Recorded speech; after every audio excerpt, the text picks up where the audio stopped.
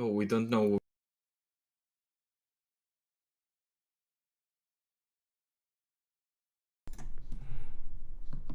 And we are back, ladies and gentlemen, with day number 2 here of the Global Discord tournament. And it is going to be a fantastic day. We have a ton of action available, the last couple of rounds of Swiss, along with our top cut. And of course, joining me today is the lovely Sparkling Ice Tea and Castman. How are you guys doing today? Specifically, Ice Tea, how are you doing? Because we didn't get to see much of you yesterday. Yeah, I went out yesterday, so I unfortunately had to ditch you guys. I'm really sorry about that, but I'm back today, and I feel kind of fresh, obviously a bit hungover, but I think I'm prepared for today, and I'm excited to hear from you guys how the end of yesterday went.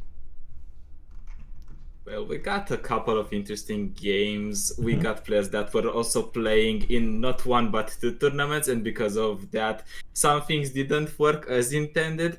We also got disgusting hands like triple Aphelios hands that are simply nutty. So, yeah, it's going to be interesting today as well. We've got our share of ESTF. We expected this, of course. So, today is going to be as much as interesting as the yesterday stream was.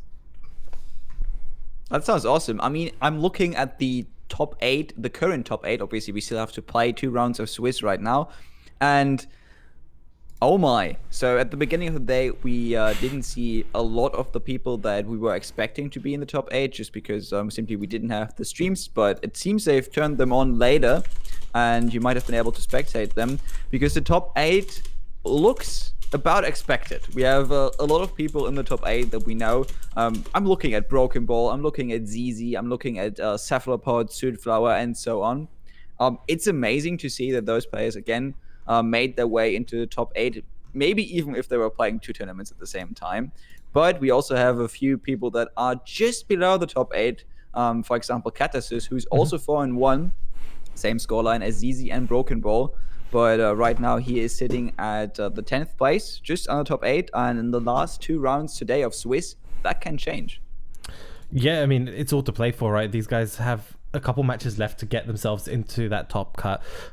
Everyone who makes it, I believe, should be getting, I think we're doing top 8, so everyone who makes it should get at least some semblance of a prize, of a couple of in-game rewards. But the key thing is obviously whoever makes it into that top 4 will get that Matcherino price pot, which is now currently sitting at $75. Don't forget, in chat, exclamation mark Matcherino will give you an extra, it'll give you the code, the link to go and put in a couple bit of money for free to donate to the tournament, or if you want to donate your own money and contribute to these players playing, and for future tournaments like this, we're going to be greatly appreciated. All of it goes to the players. Yeah, definitely hit that up. I mean, I already went in there, just use a free code. It's super easy, by the way. You can log in with like your Twitch or you can log in with your Google account.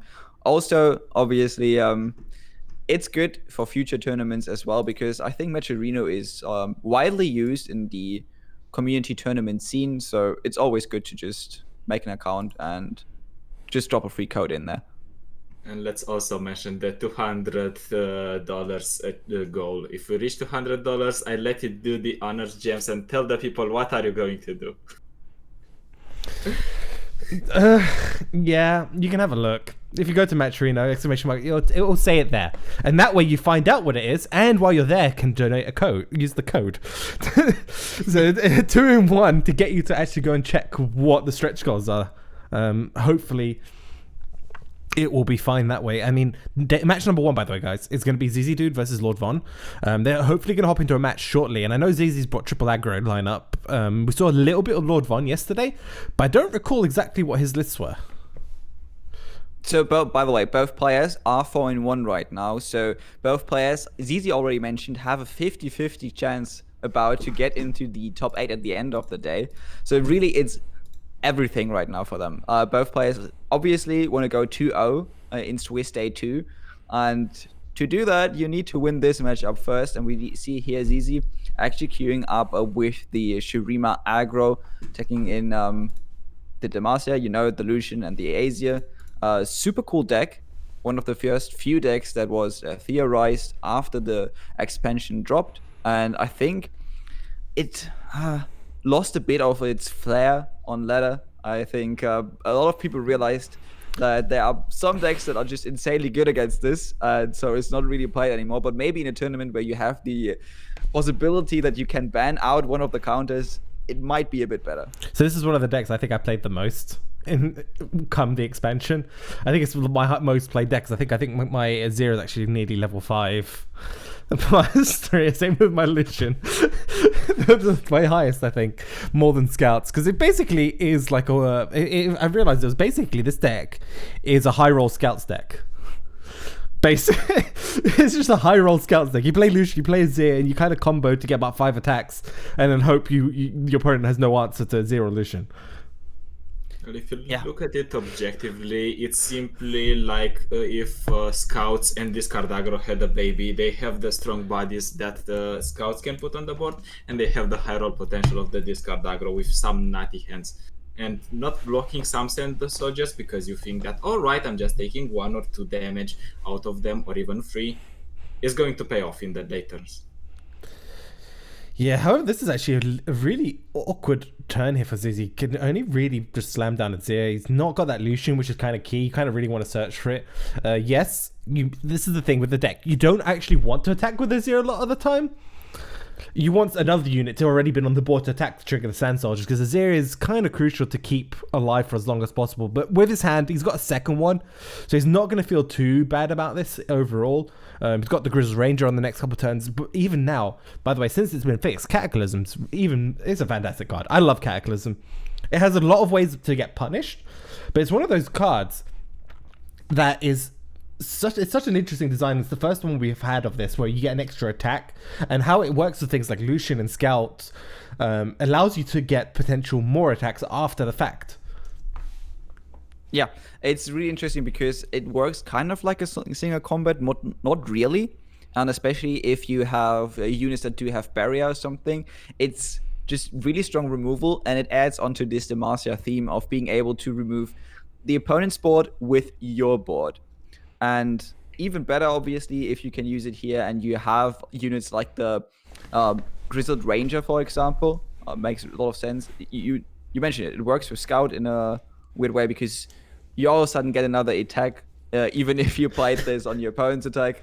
It's a really cool card and a really cool interaction. And yeah, in the beginning of the expansion, it had some bugs that unfortunately made it unplayable on your side, not on the opponent's side. But I think now that a lot of bug fixing has gone into it and people are aware of the issues that happened, it's a card that can be put into decks again. Yeah, this is looking really, really tough for Zizi. He's facing quite a lot of damage, and this is one of the things with this deck. It really relies on like the Lucian to come and slam down on the board and get a strong double attack with Rally with the Lucian level up. Especially against a deck like TF Fizz, because you need to blow them out as soon as possible and hope that this Lucian sticks. But the problem, again, is Lucian is very hard to stick against the TF Fizz, because they just play Mystic Shot or Get Excited nearly all the time, and that's very rough for you. I haven't got his exact list, but if he has like things like Star Shape, Sharp Sight, that can help alleviate it, but it's still going to be not a fantastic turn. And turn 4, pick a card straight from Lonvon. No Twisted Fate. That could also be a little bit of a problem. But this is the problem. He has to just take 7 here, right? Develop Grizzled Ranger and then kind of hope. Yeah, the thing here is that I think you just go for the pick a card because you're already threatening a lot of elusive damage.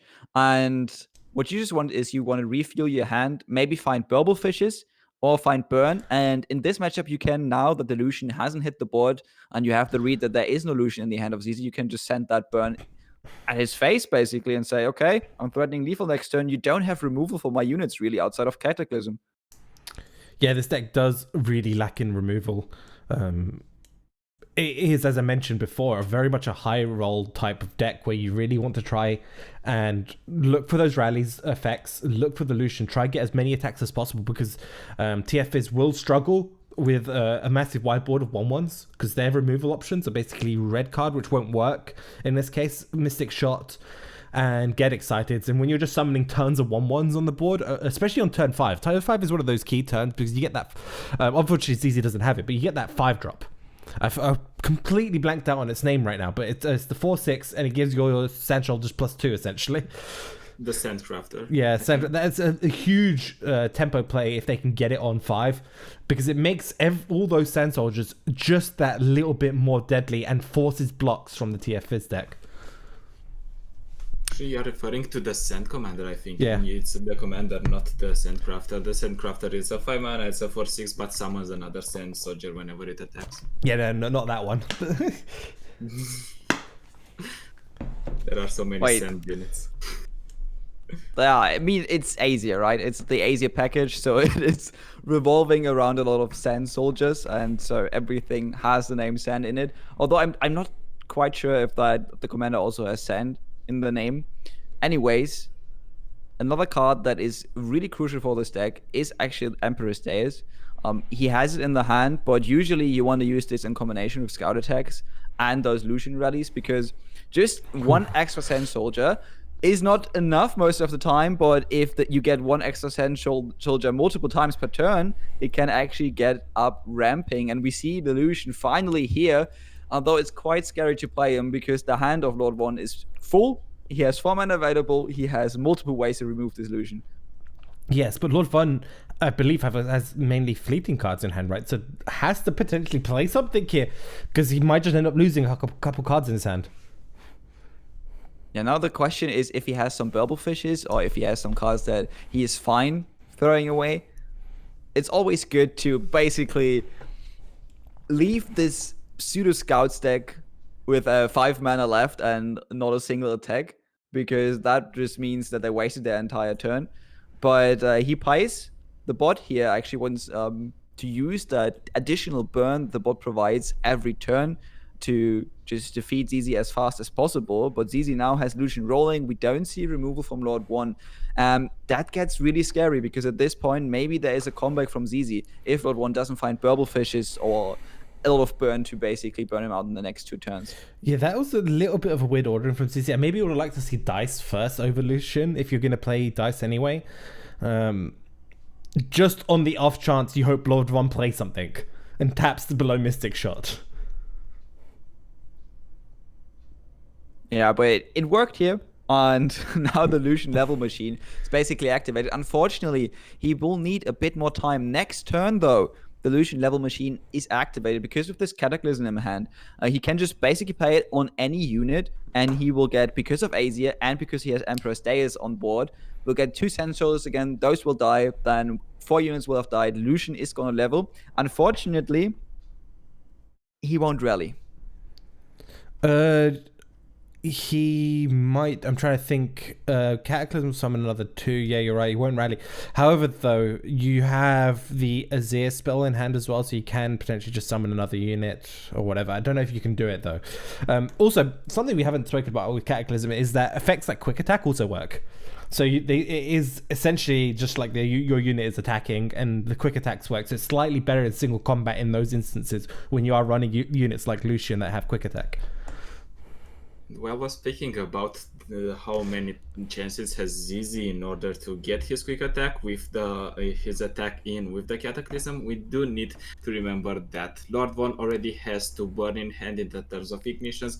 He already has a lot of damage on the board because that Fizz is going to level. So he virtually has just now 6 damage. So 6 damage on the Nexus, he just needs 6 more in a deck that can cycle through the deck and that can get to burn. It is probably going to be very easy for him.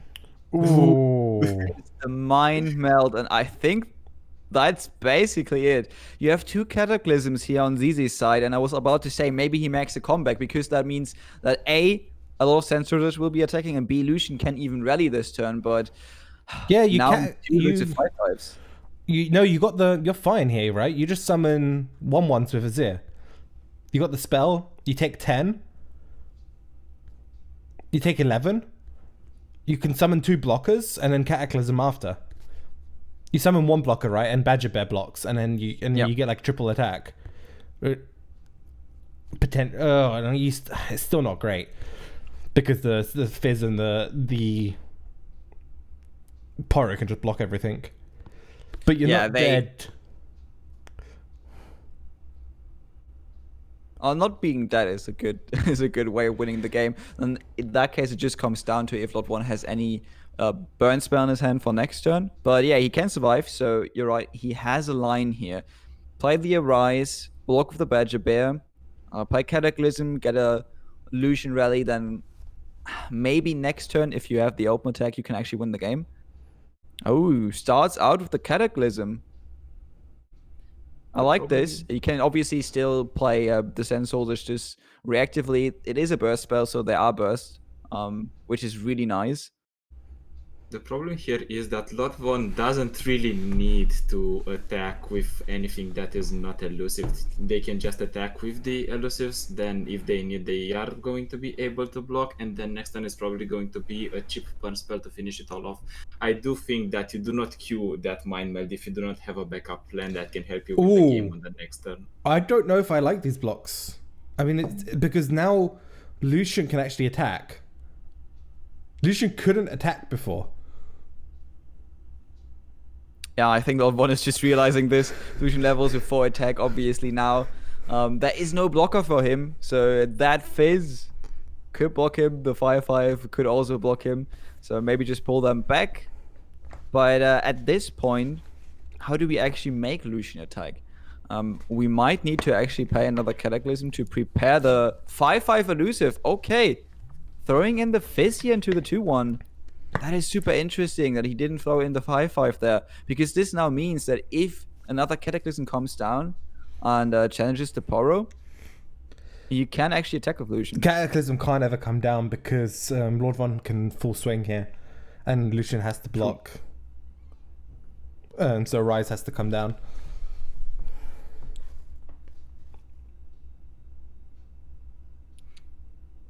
If you're committing the full attack, the attack here, I think you do need to commit the full attack in case they can do something, because they do need to block with both their champions. If they lose the Lucian, they do not have the ability to rally anymore. And on top of that, they might not just have an answer for the Get Excited that you, or the Mystic Shot that you might have in hand. Yeah, at this point, obviously, it would be nice to be able to not attack with one of the bots, just to be able to basically get the one burn that you need next turn to finish the game. But as you mentioned, you don't want them to play the second Cataclysm if they have it. And so you go for the full swing here. ZZ goes for the best blocks he can have. And next turn, it's just going to be open attack from ZZ. Oh no, he already attacks now. It's like, okay, if my Lucian dies here, at least you have one less blocker next turn, and I really need to put the pressure on here. Yeah, this comes down next turn that if there is that burn spell that Lord Von is telegraphing so far, or if he's playing to his odds and maybe he is hoping for a burn spell from the top of the deck, that can also work in these situations. This is not looking great for ZZ because of the fact that obviously this Lucian Azir deck doesn't have burn over the top, whereas Lord Von does. So ZZ has to develop a unit, and Lord Von can just play any burn spell, and that's going to end this match.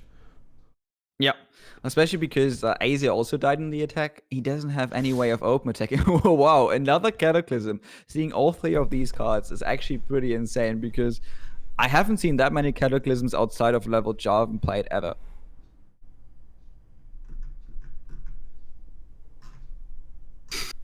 That's the red card. I mean, that's all they needed. That was all that was needed. Is just that red card, and Lord Von taking game number 1 here up against ZZ2. And that, yeah, that was such a close match, and it ended up being Lord Von taking. I mean, ZZ needed basically to have that other Cataclysm on the prior turn, but wasn't able to do it. Yeah, so he didn't have enough mana to do everything he wants and to finish the game there. He tried his best, and with a really slow start for the deck. I mean, if we remember, he had like 2 Azirs, and then he had a couple of 3-cost cards. It was really awkward. He didn't have a Lucian. He didn't, I think, have an early aggressive curve. So almost managed to get his way back into the game. But yeah, FizzTF prevailing here. And now we go back in, and we have the Lucian, and we have the Senna and the Azir. This is ideal. Wait, people are running Senna again? A lot of lists I've seen drop Senna. They just you just want a 0 and 3 every time.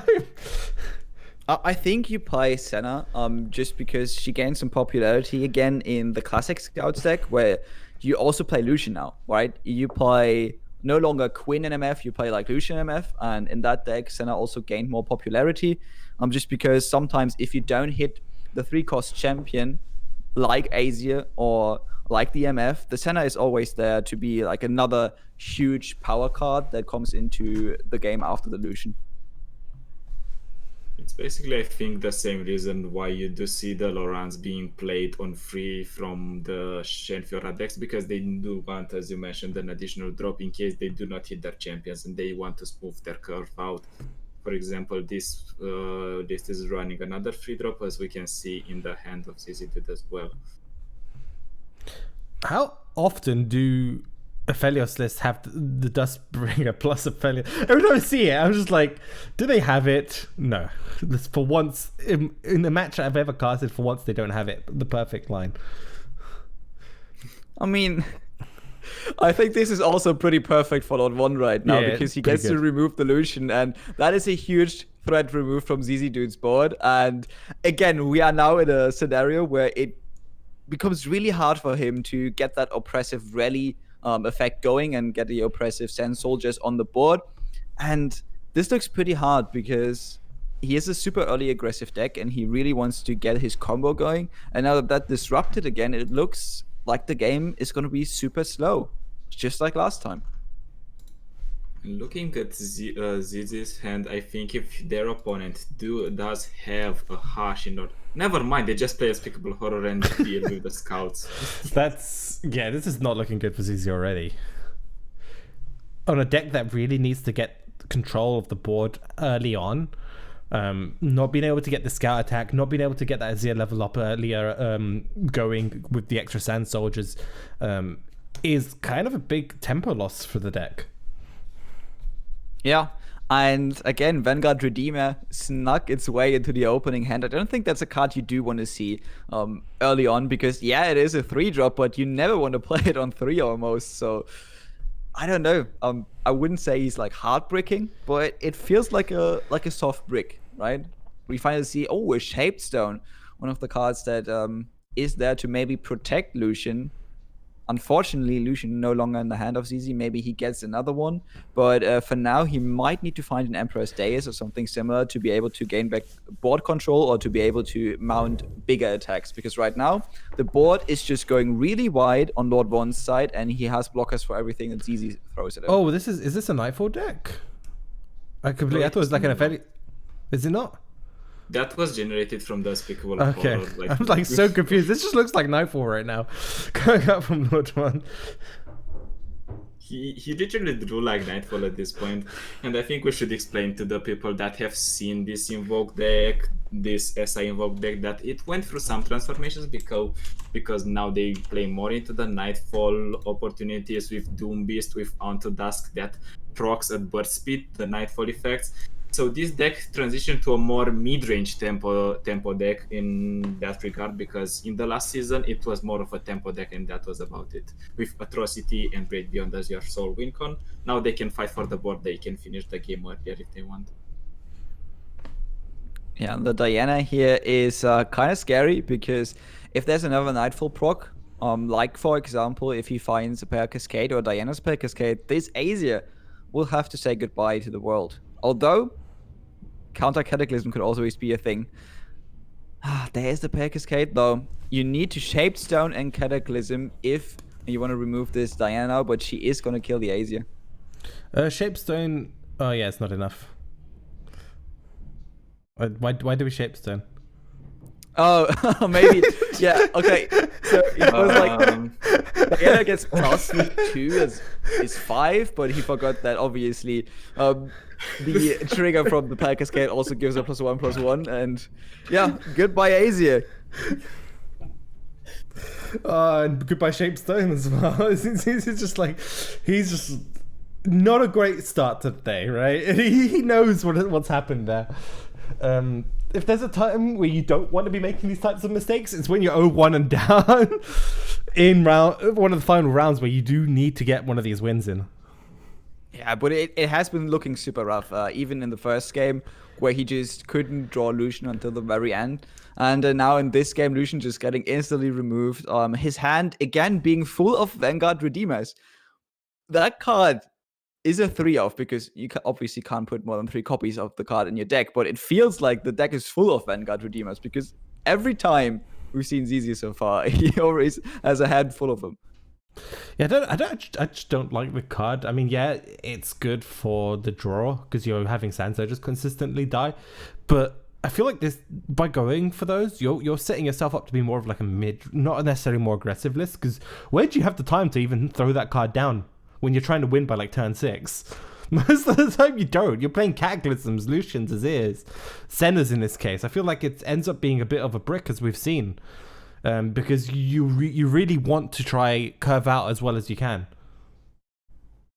I do think when you are looking at the general hand or the average hand that this Demacia aggro mid-range deck has, I do not think you ever get triple Vanguard Redeemer like ZZ did. You always, I think, get Emperor's Days, maybe get an Azir, so we are going to find more opportunities to curve it out smoothly, or at least play it on 4 and still bank 1 mana if you need it for combat tricks.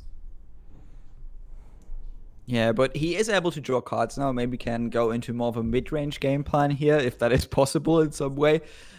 Can't remove the Diana this turn of the Cataclysm, but can try later on. Obviously, he would like to get a Lucian or another Azir by this point. I mean, next turn, he might be able to draw another card of the Vanguard Redeemer. He might get closer. Ruinous Path also an option to draw, and I think you can even throw down the Ruinous Path without the 2 damage, right, in this matchup, because your opponent does have heal in his deck, so it's not important as a burn card. But there we see The one-off. that has to be a one-off. It is a one-off. It's a one-off box in Lord Von's list. Just completely shutting down any development ZZ was trying to do on the last turn. Oh my god, that hurts. Imagine you don't hit your Lucians, and then your opponent just hits the one off the box, completely wipes your board. And the best thing for Lord Von was he wiped the board last turn, so a new Vanguard Redeemer can't come down this turn to draw ZZ a card. No, this is just not looking great for ZZ. We could even potentially see, do we see Cataclysm just come out on this turn now? You can remove the Diana. You can use Potentially remove the Diana. Ah, yeah, Pair Cascade is always a thing, especially if Diana's already on the board, because then that means that her champion spell, Pair Cascade, could save her here. Oh, but doesn't look like it. Okay, actually gets the Diana off the board. And now we mentioned the interaction now that because there was a scout unit that attacked, he gets the scout attack, gets to swing in for 6. I don't think Lord Von cares that much, though. No, it's getting crazy close to Immortal Phoenix coming down here now on A. If that happens, that's probably just going to be game. Because he's invoked off for Star Shaping. That's all they need. And then they just win, right? I don't think ZZ can do 13 here in any way, shape, or form. Of course, Lord Von doesn't know that and might play a little bit safer and just develop it on the next turn anyway. If they've got that off Star Shaping. That's a big if. Yeah, the good thing for ZZ here is, though, that he actually got a Sand Soldier. And getting a Sand Soldier means that he will have a unit die this turn. So he can use Vanguard Redeemer to draw a card afterwards. Goes for the biggest board he can at this point, just to throw in as much damage. He can also curve it out smoothly because he can not only draw from the Vanguard Redeemer, but he can also, I think, activate. Actually, he cannot activate. And that's an interesting point because the slay mechanic works in such a way if you are not involved in the kill of an enemy unit with an ephemeral one, is not going to count. Or if a kill unit, regardless if it's ephemeral or not. Well, Living Legends going down into Sisters. Yeah, I mean, that doesn't completely shut down the attack, but it doesn't feel great either, right? You basically are healing up again for 4. You can just block the 2-1 here. Or you can even just block the 1-1 of the Gold Sisters, yeah? Just get it as healthy as possible. Heal for an extra 4 on the next attack if you want to. Lord Von seems pretty comfortable here with the situation. Still has a number of resources, whereas ZZ Dude is running a little bit low. Luckily does have some draw available, but what are you even looking for if you're ZZ, right? Another rally of some sort, so you can try attack on the next turn. Days, Zir, are those even going to be enough? I don't think so. Yeah. At least he can activate the Slayer proc now from his Ruinous Path. Draw a bit more. Oh my god, okay. That wasn't even necessary, so the spell shield doesn't matter. He just wanted to get more health on the Golden Sisters here. And see, those are the cards you want early on, right? You want the early scout units, you want the challenger effect, and they've been hiding in the deck, but now that it's almost too late, they finally appear in his hand. Yeah, there's the Emperor Days. And you can almost telegraph what is about to happen. Probably Lord Von is going to hit with all this elusive. The 2-1 is not going to get damaged by any single way, and he put that spell shield on the Golden Sister because he might have specifically atrocity to get the win here, and he doesn't want any interference. Yeah, we also know obviously it was Living Legends from the star shaping earlier on, so there isn't a Great Beyond or whatever. I think we've only seen one star shaping this game so far, so I don't think there are any Celestials, so none of that sort of sneaky shenanigans coming out from Lord Von this turn.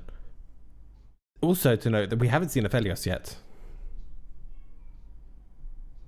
True, okay. I mean, we have only seen one Lucian from ZZ, we haven't seen a single Aphelios, but this deck does fine without Aphelios, I think. Yes, he is a value machine and he's really strong as a mid-range kind of control value unit, but at this point it was just about surviving and removing the important cards from ZZ Sport, and Diana was just perfect for that. Yeah, if you're ZZ, you've got pretty much a one-line game plan here. Yeah, there's the atrocity. Nice game. ZZ. I was thinking his game plan is hope there's no atrocity, basically, and then there was one, and then just play out your whole hand and hope. Yeah, I mean, again, really unfortunate there. Not the most bricked hands, but yeah, it was definitely 2 bricked rounds here from Lucian and Azir, and a deck that is so strong if it gets the combo rolling. Really falls apart if both of the important units, both of the champions are removed, where we've seen that other decks maybe can do a bit more if their champions are not drawn or are not showing up, basically. Also, just to note, if we still had that shaped stone, we could have potentially blocked and tried to keep one of our units alive on that last attack. I think both games didn't really come down to draws, but in the first game he had the possibility to develop an Emperor's Days while having a scout on the board, but he decided against it. And in the second game, I think that Shapestone that didn't accomplish much just sealed the deal. Yeah, so in the end, this goes to the, I wouldn't say more creative decks, but this goes to the older decks, right? So both decks, both Nightfall mid-range or Invoke mid-range, and FizTF are decks we have seen before. And now the new deck isn't really showing up, but we have the next round. We have Cephalopod here fighting, and he has Lee Sin, another deck that is really reliant on drawing his champion. Yeah, for sure. I'm not sure what the scores are, so I'm just putting it at 0-0 for now. And we're looking to be quite late into the game. It's turn 10 here. Cephalopod's at 1 HP here as well. No, this is a close match if I've ever seen it. Well, that's a single combo. Can we draw something? Maybe? No. No. Okay. That was a nice gamble there. Because most of the time they do have 2 spells to protect the Lee Sin. But here the Lee Sin dies and you finally found your win condition, it seems, on Cephalopod's side on 1 HP, and you were happy. Maybe now you can turn it around, you can win the game, but it wasn't meant to be. Yeah, and attacking like this is also a little bit risky because you could just lose you just lose 2 units on your side of the board, and if Santa then just has anything to develop and go wide a little bit, potentially you could just lose, or an Aegis on this turn potentially as well. Yeah, Golden Aegis obviously gives you another barrier and gives you a rally, super strong in this deck. And what you could do with Golden Aegis here basically is remove the remaining blockers and then next turn just swing in for lethal, because at this point, if anything gets through 1 HP on Cephalopod's side, he is gonna die. Goes for a super safe block of the Shen here, is maybe afraid of another Pale Cascade, does not want to risk it, and I like this, especially because right now the Lee Sin is not anymore on the board for Cephalopod. This deck isn't really threatening Santa, so he's just saying, okay, I'm going the safe route, I just want to keep my Shen alive. I'm going to remove your goat next turn with my dragon anyway. I have no idea if that's a visual glitch or not, that mark in the middle of the board. I'm just going to assume it is. Yeah, it is. It is appearing quite frequently. Yeah, I also had that happen to me. It looks really weird because all the spells that I put on the stack in the middle look really like they are in the shade right now, right? They're joining the dark side. Yeah, they're joining the dark side. It's always a bit hard to see. Gets another dragon here. 2 Screeching Dragons are here to clean up the board, but without the rally, he can't end the game this turn. And that means with all these gems in the hand, maybe another Lee Sin could actually do it. Yeah. So the thing is, we don't know how many Sins have been played so far. It could be 0. It could have. I mean, it could be 1. I mean, only, or it could have been 3. Do we get it? No. That's not what Cephalopod wanted to see. And we see the surrender come down. I think he had exactly lethal too. He could have played the Lee Sin for 5 mana, could have played 3 gems, and that would have been exactly 7 damage. Unfortunately, does not get the Lee Sin. And another win for Shen Fiora. Consistency is what this deck is all about, and is consistently winning here in tournaments all around the globe and all around Runeterra. What a fascinating deck to watch, right? Aren't you excited to see Shen Fiora every time? That is also a testament on how the matchup usually works, because we have been talking about this before, yesterday more specifically, that the Shen Fiora deck is the one that needs to deck against you. As Lee Sin, you already have natural counters to them, you have denies, you have notifies and bastions in order to answer their combat tricks that are trying to remove your Lee Sin or anything. But if you break, they can win. And that game exactly explained that. Yeah, the strongest way here is obviously having challenges. That is the only way where Shen Fiora can try to remove units on your board without investing spells that can get countered. But now it is, Aphelios. There we go, Aphelios Zoe. It's not the Aphelios Tahm Kench, which is interesting. So obviously you can play Fizz TF and then just play Aphelios with Bilgewater and just put in, for example, the Tahm Kench. But more recently, we've also seen the Aphelios combined with the Zoe, because Zoe is another early unit that can put up pressure, provide you value, basically everything this deck wants.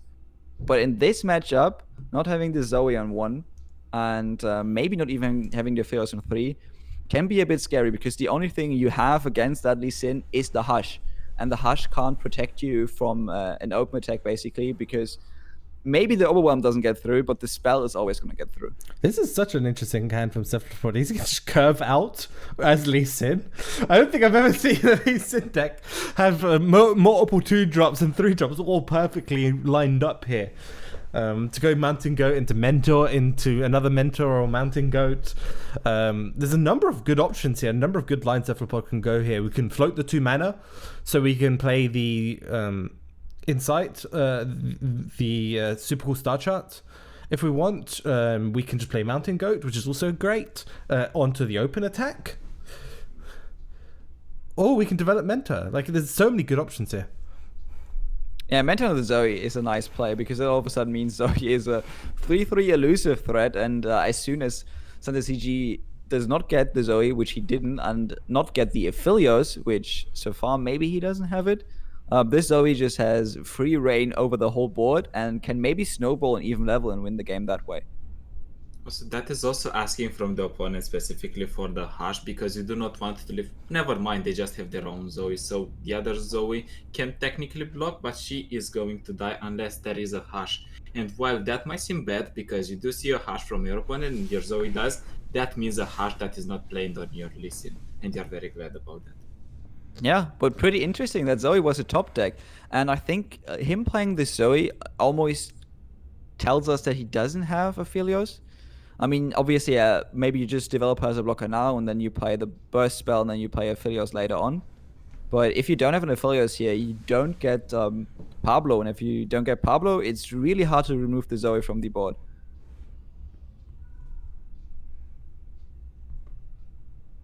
this way the Zoes can trade. However, though, what's in Santa's list? Do we know Santa's list? Has anyone managed to grab it? They There both are have their definitely codes. Put it Yeah, into Mobalytics for your own sanity. but usually if you look at Targon Bilgewater decks that do play Aphelios, they have quite a bunch of health buffs, right? They have Pack Cascade. Some of them play Sunblast Vigor. Some of them even play Astral Protection. So this is a scary attack because just a Pack Cascade could basically force the Zoe to take a good trade for Santa. And then Cephalopod is without an elusive blocker, might need to invest Hush on his own just to kill the Zoe next turn. No pale, and we get the super cool star chat reduced down to 1, which is quite nice. Box was coming here. I don't think it's too big of a deal, unless it's like a guiding touch here to heal it up. I think you're fine trading either Mentor or Zoe into Boxtopus. Yeah, this is rough on Santa's side. I think Cephalopod is happy to see this because this means he has a Boxtopus in hand and no Aphelios. Usually you want it the other way around, right? Boxtopus is in the deck, Aphelios is in the hand. You pull it out, you get a 3/4 challenger. Now you got a 3/1, which is a bit awkward to work with. But maybe. Ooh, Oh, okay. wait. You have both, and Was now it you get from the another top? Boxtopus. That Aphelios was probably from the top, right? I think we've seen the Zoe from the top last turn, seen Aphelios from the top now. Just gets the champions. And I mean, even if they are a bit too late, you're still happy to see them. The deny here on the Crescendum is super interesting because it's one of the few cards you can actually deny in this matchup.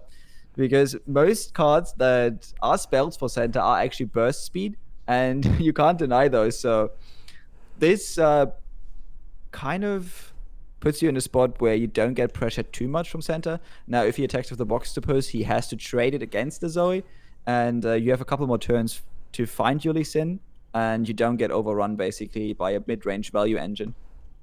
Coming back to that deny play, you do need to pay attention because Santa plays 2 of Spell Thief. So while queuing a spell deny there on the board doesn't mean much in this turn because you clear one of the only spells that you can deny because Santa is not playing anything at fast speed. It's only Aphelios weapons. That means that your opponent can deny in the future if they hit their Spell Thieves your Lee kick. Okay, Yeah, but- actually decides to go for the goat here. I was thinking we pull Zoe in and then attack with Zoe so we get the super cool star chart on to Santa's side. But just really, really valuing this line here instead. I actually don't mind just playing a gem here and open attacking. Yeah, the Even- gem obviously enables the Mentor to trade into Aphelios, so it becomes harder for Santa to block here.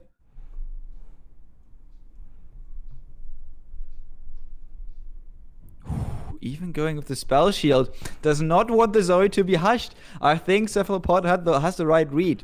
I can't say for sure that Santa TCG has hushed, but not pulling the Zoe last turn kind of suggests that he has another way of dealing with her, and the only way he can deal with her is actually the hush. So I think there was a heads-up play from Cephalopod. Let's see if Santa TCG has obviously such a thing as double hush in hand. I don't know if he would invest it here, but that would be the only way to kill the Zoe now before she gets out of control. Yeah, you do get the super cool star chart now to 0. The only downside here, obviously, with all of this lines that Cephalopod's been taking is that, unfortunately, hasn't been able to invoke anything, really. It's just been Zoe attacking for the past couple of turns, which is not really what you want to do. You want that value engine every single turn. You want to be playing super cool star chart to invoke, like, silences, to invoke crescent strikes, to invoke just even the Serpent, the zero mana 2/1 challenger. Which is a bit unfortunate for Cephalopod that hasn't been able to do that yet. Yeah, and also you can't level the Zoe without the invokes. Lee Sin decks usually play sets of 3-offs or 2-offs, and they don't play too many cards in a turn. So I think invoking low-cost cards that draw you other cards or that provide you small increments of value is important because otherwise the Zoe's not going to level. The Zoe from Santa CG is actually way closer to leveling than Cephalopod's Zoe. He just needs 3 more cards, and Cephalopod actually is only on 5. And with his hand, you can kind of understand, because while he had some early aggressive plays, he did have a lot of gems that he could play. And as you know, guys, or if you do not know, you are finding it out now, Zoe needs to see unique cards in order, 10 unique cards in order to level, not 10 cards, period. Do we go messenger here? I'm not opposed to it. Okay, goes for the spell share. I was thinking we go messenger just because our hand is not looking ideal here from Cephalopod. Ooh. The Notify is pretty good against Ethereal spells. Obviously, you're trading a card that you put into your deck against a card that Ethereal just casually generated. We see another Boxtopus here. Together with a Pair Cascade, that might be enough to remove the Zoe. You might need to play the Spell Shield here. Feels bad because Zoe already has Spell Shield, but you're also buffing her health at this point. It currently survives to the Boxtopus. I actually think we needed to play Goat there so we can hush Zoe. Yeah, okay. Makes sense. I mean, I was just like, he can definitely buff the Boxtopus at one point, right? Either, yeah, Severum from Aphelios, or he gets the Pair Cascade. You have your Hush, so you might be able to just hush the Boxtopus and be done with it. But if he plays the Severum here, and he has a Pair Cascade to back it up, this Zoe is definitely going to die, and it is your win condition at this point. Yeah, the problem is Zoe, I believe, is going to level up now, right? Or very dangerously close to leveling up. Yeah, we mentioned invoking is a good way to level up Zoe because you play a lot of unique cards. Another good way is just having Aphelios on board because every time a new weapon is played that hasn't been played so far, it counts for Zoe. She doesn't need cards that are in your deck or that are invoked, just cards basically. And although this Zoe has hit the board, I think 1 or 2 turns after Cephalopod's own Zoe, she is about to level while Cephalopod's Zoe is, not quite there yet. Do we notify this? I feel like we should. You do want to, because there is too much value going on for their opponent. They have Temple, they have Zoe, which if left unchecked is going to level faster than your own Zoe. They do have Aphelios at the other value engine, because with the spells, they are going to easily proc the Temple, are going to level Aphelios, and allow for less counter plays, because you do not invest so much mana. Yeah, and you can see Cephalopod, he's smiling, but that's not a smile of happiness. That's a smile of nervousness. You know when you're too nervous, you just start randomly laughing? That's what that smile is. Just seeing that Zoe now level up means that it is a bit too late here to try and stop the effects going off. I think this is the first time, guys, that I've seen somebody use Spell Thief for a gem. But Santa TCG just gets a gem, and that forces out the Hush here from Cephalopod, and I think Santa TCG is super happy to see this. Yeah, maybe. Is there any hopes of us seeing 2 leveled up this game on both sides of the board? That would be pretty funny. Almost needed for Cephalopod, but he also needs to find other units, right? Because if you don't have units, the level up Zoe isn't really doing much. What you need is to get lifesteal on your Zoe, maybe, if she's a big elusive. What you need is maybe to get even Challenger on all of your units. I think the ideal case is where you get your Lee Sin and you get your the Dragon as well. So Lee Sin, when he kicks, he can also lifesteal twice. If you get the Overwhelm as well. But Yes. there are a lot of ifs. There's a lot of this. you Number live in one a dream being scenario. Yeah, number one being we don't have Lee Sin yet on the side of Cephalopod. It's like, yeah, all this does rely on one key card that unfortunately don't have yet. Yeah, we also haven't seen any Overwhelm. So Lee Sin obviously can't heal twice if he doesn't have Overwhelm. So it's going to be hard for that dream, and I think he's going to die before that happens. But goes for a draw here, might find Lee Sin, but even if you find him, you can't really play him those turns because if you play him for 5 mana, he just sits there like a sitting duck, just waiting to be killed by anything that Sender TCG has. Maybe one consideration from Cephalopod was to play the Guiding Touch first and see if he can get a Lee Sin and then try to clear a Zoe, because she can try to hit While our Zoe is going to block, it's not really fortunate because we lose our own Zoe and the opponent still gets a wider hit than us because they established themselves on the board. And the Racing deck is not traditionally known for building wide boards unless they do have the dragons, the Eye of the Dragons, and the Dragonlings in order to block from time to time. I don't mind using Zoe spell. That's just another unique card, right, that we've yet to play. It gives you 2 cards that are unique and levels up your Zoe. I don't mind this line. It's not the best, obviously, but Cephalopod's not in a situation to really be picky. Yeah, but I also think Santa is fine with Zoe dying here, right? Her effect stays on the board. She's done her job. He doesn't really need to get through with her. And now that he actually invoked...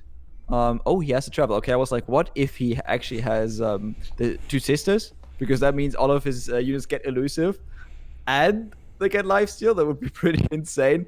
Although I don't think he really needs a lifesteal, but just goes for another invoke here. Maybe finds an elusive unit that way. Yeah, with 2 mana though, it's very unlikely to get anything playable. Oh, he can also You find get another Challenger. Zoe. Yeah, another Zoe would have to be it. Well, That is. And everything has elusive. And next turn, Cephalopod is staring Lethal in the face. Also can't attack with his own Zoe this turn. Yeah, this looks absolutely awful for him. what are their standings? Did Cephalopod... I think they're at the top of the... They were at They the are top. both 4-1. Ouch. So this puts them at the X2, which doesn't necessarily guarantee them a victory, but it means they kind of have to win the next round. So this is such a key match for both of these players, and Cephalopod really, really needed this win, I think. Yeah, just like the matchup between ZZ and his opponent, it was and Lord 1. It is really crucial to get these wins in the last 2 rounds. And why, yes, you can get in with 5-2, probably. It is quite a bit harder. And I think Cephalopod has to think about the possibility of him just getting the best matchup possible and then somehow getting in with 5-2, because I don't see him win this game. He can deny this. That means Zoe keeps a spell shield, but I don't think that is going to be necessary here. Yeah, we just need to guiding touch and search for stuff here to have any hope. Okay, that's a little bit more health saved. Is it going to be enough? Everything now has lifesteal. I think it's going to be enough to survive this turn. Okay, it depends. Is Santa TCG playing Moonlight Affliction? He is playing now no copy of Moonlight Affliction. Okay. Then we can chill out a bit. I think we are surviving this turn so far for Cephalopod. Yeah, but while surviving is good and all on this turn, we are not going for any winning play in the next turns, and we are out of drawing potential. So unless we get something like another deep meditation, I think it's not going to matter. Yeah, but I'm seeing lethal here maybe, because this could get the challenger if he actually gets the serpent here. All of his units get challenger, and he gets to pick the order in which the units will block, and that means Aphelios and other units can get through and can actually kill Cephalopod here. Crescent Strike would also do it, I think. Yeah. I think if he has a challenger, he probably replaces the temple, because he doesn't need the temple anymore. He just swings in for lethal this turn. He gets the serpent. Doesn't replace the temple. I don't know if I like this. You could have had one more challenger that you could have thrown at Cephalopod, but that is super strong. This point just might threaten lethal. In fact, I think this is lethal.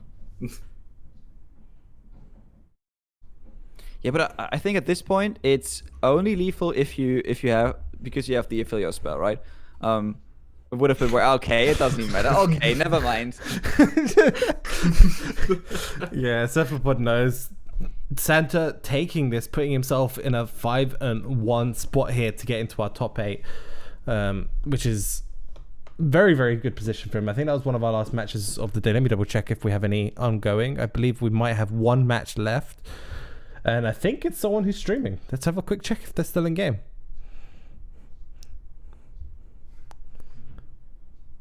Well, in the meantime, Cosmin, we can talk about what we just saw, and that was Lee Sin kind of bricking again 2 times, but just as I want to start the discussion, James has already found us another game, and it is another banger because Catasus is playing, and he is playing one of his new signature decks. I mean, it used to be the Ezreal Karma, but I feel like he has really taken a liking to any Invoke deck that also puts maybe Demacia in there and just is like pure mid-range, You know right? how much he hates both Demacia and Targon, and he had his best deck, his best creation gets both of the regions in. I don't understand the kids sometimes. I mean, he is the guy that coined the term 2-mana vengeance, right? When speaking about single combat. And the 5-mana vengeance as well. Don't forget about that one. Yeah, the 2-mana and 5-mana vengeance. But maybe if you hate regions, it's because there is a reason you hate them. It's because they have some good cards you do want to play. And he just found the cards he does want to play. And has a temple on board, has Aurelion Soul.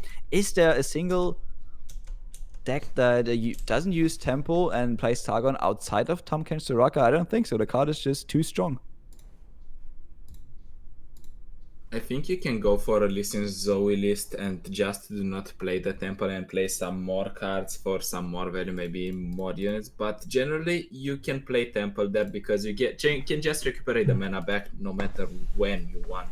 Because you play it on 4, you lose the tempo, and then you just get the mana back gradually, and you're pretty good about it.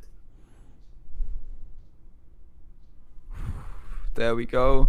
Moonglow, Moon Silver, and the Trickster. Just goes for the Moon Silver here. Moon Silver is a pretty cool player because it's one of the easiest ways to trigger the temple and get some more value alongside of it. This Aurelion Soul could spell the end the next couple of turns, but this Lee Sin already having Overwhelm and getting stronger and stronger is obviously super, super scary. On the future turns, you might need to stun him. I think if there is another slow spell here from Sonic Holic, we could see a Moon Silver play into the Crescent Strike. I really doubt we see any slow spell here. This is just such a nice attack here from Sonic. Don't see why we wouldn't just go for it. We can use, that's a gem in the hand, right? Yeah, so we can put Lee Sin up to 6 to 12 damage. If we have Pale or something along those lines, even more. Like, if there is a Pale and if there is the gem being played, then the opponent just dies. Unfortunately, there is none of those, and that enables Ketas to survive another turn and try to find the winning play in the last few turns. Unfortunately, there's none of those. Are you are you betting against Catasus right now? No, I am not. I'm just describing the general situation. I'm not betting against my own teammate. I mean, you're the manager. You can just kick him from your team. So I've already mentioned this yesterday.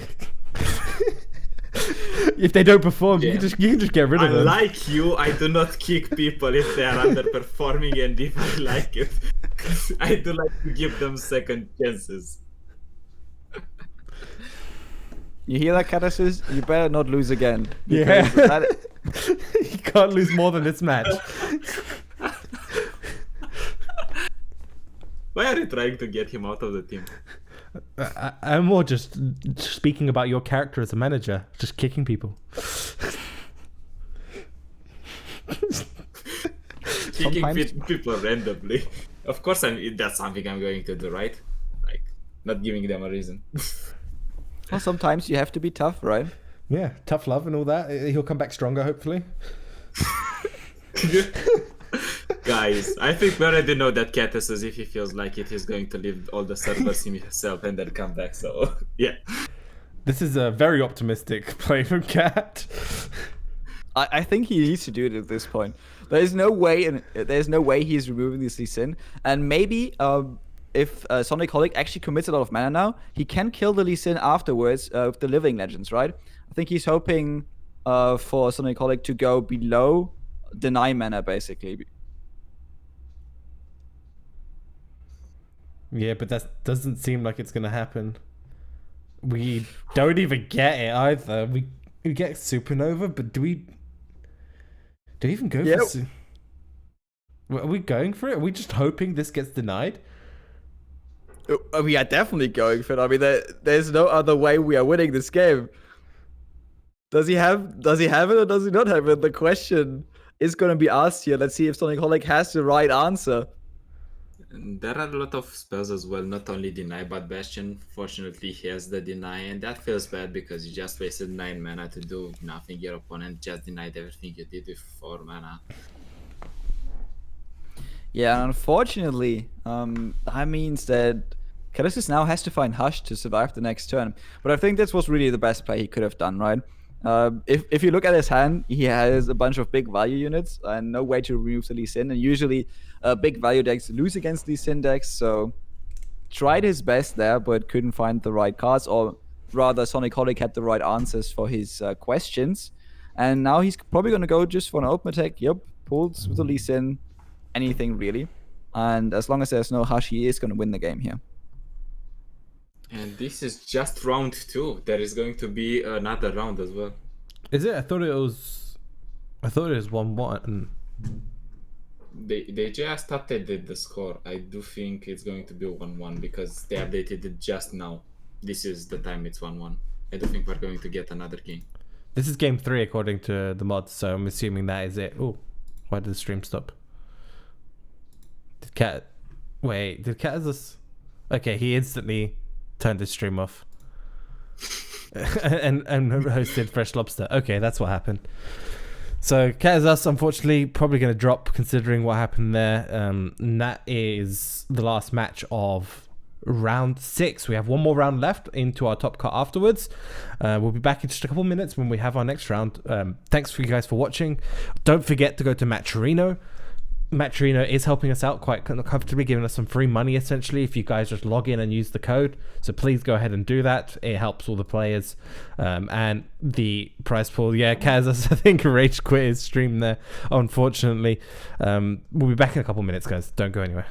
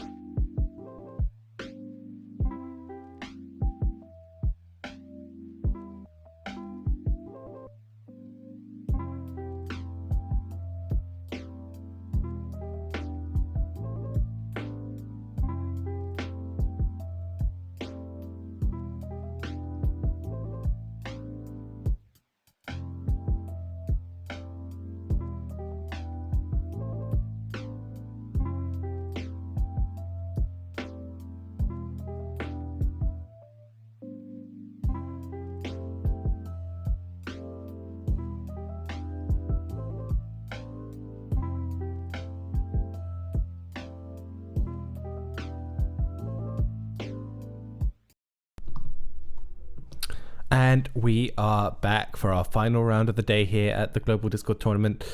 And it's shaping up to be very interesting. There's a number of players in contention here to making it into top cut still. Broken Ball, Sonic, Lord Von, Sootflower, ZZ, Semanti, a number of people who aren't streaming are in a contention to actually get there. A lot of these players very much reliant on improving their tiebreaker scores and hoping to sneak in with that 5-2 score.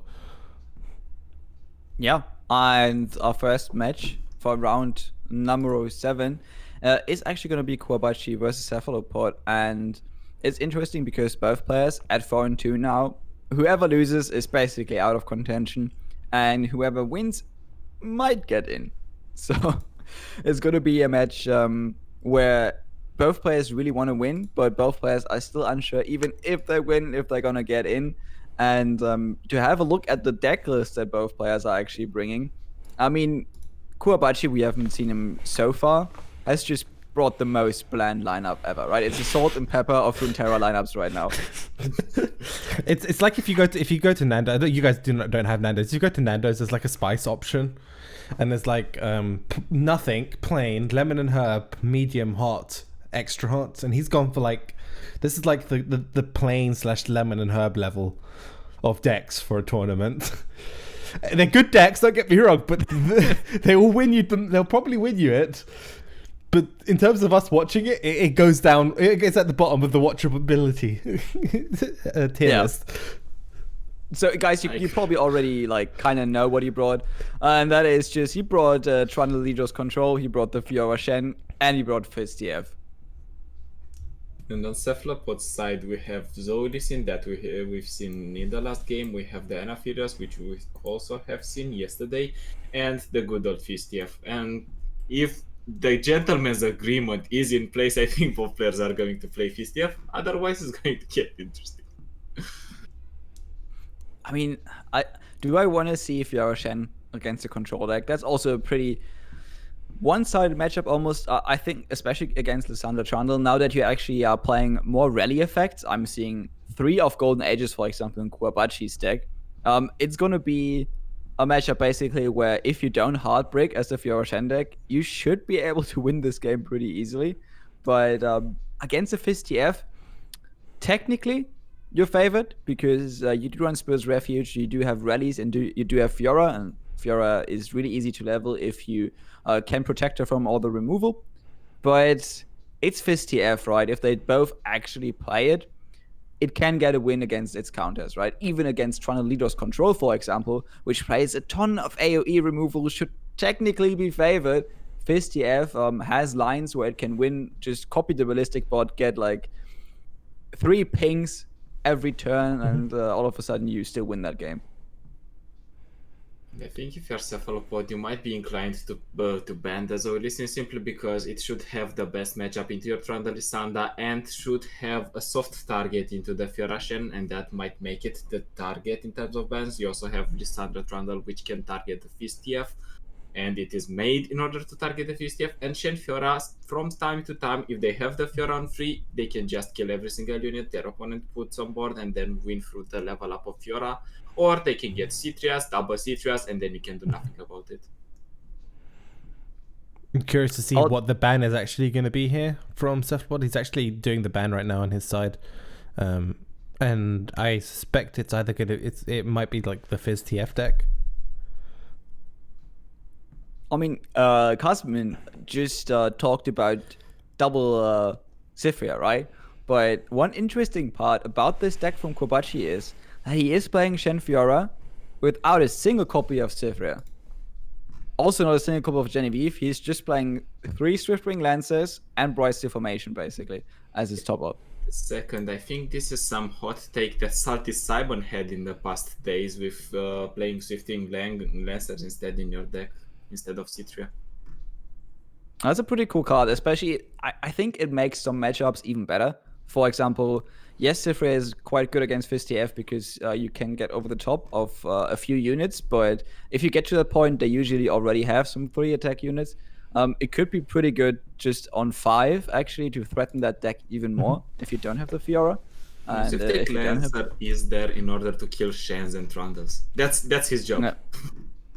It's I would say it's kind of good in the mirror because it can threaten Shen, it can kind of threaten Screeching Dragon, it can definitely threaten River Shaper and other cards. And against Trundle, it's also pretty nice because A can kill Trundle, especially if you have Shen on the board, you get a free trade, and B, even if it gets killed, it does provide you additional value if they somehow find a spot where they can play Ruination and you don't have the Deny open.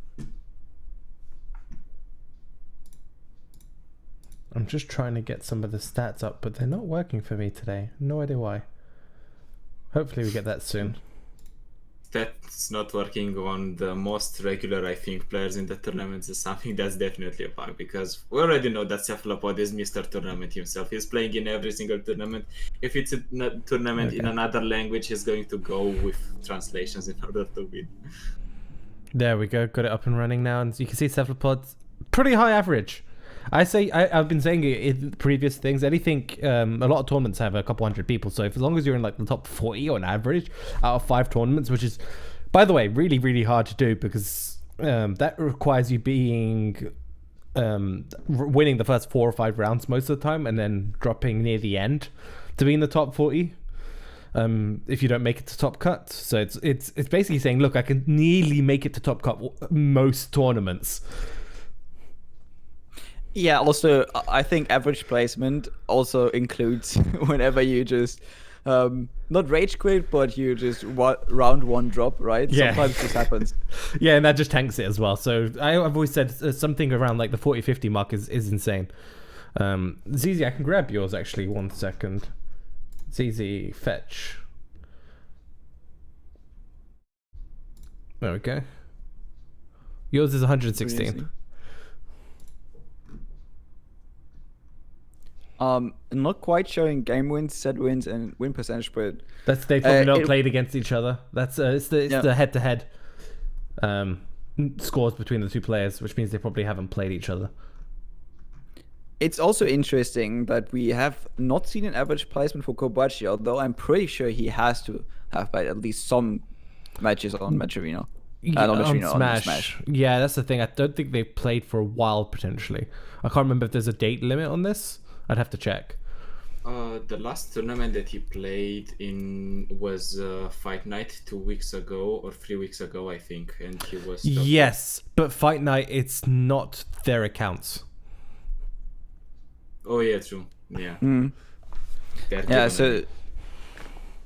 If it's because Fight Nights doesn't use their actual accounts, they just manually put their names in.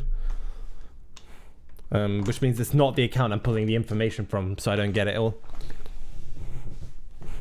In that case, it might have been a while because he kind of did take a break from Runeterra after the first seasonal and just basically came back before the second seasonal. But now that he is back, I think he has been playing quite a bunch of tournaments and has been doing pretty well. Now up against Cephalopod, one of the top performers, and again, as you mentioned, the tournament machine, going in with his Lee Sin deck, which should have a pretty good matchup, although the problem is as soon as the watchers hit the board, it's really hard to stop them. You can only hush them, really. How many stuns are we running in this Lee Sin deck? Do we know? In the Lee Sin deck, it's only 1 concussive palm in order to stun it. Yeah, that's not enough. Yeah, especially because most of the time, you are playing 2 watchers in a single turn, right? You're just playing Spectrum Matron, you're getting the watcher, and the most of the time, your watcher in hand is already at 0 mana. So just stunning 1 watcher won't be enough. Unfortunately, he also faces the Lissandra straight up on turn 3. It's a pretty interesting play because obviously playing Lissandra early on in a more control-y matchup can be scary because that means she might not level up, she might get killed, and you don't get the watcher. But against Lee Sin decks is a bit easier, and you can be sure that this Lissandra stays on the board because they don't really have removal. As long as they don't have Challenger, this Lissandra, if she doesn't block, stays on the board. And we also saw Kwabachi trying to attack and immediately making up his mind because his opponent had 2 mana, and with 2 mana and a free 2, you can threaten Pale Cascade, and you do not want to lose your Lissandra. If you're Kwabachi, you do not want to play another one. You want her to stick on the board and have the option to give you the Watcher. This now seems like a very, very good Avalanche turn for Kwabachi. Because in this matchup, you don't really get many either.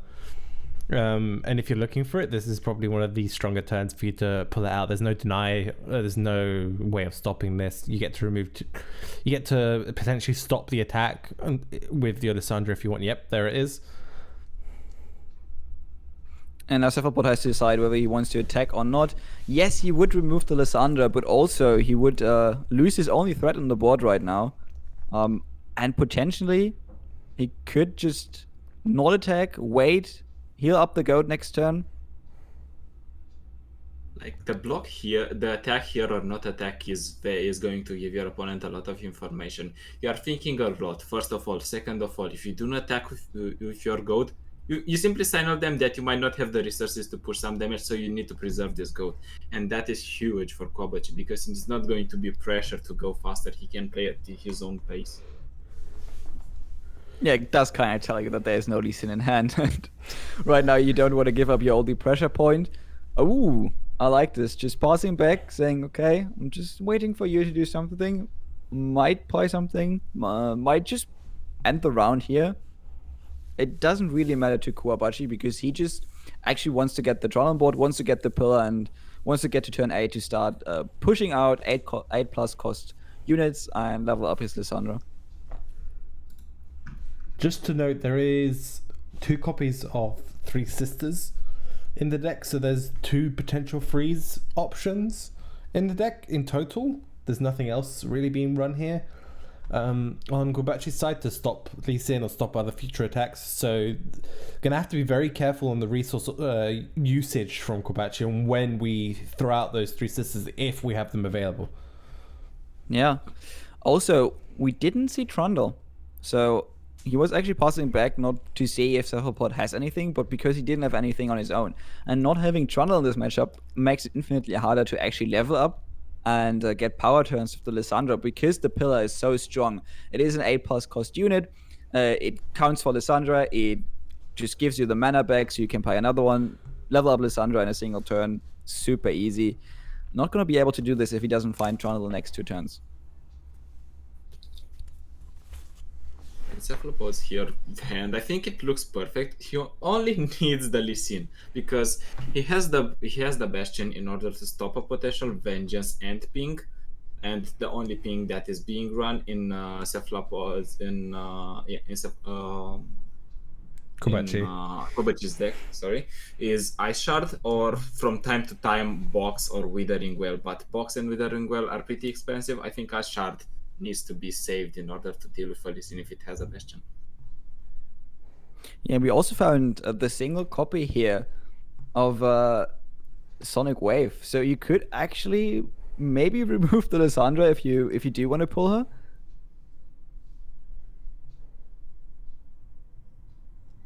It's going to be a tough task, though, because Kobachi is holding up that mana. So as soon as you commit that, we probably see a Vengeance. So you can't do it without being able to protect your goat at the same time. Yeah, Kobachi, it's such a weird match because Kobachi probably doesn't have anything to really develop anyway. It might just not have a Trundle. There's also the big problem of if you do develop a Trundle, it allows Cephalopod to have a lot more freedom in what he wants to try and achieve on these couple of turns. And thank you for the raid. Thank you for everyone tuning in. We're in our final round here that you guys are coming in here for the Discord tournament, the global Discord tournament here. Watching Cephalopod and Kobachi. It's 0-0 currently. First match of our final round before we go into our top cut. Yeah, and both players actually at 4-2, so whoever loses here is definitely out of top cut contention. So it's a high stakes matchup, and so far we can't really see who's winning because we don't have a Lee Sin on Cephalopod's side, but we also haven't seen a Trundle on Kuwabachi's side. Now that his Lissandra is safe from a challenge, maybe he is going to develop one. I think he might have been holding up mana to be able to play, for example, Vengeance to remove a goat should the goat get the Sonic Wave on it. But ramping. Maybe his hand is just a bunch of Spectrum Matrons, which is also fine to level up the Lissandra, actually. At this point, you might get that read that their hand is bricked on something like a bunch of vengeances, catalyst of Ians that we have seen, and spectral matrons. Pearls, there have been none being played. Maybe there might have none be played because you already have your spectral matrons. It's a weird hand from Kobachi, definitely, even though we cannot watch it. Yeah, but Yeah. I like the Spectrum Matrons, right? If he has 2 in hand, that is actually insanely powerful. You don't even need the pillar. If you have 2 Spectrum Matrons, you just play a Spectrum Matron on the Spectrum Matron, and then the turn after, you play Spectrum Matron on the Watcher, and then you have another 0-mana Watcher in hand, and that puts Cephalopod basically on a 2 to 3 turn clock. Do you know what else is on a clock? The time to donate and put in the Matcherino codes. It is slowly ticking down to help out these guys. You can go to ! Matcherino. You can use code LOR. It's in chat. The link periodically pops up, and you donate money for free to the prize pot. We are currently at $75. That was a well-timed plug there. I like it. Shilling out when needed. But on Kobachi's side, we didn't have quite such a nice turn because no Spectrum Matron either. And I think, Kasman, you're right. He doesn't have anything. Well, we know how this matchup goes if he doesn't have anything, because even though Cephalopod doesn't have any resin, he has that goat that has been able to pressure consistently, and we can even bastion that goat in order to hit if there's going to be a vengeance at some point. But considering that Kobachi is passing with so much and he doesn't really have a board that he can go for Withering Wells, for Avalanches, he might just keep them in hand so he can pop spell shields. Ooh, we see the Blighted Ravine. It's actually not doing a lot. Maybe in combination with an Ice Shard next turn. You could also pop the Bastion if you need it, but you kind of have to have Vengeance as well, because I think this goat is definitely trying to pull the Lysandra. Yeah, I was just thinking it was most likely just, okay, my hand is just filled with board wipes, like Avalanches, maybe other couple more Blighted Ravine. Let's just start throwing them down, start doing some chip damage to this board that Cephalopod has been developing throughout this game very slowly, and just put a little bit of pressure so they can't just fully attack. They might have to use a gem, they might have to use a Bastion to protect this goat. Yeah, but this is also an awkward turn because you still don't have Lee Sin. So Cephalopod has to decide, do I want to save one of these Eye of the Dragons from a future Avalanche? I also have a Deny, maybe I want to use that. Do I want to buff up this goat? Decides to go for the goat here. And this is something we see a lot, right? Where if you don't have Lee Sin, you don't have Zoe, your win condition kind of becomes just a random mountain goat, which finds itself in the position of being the carry. And that is why some people like Watemai, who recently raided us, decided to go instead of Zoe for the Aphelios deck, because it is a very powerful champion that can generate a lot of value, and until you draw your list in your 3 cards, usually you can just win with a Temple and an Aphelios on their own, because you're just going to go tall, get some overwhelms, get some attack on your units, get some survivability on them, and so you can pressure the opponent. But Zoe is another different story. Ooh, goes for the Withering Well here. Might as well have a second Lysandra in hand, right? Because we haven't seen Trundle, we haven't seen really any cards be played from Kobachi. Maybe just gives up this Lysandra, plays another one, and feels good about himself because he just removed the goat, which is the carrier right now. I think we might see Cephalopod actually trying to save the goat here.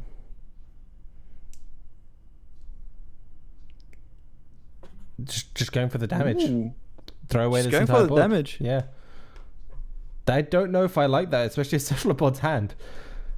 It's now officially out of pretty much anything useful to deal with the Watcher. If Kobachi is able to maybe develop another Lysandra or get close to that Spectral Matron turn. Yeah? Oh, he doesn't have anything though. Okay, this feels so bad for Kobachi. Your opponent basically just gave up his big goat. He gave up his current win condition, but oh, never mind. Cephalopod giving up the goat. Obviously, he is a good player. In his head, he knew, I'm going to draw Lee Sin next turn. I don't need this anymore. Yeah, just the foresight to just assume you're going to draw Lee Sin.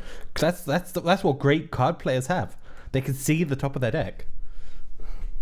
It's an uncanny ability. It's their sixth sense, right? Yeah, and they don't even need to use predict. It's so good.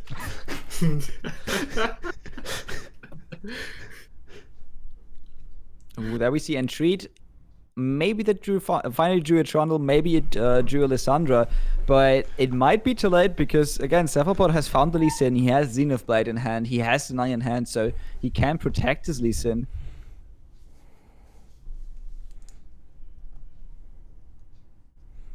Nothing from Kobachi yet again. Cephalopod does... This is just going to be consistent passes, right? Because Yeah, can Cephalopod just even risk throwing Lee Sin down? you gotta know, right? Kobachi is from Germany, and German LOR players are not known for playing fast games, right? There will be a lot of passing. I mean, there's an 8-8 just being developed on Kobachi's turn without having to develop anything. Well, it is pretty nice. We do see the one-off stun, though, so it's not going to do that much, but it counts towards Lissandra if he finds one. I mean, we did see an Entreat, and so far he hasn't played the unit that he got from the Entreat, but I think he has to be careful, just because Lee Sin is a threat, and as soon as I think he plays a Lissandra, Lee Sin is just going to hit the board and remove her. And you don't want to do it. You want to level Lissandra, you want to play the Watcher. The problem is you can't play Lissandra and Spectrum Matron in the same turn. So you can't have a turn like where you play Lissandra, level her up, and just get Watchers. Ooh, was it Trundle?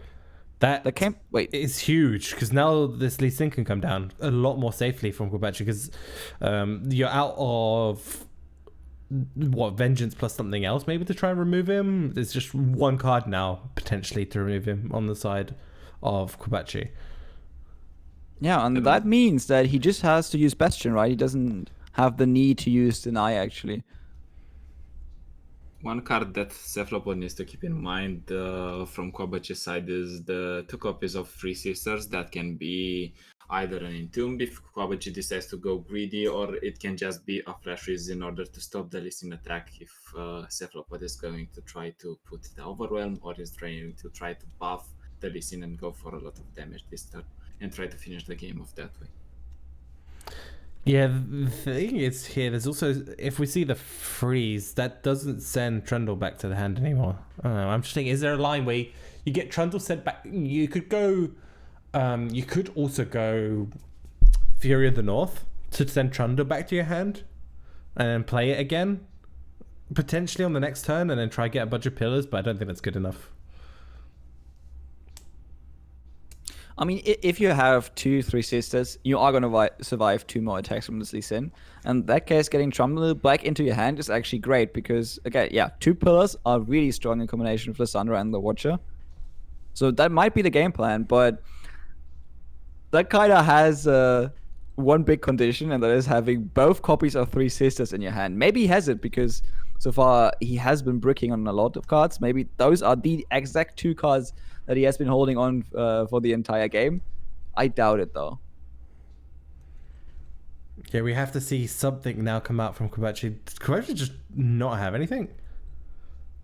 He doesn't. That is the Vengeance.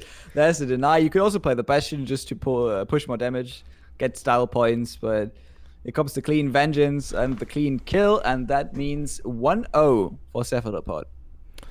Yeah, someone in chat was Zizi was mentioning why we could have just bashed him beforehand. That would have played around Sisters.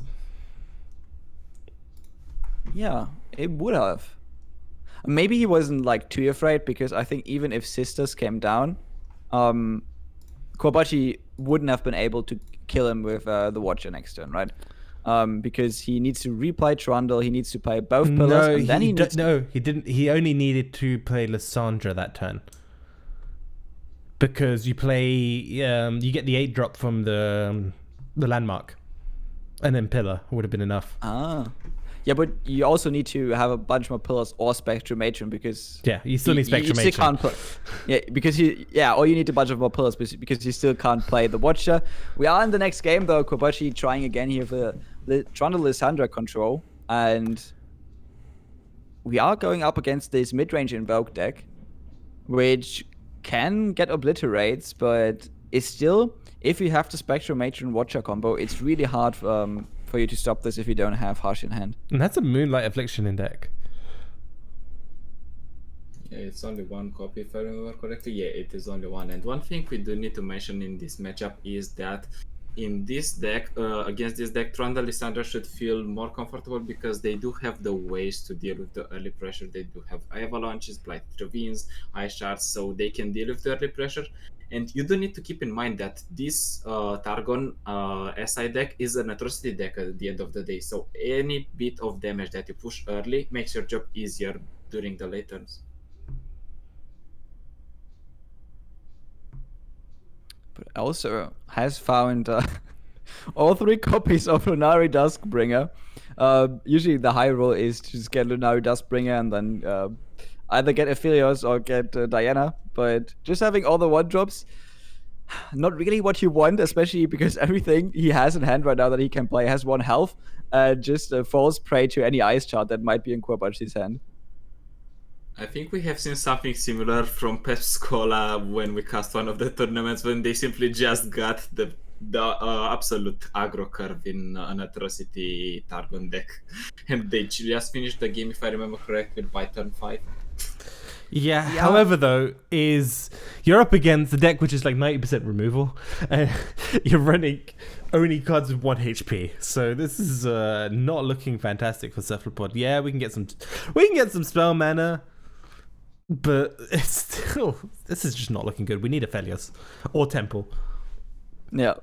What is spell mana good for if you don't have anything to use it on? Goes for the swing here. I imagine we either see an Ice Shard. We're definitely going to see a block if there is no Ice Shard here, because Lissandra is also happy to block a 2-1. But yeah, that looks like an Ice Shard. So we didn't do well. Or the whale. Even better.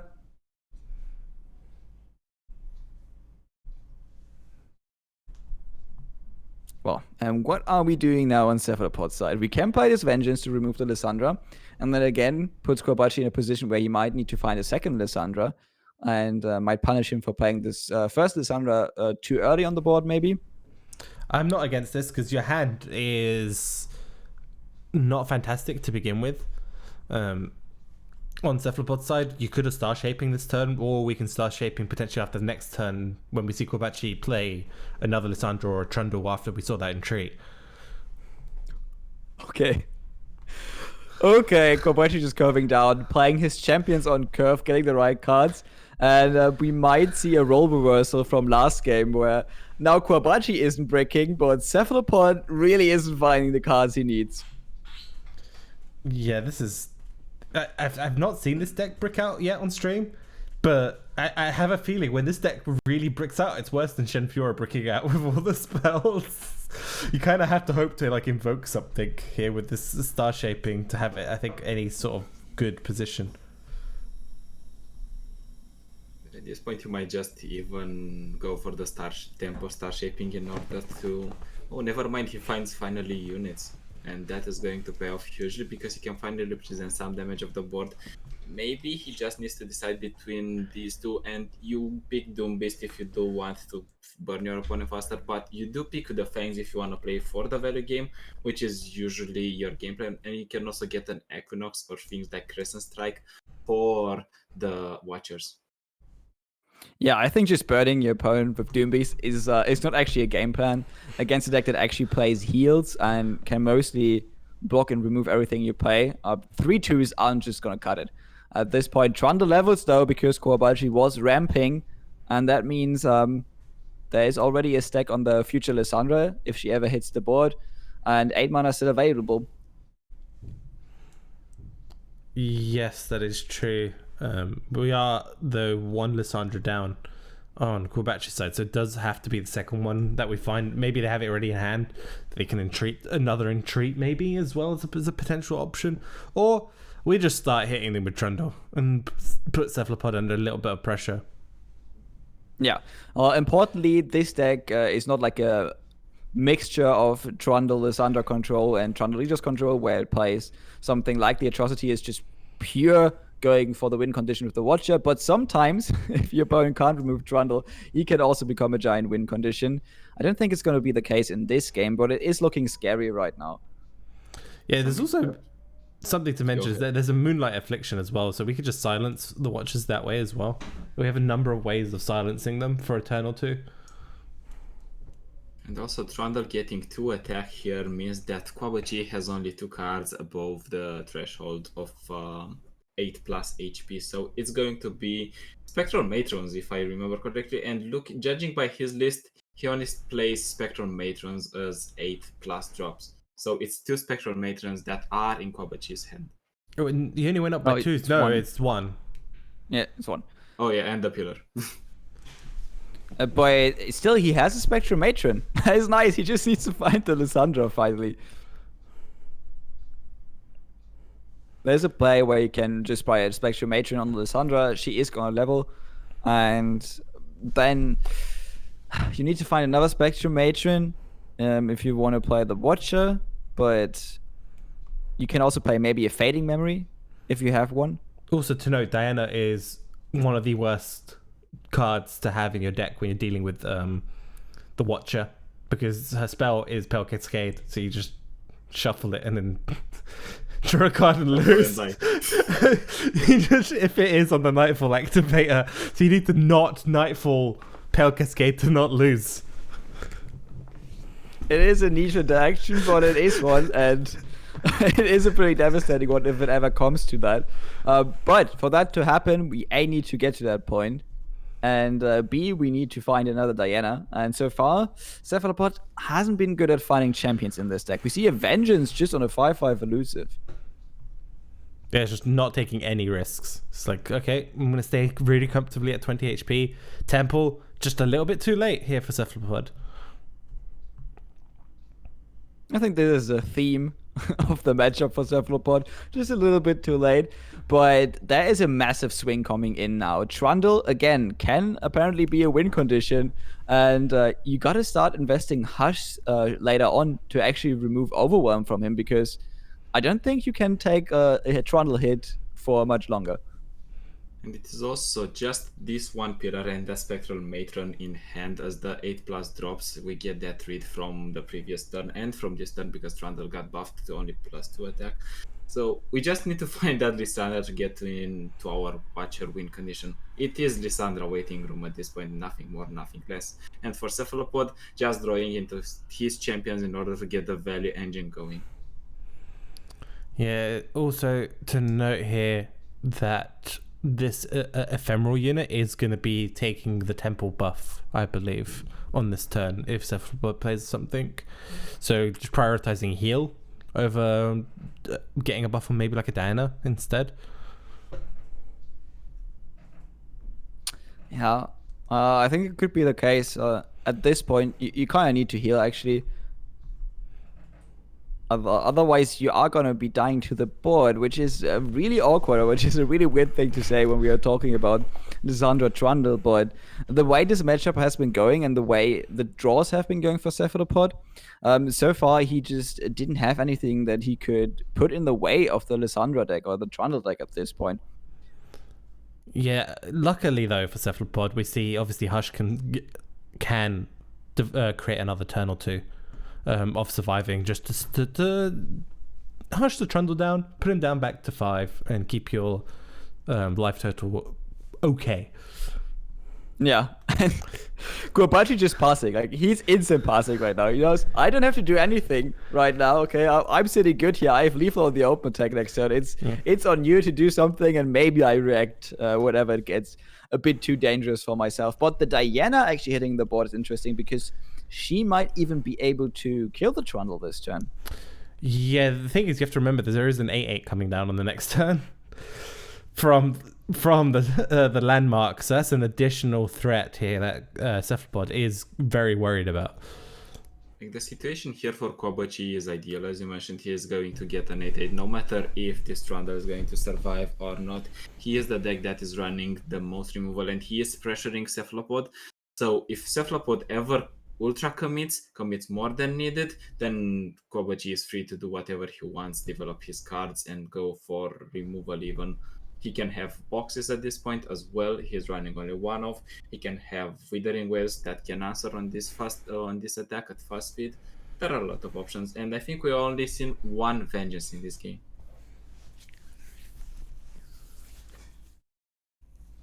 Yeah, it is going to come down to this. I mean, 12 mana available. Maybe you even just play 3 sisters and tomb this Diana. I don't know. Maybe you even let this go through, right? As you guys mentioned, he is good right now with the 8/8 that is going to come out of this landmark next turn. Does he want to save the pillar, maybe? That's also another question.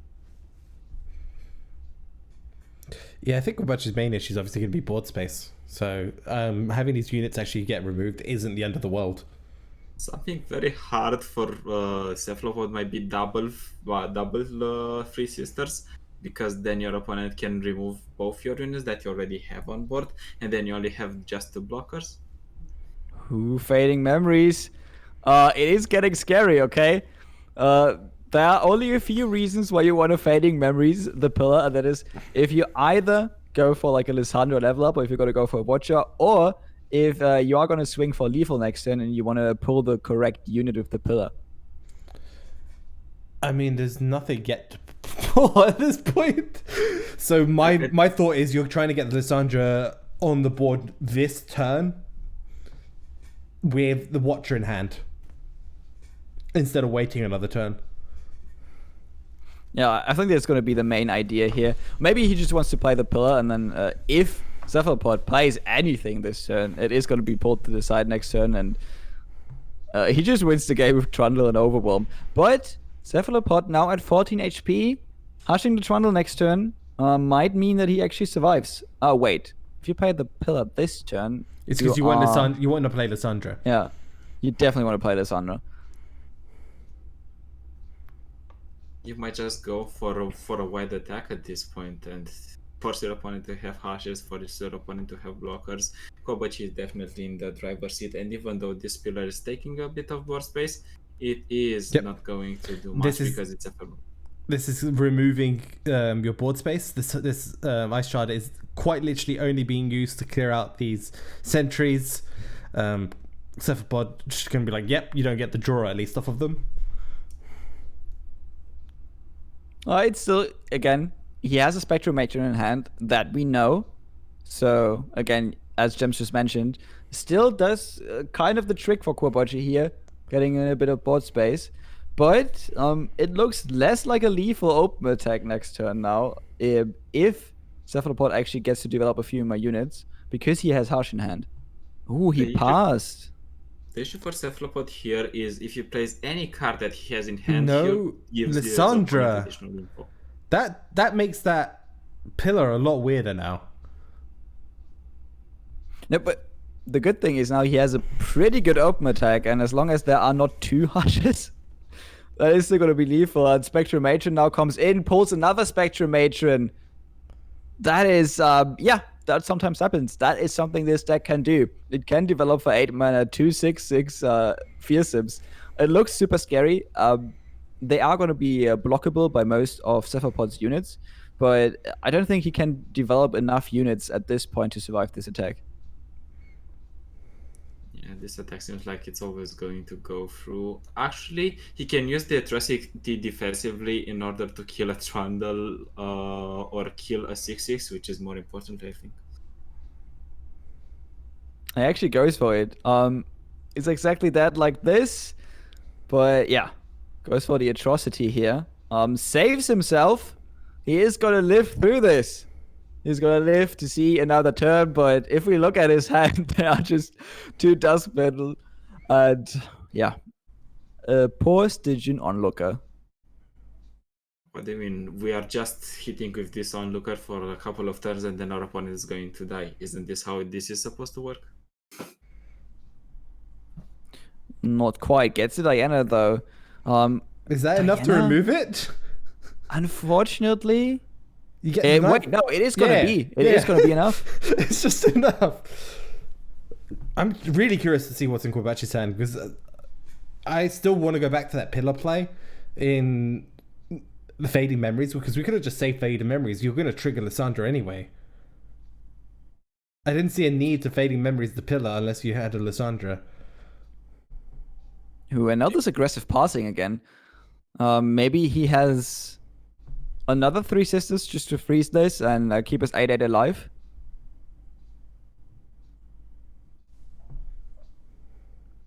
going to be interesting to see what comes here from Kuwabachi. Like, there's no way he doesn't have anything. Or maybe. Or maybe There we might have a have been game another on our variant. hands where neither player has their win cons. We have no Aphelios on Cephalopod, no great invokes either. And I mean, there's Kuwabachi at just least doesn't one more have- Spectrum Matron. Yeah, that's all we know of.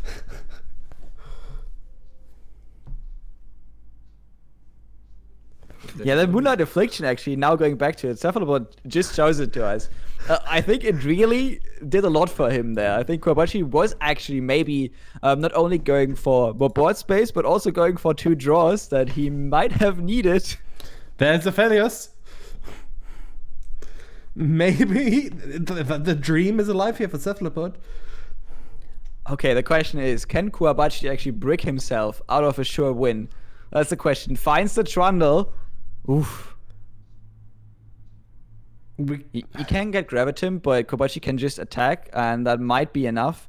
But I would still go for it, because if there is the chance that Kobachi is playing something else, you do have the Gravitum.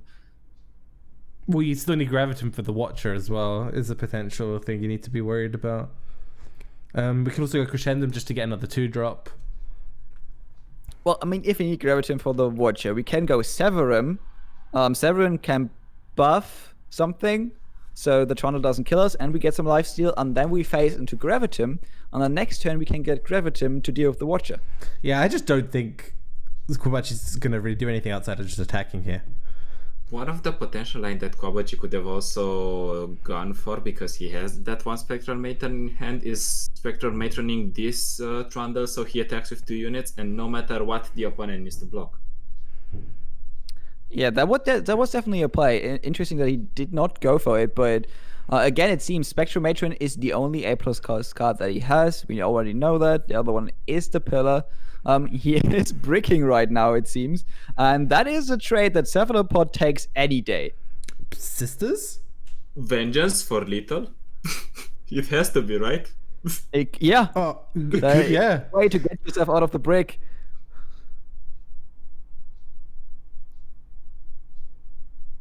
I think Cephalopod knows this. I think he's aggressively talking to chat, saying, if he has vengeance, this is over. If he doesn't have it, we might be in this, boys. There's no way you don't go for it in this situation. Your opponent has the least resources as he could as a deck that is playing for value. It's not enough. Okay. That is not enough. That is far from lethal, actually. And that means Cephalopod has Aphelios on board, has the Veil Temple, something we couldn't imagine at the beginning of the game, that he would actually get both units on the board, ever. Yeah, this is not how I expected this match to go out. I was expecting Matron to have been active by the Watcher to have been active by now, but that's not been the case. And we only got Aphelios here on like turn 10. Okay, so we actually get to remove the Aphelios for Kuwabachi. Again, his hand is just removal. It was pretty funny when Jem said this deck is basically just removal, but I thought, okay, it also has Lysandra and Trundle, you know, but it seems the deck is just removal. Because that's all Kuwabachi has been drawing for 2 games now.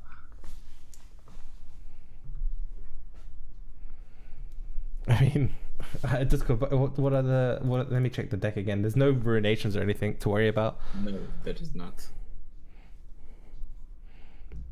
I think Cephalopod kind of has to develop.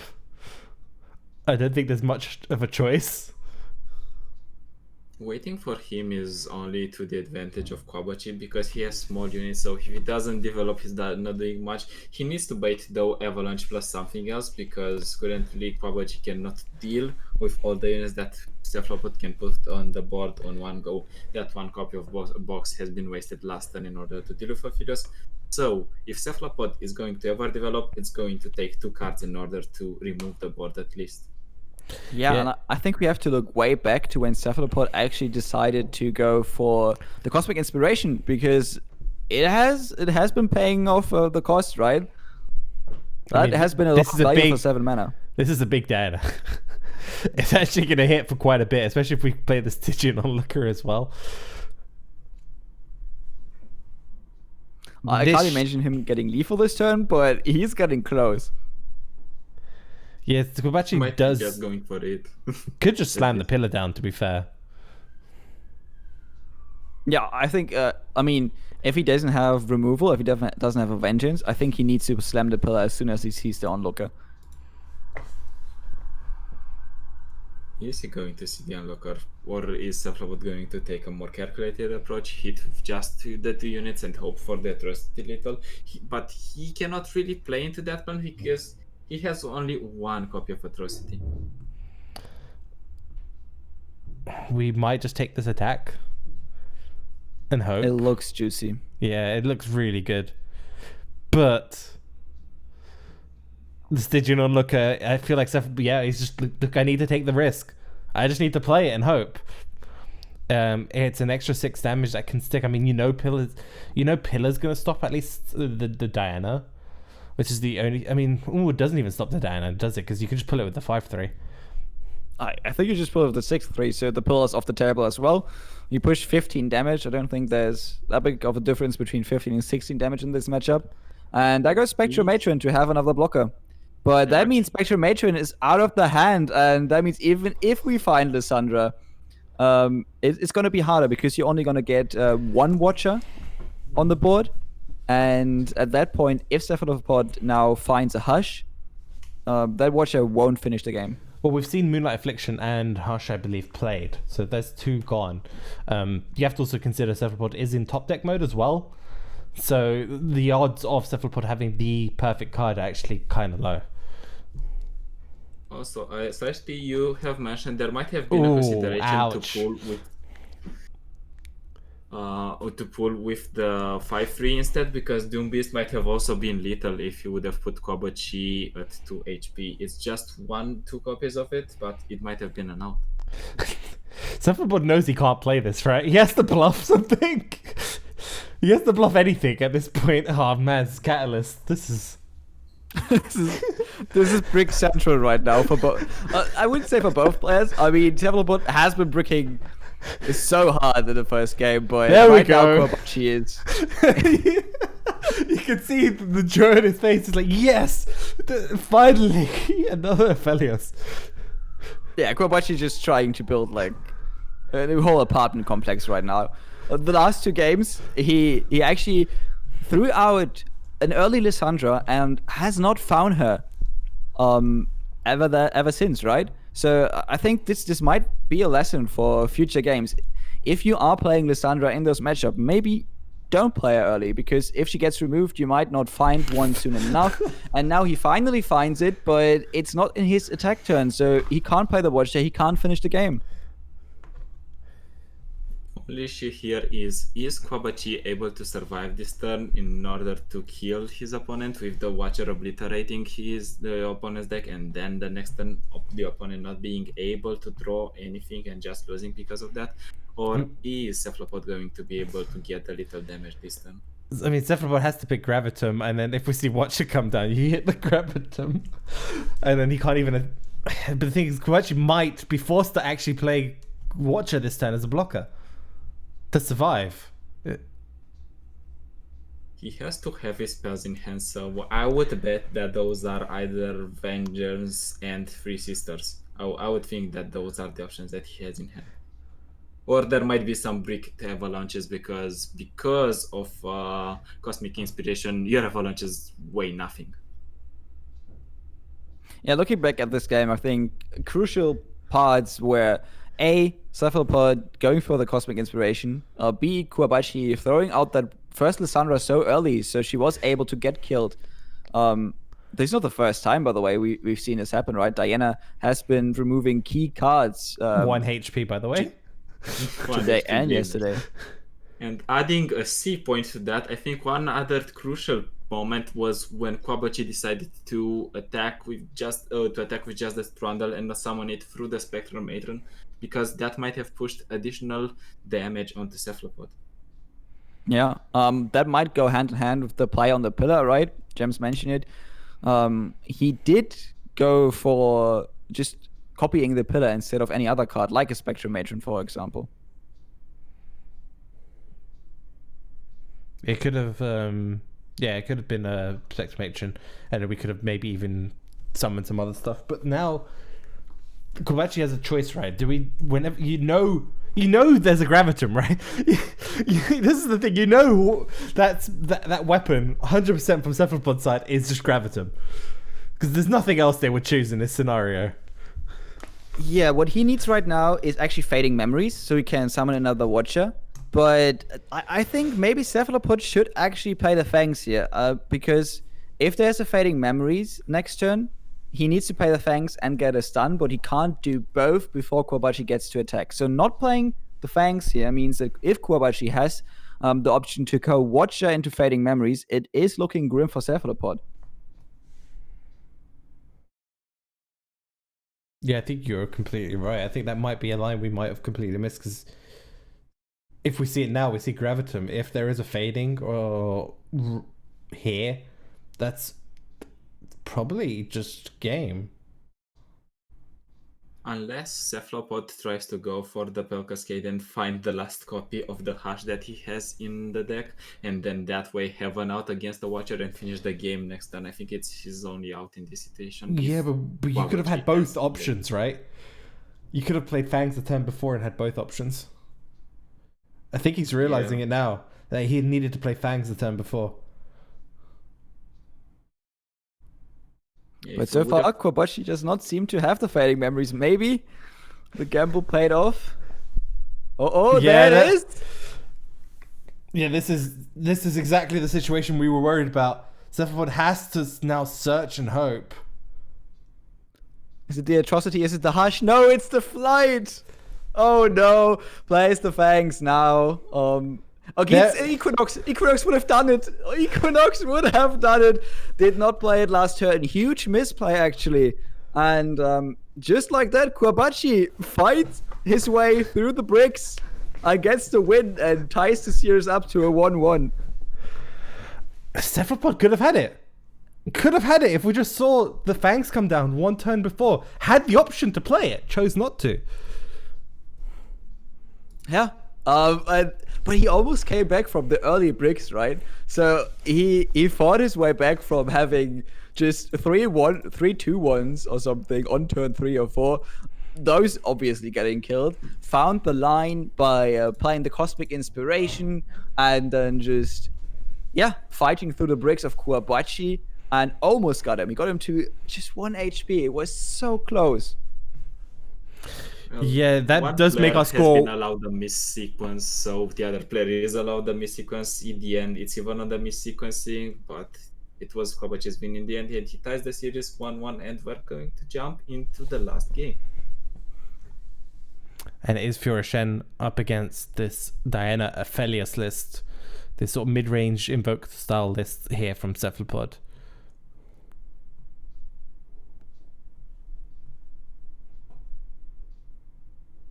Yeah, and there we see again his best friends.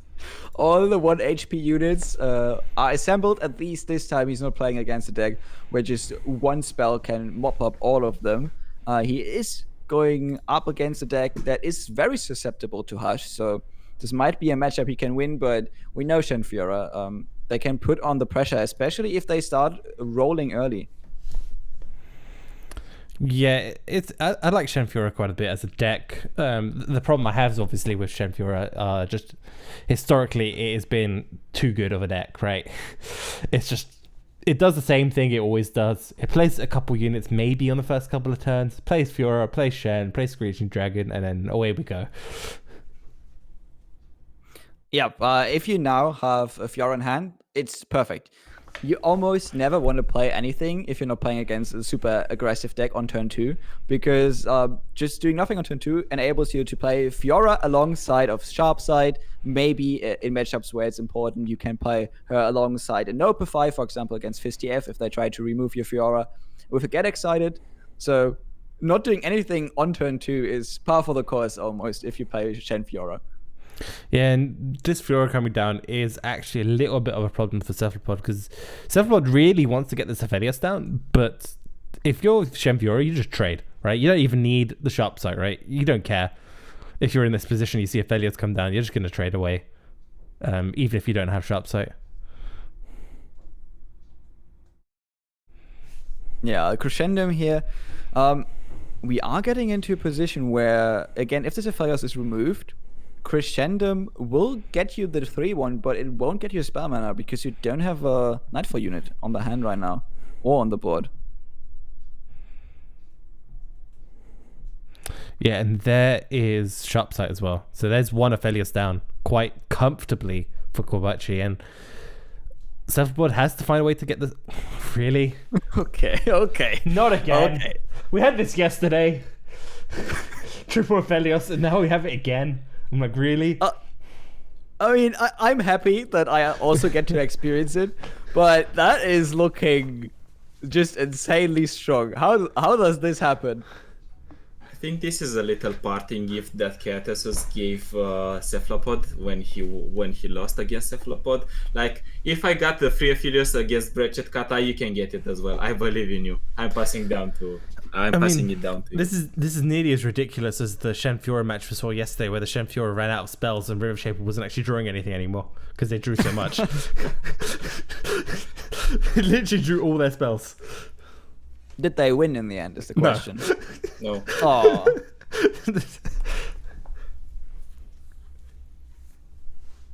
Going for a swing here, not going for Aphelios and another Crescendum is pretty interesting. That looks like a barrier, and that looks like a disrespect. Okay, Hush is a card at 5 mana. You can even use the bigger Hush, and Kobachi's just taking, care. yeah, he's just taking the risk, and I don't mind it sometimes. I feel like it depends on obviously what's in Kobachi's hand. If his hand is just barriers, it's like might as well just try, because you're not in a great position, right? It's like maybe we have to just risk it and try go for this Fiora potential win con. And here comes down the interesting wording on the Gravitum, I think, on Aphelios' spell, because Gravitum can stun followers 1-2 times on the turn it comes down onto the unit and the next turn, but when it comes to champions it can only stun them the turn that they are playing. So this Fiora, if it's stunned one turn, is not going to matter because it's going to be unstunned the other. Yeah, and now just pulling a 2-1, I mean, that's just par for the cause. You just want to get the third stack, and all of a sudden, just a single copy of Concerted Strike ends the game. Yeah, that's actually kind of scary right now for Cephalopod. With his current hand, doesn't have Pale Cascades or anything along those lines either. He has to take this, and he has no option whatever to threaten this Fiora. Even if he would have had one, I guess Kobachi would have had something that could save him. Oh, going for a draw though. Maybe if he actually finds it, he can actually go for... Oh, okay, another one. You get another draw. Maybe you do find the Pale Cascade, but even then there are 5 mana still available for Kobachi, and we know this deck plays a lot of combat tricks. So, yeah, not going for it here makes sense, because in the end, you might not even find it. Yeah, this is not looking fantastic. Any combat trick... I mean, well, Concerted Strike should just do it. Or Aegis as well. Or Sharpsight into single combat can do it as well. There are a lot of options at this point for Kobachi, and all of them should be fine. Ooh, okay, none we'll of place a them. Screeching Dragon here. None of them available. Maybe just still were hesitant about the Hush.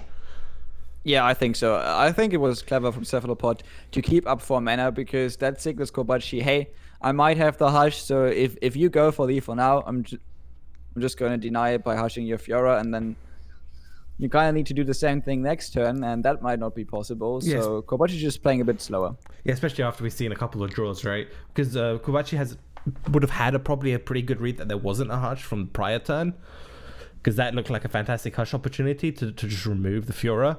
So it would have had to been one of these draws from this turn to actually get to that point. And Stalker Shadows also whiffs. Really? Wow. This is just not looking great. It is a deck that is running 18 units, so it is very likely to break. Well, there's a silence. That buys potentially one more turn here for Cephalopod. Yeah, and I love this potentially from you because Kwabachi can just have a concerted strike on something and force the silence this turn instead of the other turn, and that way he should have safe passage and clear the final unit.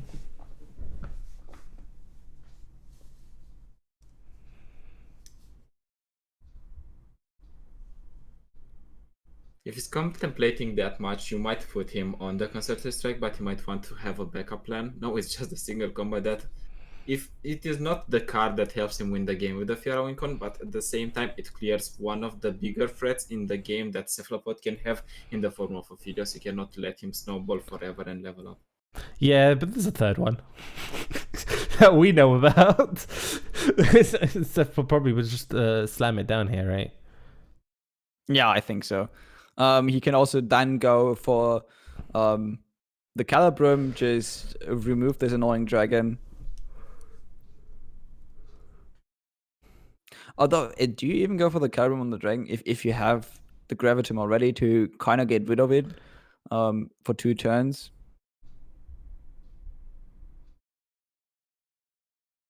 I mean, you didn't need to necessarily go on to Dusk. You could have just played the other Aphelios and then got Calibrum. This unspeakable horror pickup is huge, I think, because they can threaten the Fiora and force some answers out from Kwabachi.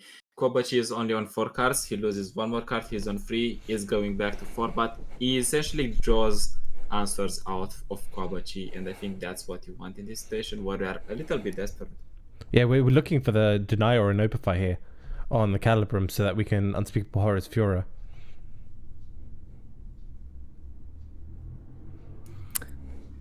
And see if we have a Nopify for this one, or if we have another barrier. Not finding Shen is kind of hard, because yes, this is called Fiora Shen, but Shen is sometimes a bit more important than the Fiora even, because it does provide you 3 barriers, and your opponent then has to answer them with cards they put in the deck. It's just what keeps the engine going of the Shen Fiora deck. And now Fiora has been sitting on just a final stack for a couple of turns, and the Moonlight Affliction, it will become even harder for Kobayashi to end the game with the Fiora. You can see Seth going, do I risk this Unspeakable Horrors? Do I just rip it here, or do I just develop Aphelios? Neither, just passes, decides just to bank that mana. And now this could be a key turn here from Kobayashi because of this Moonlight Affliction. Will stop Fiora getting the stack this turn if possible. Ooh, we see the River Shaper. That's one way to draw yourself into a couple of combat tricks and into concerted strikes. I mean, if Kobayashi ever finds something like a Sharp Side, I would actually like to see him just take the Sharp Side and open attack into this 2-1 maybe. But Unspeakable Horrors there is for Cephalopod to answer, and now he even gets a Gravitum on the River Shaper. If there's an Opify, I almost feel like it needs to be invested at some point. There might also be another single combat that can be invested onto the River Shaper, clear one of the units that are big enough, or it can also be nothing because you do not need to commit anything, you are just patiently waiting to get the combat tricks necessary to protect your Fiora and to be able to win this game. And these passes are so awkward when you're playing Fiora Shen and when you're playing against Fiora Shen, because they have 7 mana, they can represent a 4 mana card plus anything. Yeah, and this probably has been the longest best of 3 of the tournament so far. This has been going on for quite a while, and it is hard because the matchups both players have to go into are matchups where you can't really afford to make any mistakes. It's not like one of them is running just a super aggressive deck that can just go forward. Also, FistF seems to have been banned away from Kuwabachi, so he also doesn't have that option. Going in now, actually, for the 1 damage ping here on the Fiora, will it actually happen? That is the question. Nope, fire. Yeah.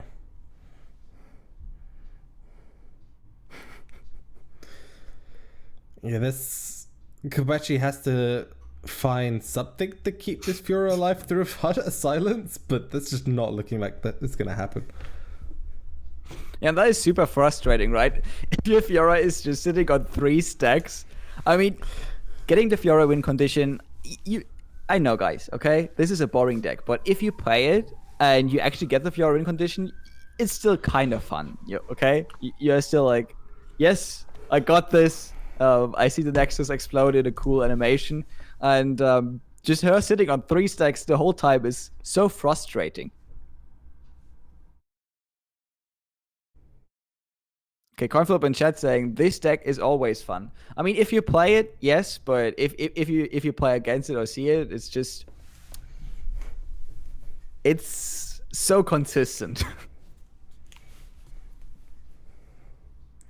Yeah, I don't know what Kobachi realistically can do here. Because Cephalopod can force this turn very much with the Dan now. Has to have double barrier, right? On Kobachi's side. In hand. I don't think double barrier is going to do it, just because we do see another 1 damage ping. You know, do you see another unspeakable horrors? The one thing that could happen is that if Kuwabachi, for example, has a concerted strike and also has a sharp side, he might win the game. He will at least be able to protect his Fiora, but I don't think he has it, because if he had sharp side in the last few turns, he would have definitely pulled this 2-1 with the Fiora. So Fiora might die here, and that is just a big reset for Kobachi, who then has to find an entire different win condition, or has to pull one out of a magic hat if he has one. Yeah, and thanks for the raid shit. You are watching the last round now of the Swiss, and before we go into our top 8. And this is the last match as well between Cephalopod and Kobachi. If we're looking here at Kobachi's deck, trying to find some mods for them, there might be a bunch of Swiftwing Lancers into Brighter Formation. Like one Swiftwing Lancer into Brighter Formation might be able to pull this through and just build a huge board that Cephalopod cannot deal with consistently. That is one of the outs that he can have, but as we agreed before, this Fiora is not going to see the light of the day in the end of this turn. Yeah, and I think Kobachi was thinking whether he actually wants to invest the barrier here. Is probably going to go for it. It's just a desperation at this point. He really needs this to happen. It can also be a concerted strike for the win. Ooh, not for the win. Okay, he's playing around unspeakable horrors here. Wants to save his Fiora, but even if Fiora gets killed by unspeakable horrors, he at least gets to draw 2 cards. I think this was a perfect order here. I mean, we could also just see Moonlight Affliction to deny Kobachi the draws. But that's one less deny for Fiora. Yeah, it's a silence you're not putting on Fiora. And that also means that Fiora is not going to die this turn. And you are letting her live for 1 more turn, which is scary, because with no Hush and maybe a Shen hitting the board at one point, she might be able to get the win condition. But he says, okay, I don't want you to draw cards, because so far you have been bricking. I don't want you to find the right combat tricks to protect this Fiora. I'm just going to go for it.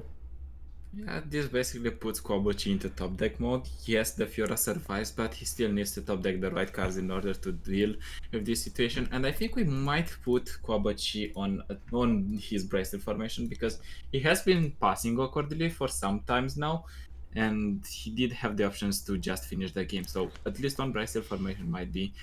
As we have seen Cephalopod on the screen, he is really enjoying this match. Just out of curiosity, how many silence are even in Cephalopod's list? I don't have his list. There are only 2. There are only 2 Hushes and Moonlight Affliction. And we've seen how many Moonlights? Just 1, I'm assuming. Just 1. We have seen Moonlight Affliction so far. Yeah, but at this point, even if the Bryce formation comes down on Cephalopod's side, you now have the Gravitim. You can still kill Fiora with the Unspeakable Horrors should she ever attack. And you can actually, at 8 HP, build a win condition of the Star Shaping if you just find a big elusive. Because I think we've seen that there's no sharp side in Kobachi's hand so far. Or maybe just didn't want to risk playing it yet. I think, no. I think if you had sharp side, you might have found a way to play it, because you also had the concerted strike, so you didn't have to be afraid of an unspeakable horror. Just play sharp side and concerted strike, and you threaten to win the game. This might also be Prime Shen Fiora when Kobachi might be bricked on 1 deny, maybe some brighter formation play, or he might also have Aegis trying to thin down the board a bit before he plays Aegis and tries to go for the winning blow. This is honestly the closest match of the day, or even the tournament. Honestly, I think these two guys. Yeah, and not using Unspeakable Horror last turn on the Fiora, but denying the draw, means that yes, Kobayashi does not have 2 more combat tricks, but he still has the Fiora. So Cephalopod might need to invest the Unspeakable Horrors now. He would not get the value unless he plays Star Shaping first, but at least you get rid of this Fiora before the River Shaper draws anything, or draws, for example, something that could be protection from this Unspeakable Horror. He might honestly play the tempo Star Shaping to get the additional card if he really wants, but at the same point, if he does go for that play, he's just breaking himself out of any play that he can threaten not really have in hand. There we go. Just blocking here. And as James mentioned, I think we might see an Aegis here. Aegis would be perfect. And Cephalopod has all the answers in hand, obviously. So he can A, threaten on the stack with the Unspeakable Horrors, and then B, if the Unspeakable Horrors, for example, draws a Notify out of Kobayashi, he can again stun the Fiora and move on with his turn. The only issue is if Kobayashi has a single combat or concerted strike. If that scenario is very likely, and if he has it, it's game over.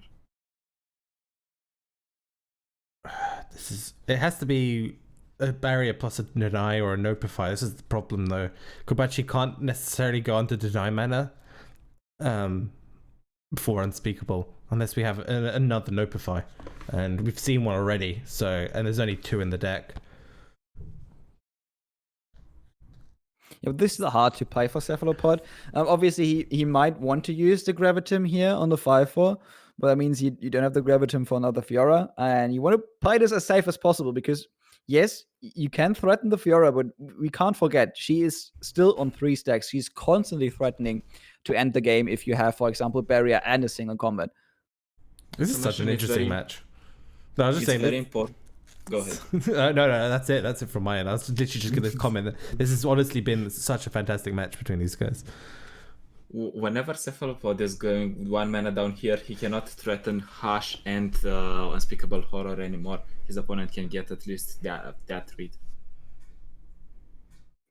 No attack from Kobayashi, so no barrier saying a combat, I think, available there, and that means Cephalopod can now develop the tempo, can develop more threats. And Kobayashi is pretty low in health at this point. Well, being pretty low on health, he took some key passes with Shen Fiora, and with Shen Fiora, a key point is knowing when to pass and knowing when to threaten options, because your opponent cannot go in recklessly, because you can just deny their spells, or just go for the counter play and kill the units in this situation, for example, for the final blow with Fiora. So he accumulated some cards, so he has more freedom, I think, this turn to play, because he has 4 cards that he can threaten.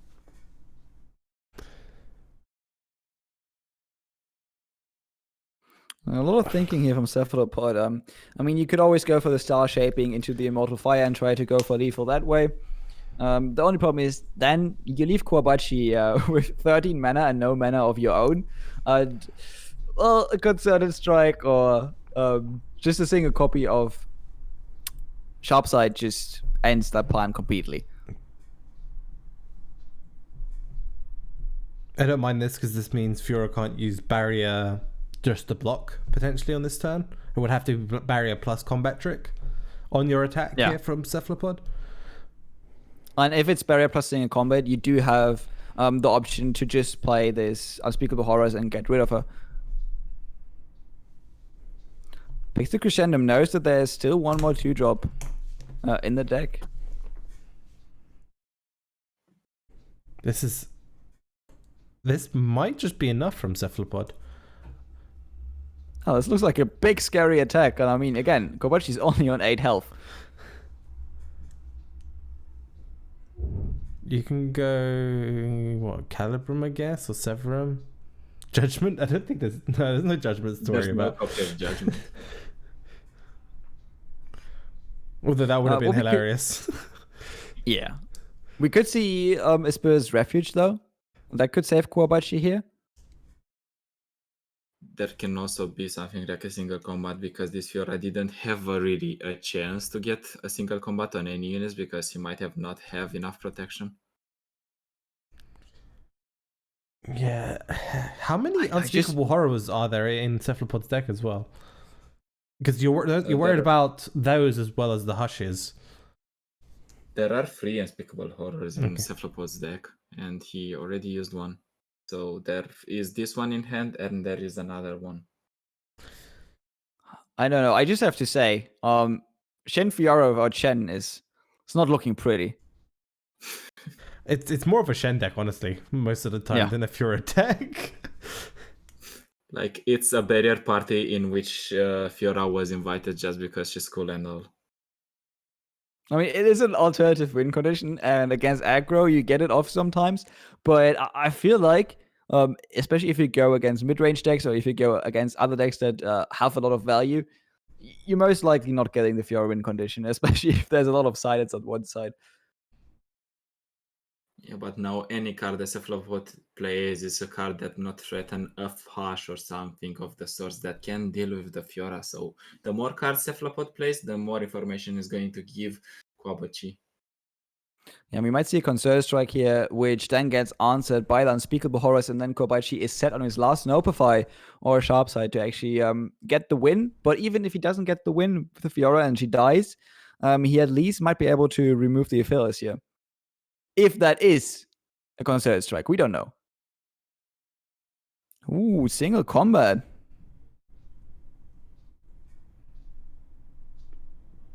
That That's also going to- saves him.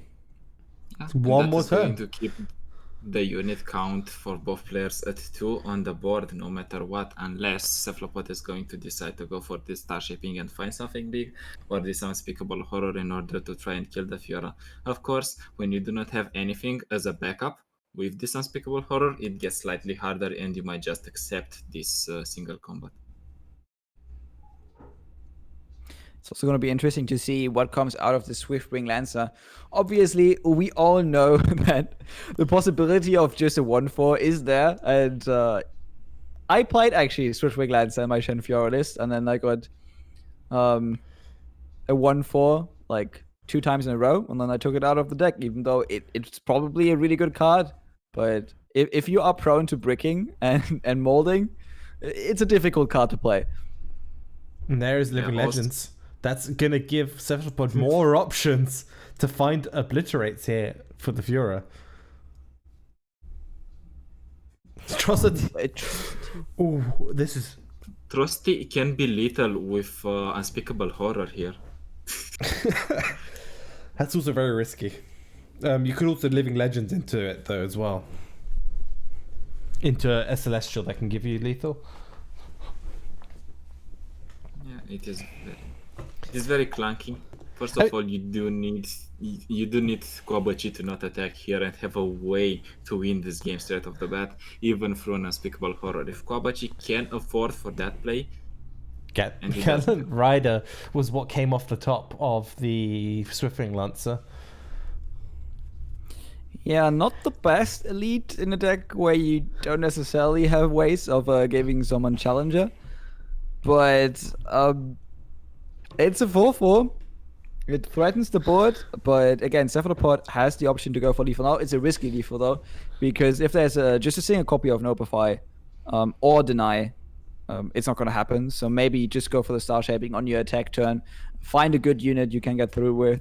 Maybe even find something like the Sisters, right? If you go for the Sisters, you have a good elusive to threaten for 5 damage because she is going to get the buff from the temple.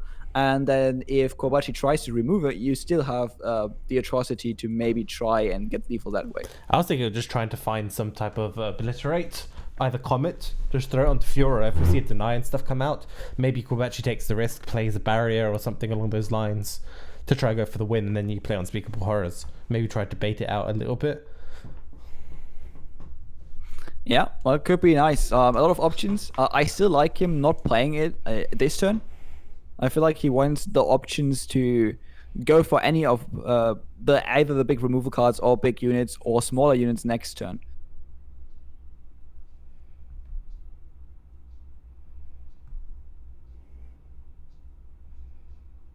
Okay. And there we go. And he has all the options right now. Great Beyond, just a cool card to finish the game, but you might just Sharpside lose. would. If you play Great Beyond, you might just lose. Yeah, because you obviously don't have any spell mana to threaten. So I might. Oh no, you do because you have the temple. You still have to choose spell mana to threaten Unspeakable Horrors. Golden Sisters. I really like the Sisters. Sister is basically calling for a sharp side. If they do not have it, well, tough luck. That sister is going to get buffed to a 5 attack, and then you're going to go very low. So then Unspeakable Horror is going to become an option. A Trusty is going to become an option. And the order of buffing, I think, is the Golden Sister first, and then the Silver Sister. So the Golden Sister is going to get a buff when she's coming down. Yeah, it's always weird how stuff like that works, right? Because if you think about the landmark which gives vulnerable, it's the unit that gets summoned from the other unit, right? Not the unit that gets played, but the unit that gets summoned gets the vulnerable. But I don't know how it works with Temple. If it's the unit that gets played, or if it's a unit that gets summoned that gets the buff.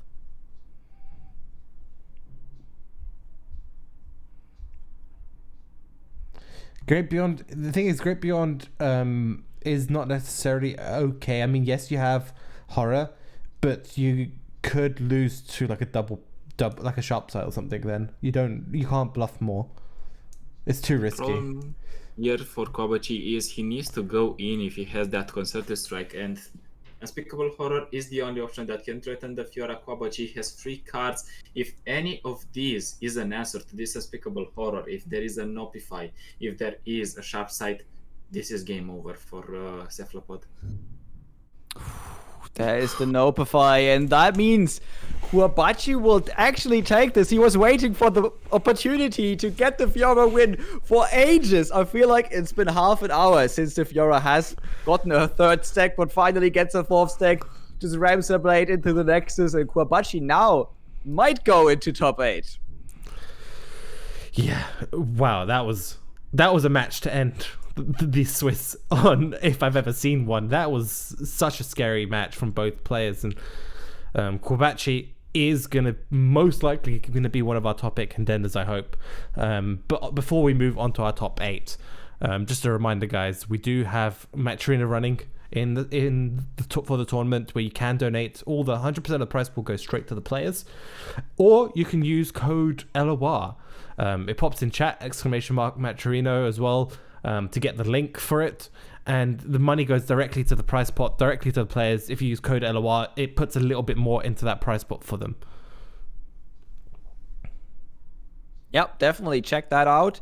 And I feel like this matchup or this series has been insane, guys. Not only the last game, but if you remember, I know it's been a while, at least an hour, but if you remember the first 2 games, the first game where for Kuabachi, just that Lissandra wasn't showing up, and after he gave up his first Lissandra for free, basically, it was Brick Central, and he was just not finding anything. The second game looked to be going the same way, but just a slight mistake by not playing one of your Fangs in the round before to get like a silence or a stun cost Cephalopod the game there. And now this intense game at the end, which just came down to Kuabachi waiting and waiting to get his Fiora win. I feel like this series has been a lot about patience and finding the correct lines, and it had to be so taxing on the players, because I feel like my mental would be destroyed after this. Yeah, for sure. And we see our top 8 is available right now, and it is Semanti versus ZZ, King versus Santa, Flower versus Broken Ball, and Sonic versus Lord Von. Kuabachi, unfortunately, not making it into the top 8. Okay, I'm not gonna lie, that has to feel bad. If you just played one of the most intense series we've seen all tournament for that feels like over an hour, and then you just 9th, slightly by the way. not make it in. He was 9th. Oh no, he's 9th. That has to feel bad, but still, the top 8 is absolutely stacked. So while it feels bad for Kuabachi, I think we have a couple of great games and a couple of great players in the top 8, and it's going to be really interesting to see who gets the win in the end. Yeah, unfortunately, none of them are streaming. That is an issue. Zizi, why did you turn your stream off? Please turn it on. In that case, we might hop into a short break and we just Sonic have to streaming, figure out- perfect. Sonic Oh, streaming. okay. So we have someone, perfect. And he's playing against Lord One, which who we've seen early on in the day, in round 6 of Swiss. He had a really strong performance there. Got into the top 8. I think X and 1 Zizi. as a score. Yeah. Yeah. I remember that matchup playing against ZZ, where ZZ unfortunately did not find the Lucian and did not find the perfect curve with the pseudo scout stack with the Lucian and Asia, and yeah, just bricked his way into 2 losses with that deck. That must have felt bad. But if ZZ actually gets to the final, he might be able to find revenge, because both players are on the opposite sides of the bracket, so both players actually have to get into the final to meet each other again. Yeah, we also have Sonic is actually streaming, which I didn't realize. So we have another person, perfect. Another player who's made it here into the top 8. So, and they're up against Lord Von. So we have Smanty versus EasyTel to choose from, or Sonic versus Lord Von. Both have a player we have yet to see play in this tournament. Isn't Lord Von streaming? I think they could. Are they? Yeah, it's the exact same name, Lord Von _. Wait, okay, perfect. Is Lord Von on a delay? Do we know? That might not know. Let's check it out. Keep the delay. We can just check if Lord Von has one. Yeah, the complications, but obviously if we can get both hands, that would be amazing. We actually haven't had both hands for all tournament long, right? Are you sure Lord's streaming? I don't see him streaming. I will be checking shortly. I can't find anyone by that name, so I don't think he's streaming. No, he is not. Okay, But that's Zizi fine. turned his stream up again. No, you're not switching decks. We stay with the same decks throughout the whole thing. Yeah, it's just 7 rounds of Swiss, fast top 8, all the same decks, even though it's 2 days, but the 2 days are kind of divided, where we play Swiss on day 1 and on day 2, so it's kind of hard to get a phase where you swap your decks in the middle between Swiss and Top Cut, because the last 2 rounds of Swiss and Top Cut are just going to dynamically go into each other, and there's like a really short break in between. Although this break has been a bit longer because I might have I might have forgotten to change that rule, Sonic, but no, we're not switching. That's just an old rule from an old tournament. I need to fix that. Thanks for reminding me, but no, we're not switching. That was from when I had a tournament across multiple weeks. No Switch Arena. And talking about Switch Arena, Match Arena, I think is still up. Is it still up, Gems? Yes, it is, and we are up to, I believe, $76. I want to get that to 80, guys, if we can, if possible. So, guys, it's free. You could get it up there. Go and use the code. It improves the prize pool for the people who do hit top 4 for the monetary side. Yo, by the way, what is happening with my cam? There was like some It does weird that big sometimes. green thing there, which isn't there. You might need to refresh the cache on the link, because I don't know why. I was getting scared. It just does that sometimes, and then it goes back to normal. And I have no Your idea. eye what is causes- green. Did you get into a fight or something, guys? Yeah. Getting into a fight with the meta decks right now, because I want people to bring more spicy lineups, but unfortunately that kind of goes against their plan of winning, you know? It's just really unfortunate. If someone from OLS is here, did Sorry win with the Brown Vlad deck? Please. Oh my god, I saw it on Twitter. Yes, he was bringing Vladimir Braum, and he was doing so well in the Swiss card there, and I am so happy. I'm very proud. Trying to find the players here. Give me a few seconds. Get this all up and ready for you guys. We're going to watch Sonic versus Lord Von. So if you guys grab their deck list, and we can have a quick look at what we're going to have here for the top 8. And also congratulations for everyone in top 8.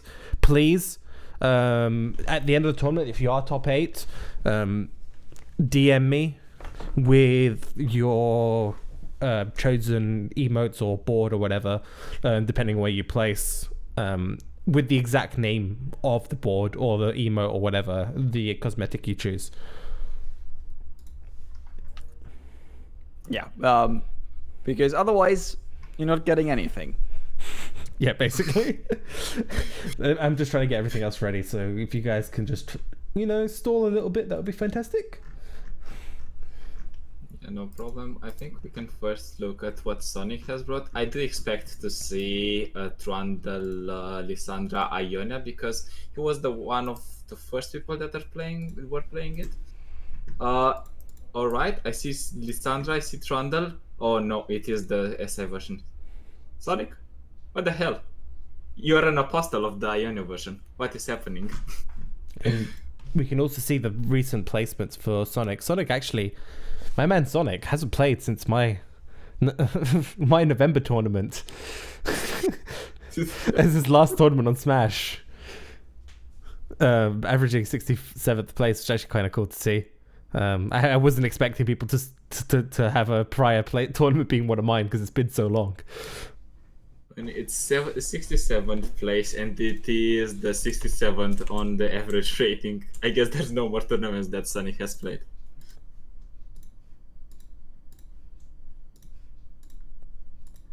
Outside of that, we're not talking about the obvious list, Lissandra Trundle with no atrocity, but we do know that it is a Watcher deck at the end of the day. But two of the other lists that he has brought are Zoe Lee Sin and Fistiev.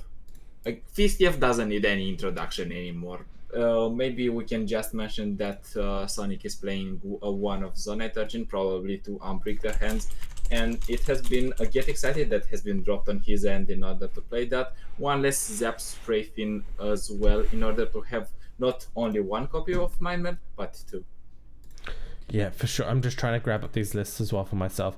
Who are you excited to see in this top 8, by the way, guys? Who do you think is in a position to take this? Okay, so have any favorite? We haven't seen him too often right now on stream, but Broken Ball, I think, is definitely a heavy favorite coming in here. But I also feel like lineup-wise, center TCG, I think could do it. The performance we've seen from him was very convincing, and I'm excited to see how far he can get. No, I think I'm going to stick with my boys that are jumping on my stream from time to time and that are in my community. So I'm going to say that Sonic has a chance to win this one, especially because he made it this far. The bias is real. Yeah. Like these guys tune into my chat. Yeah, they're gonna win. I can't say anyone else. Just let me support a homie. We also can't forget ZZ, right? I feel like I've been a bit down on his lineup just because I've seen this Lucian Azer deck brick 2 times in a row. But the thing is, if it gets rolling, it can be super oppressive. And I feel like if he gets a matchup against one of these Lee Sin lists or these Lee Sin lineups, he actually has a pretty good matchup, and he might be even favored against those lineups. So I don't think we can count that out just because it hasn't been performing on stream. Yeah, and we're looking at the 3 lists from both these players. We mentioned them a little bit earlier. We got Fiorshen, Fiztiev, Diana Felios from Lord Von, and then from the other side, we've got Zoe Lee Sin, Lissandra Trundle, and Fiztiev. What do you expect the bans to be coming out from both of these players? I mean, when we go for the gentleman's agreement, I think banning Fiztiev is always a good option.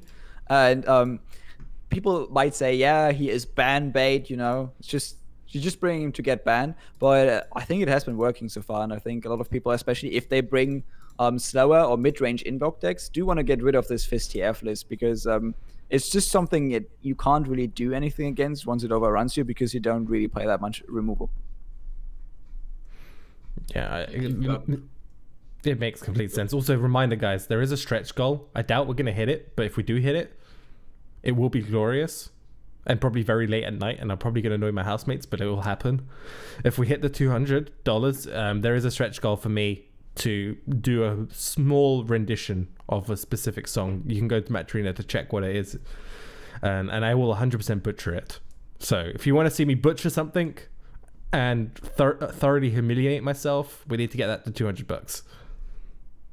Yeah, please, guys, please just spam these codes, because don't do it for Gems. Don't do it for yourself. Do it for me, because I want to see Gems sing. Not selfish at all, I see. But I think everyone is at this point just wants to see Gem sing. Yeah, for sure. And we hopefully are going to be hopping into our first match in top 8 in just a couple of moments. Lord Von and Sonic has a 5-minute delay on his stream, so they are most likely already in their match, and we are currently just waiting for the stream itself to catch up. We already mentioned about the ban from Ice-T's side. Husband, do you agree with going for the gentleman's agreement and just banning FizzTF? Like, if you are looking at Sonic's decks, if he's fine with FizzTF because of the Lissandra Trundle, the other decks are going to be coin flippy-ish, because you have your own FizzTF, and that is just a draw festa, whoever draws better. And on the other hand, Zoe Lissin, which I think shouldn't have a chance just because of the sheer amount of pressure that the elusives can get. So TF Fizz from Sonic's side, I think it's a solid ban. If we are looking at Lord Von, he is having Diana Philios, FizzTF, as well as Fiora Shen. Fiora Shen can snatch some wins from FizzTF. FizzTF, of course, can do that, but Diana Philios is a bit of a liability unless you rely on your hashes in order to deal with the elusives and steal a win of an atrocity, and probably with the Doom Beast to keep you alive. So yeah, the gentleman agreement is going to be going through, I think, and FizzTF is going to be banned by both sides. It'd be interesting to see if that is the case, and whether or not both of these players do stick to that sort of game plan that you guys have thought of, or they have a different line and they think, maybe I want to try and target one of the other decks. Imagine they both ban differently. Yeah, I mean, it's a complete possibility for all we know. We don't get to see their bans, unfortunately. This is like, guys, right, if you're watching, please give me access to the tournament mode so I can see the bans and have the nice little overlay for tournaments, and I don't have to use Smash. I mean, there's downsides to me not using Smash, but I'll accept that for a much more improved tournament experience for all the players. Oh yeah, I mean, if we ever get access to the in-game tournament mode, that would be insane. Yeah, because right now I would lose access to grabbing tournament stats and stuff, which I do via Smash, but I think just having the tournament run super smoothly with forced time limits and the clock and people not having to worry about Smash check-in nonsense and just have everything in client handle it all would be fantastic. I think the admins are going to be the happiest here, because there's not going to be a bunch of random people yelling at them, but I want to play it's just 5 minutes, I'm killing this dude. No, it's going to be a hard cap. If you're not going in, it's a tie. Same with the check-in. There's people asking, I missed the check-in. It's just you're too late. It's just going to start. Like, did you see Cephalopod complain that he missed the check-in? Probably not. I think he didn't complain. He is that type of a nice guy.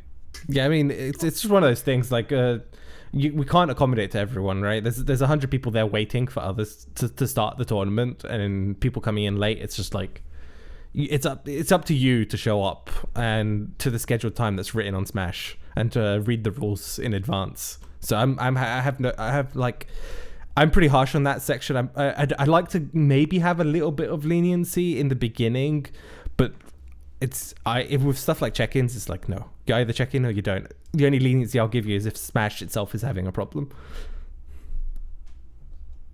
Yeah, but I mean, if you have a hard in-game tournament mode, it's gonna behave a bit differently, and there is no leniency at all in that case then.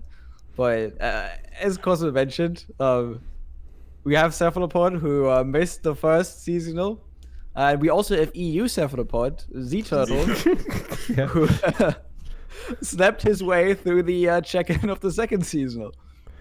Yeah, I mean, I nearly did that, I think, but I've always made it on time.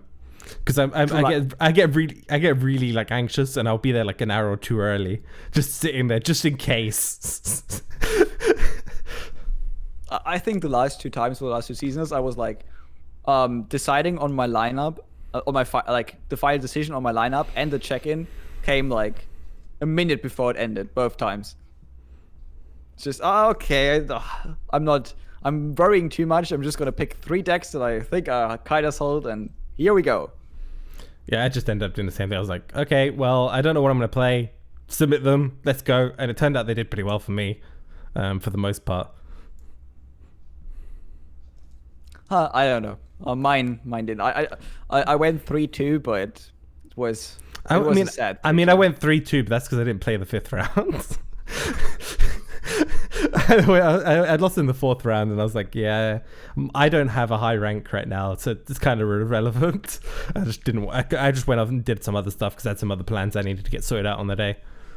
So whoever had me in the 5th round, they got a nice free win. Maybe it was someone who had the possibility of getting in via rank. We don't know, but it's all going to change next season, all right? Because we have more rounds, and I think a few people can even afford a loss, right, and still get in. We have 9 rounds. Nine rounds is going to be long. Yeah, 9 rounds is going to be a long day.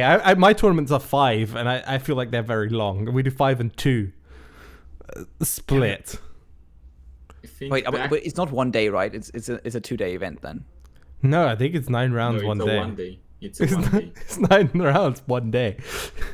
Good luck, Ice-T. You know, I might skip the Swiss phase of the next season. You know, it's I don't know if I'm gonna play 9 rounds in a day. I think my brain is fried after 3 rounds. Okay, it's not gonna you just survive 9 aggro decks, so you don't have to really think that much. Like, you just go face, and it's their job to think about it. Like, there is this saying in the community, math is for the blocker. True.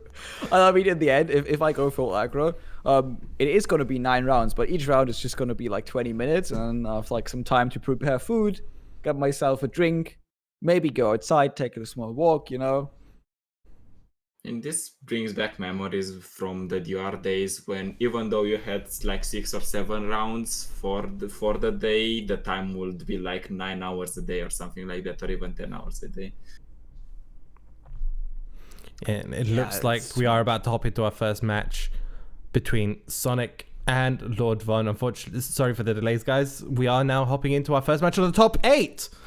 Perfect. Let's go. Shenfiora. Woo! How can you be so excited seeing Shenfiora for the 150th? I don't know. It has been forever.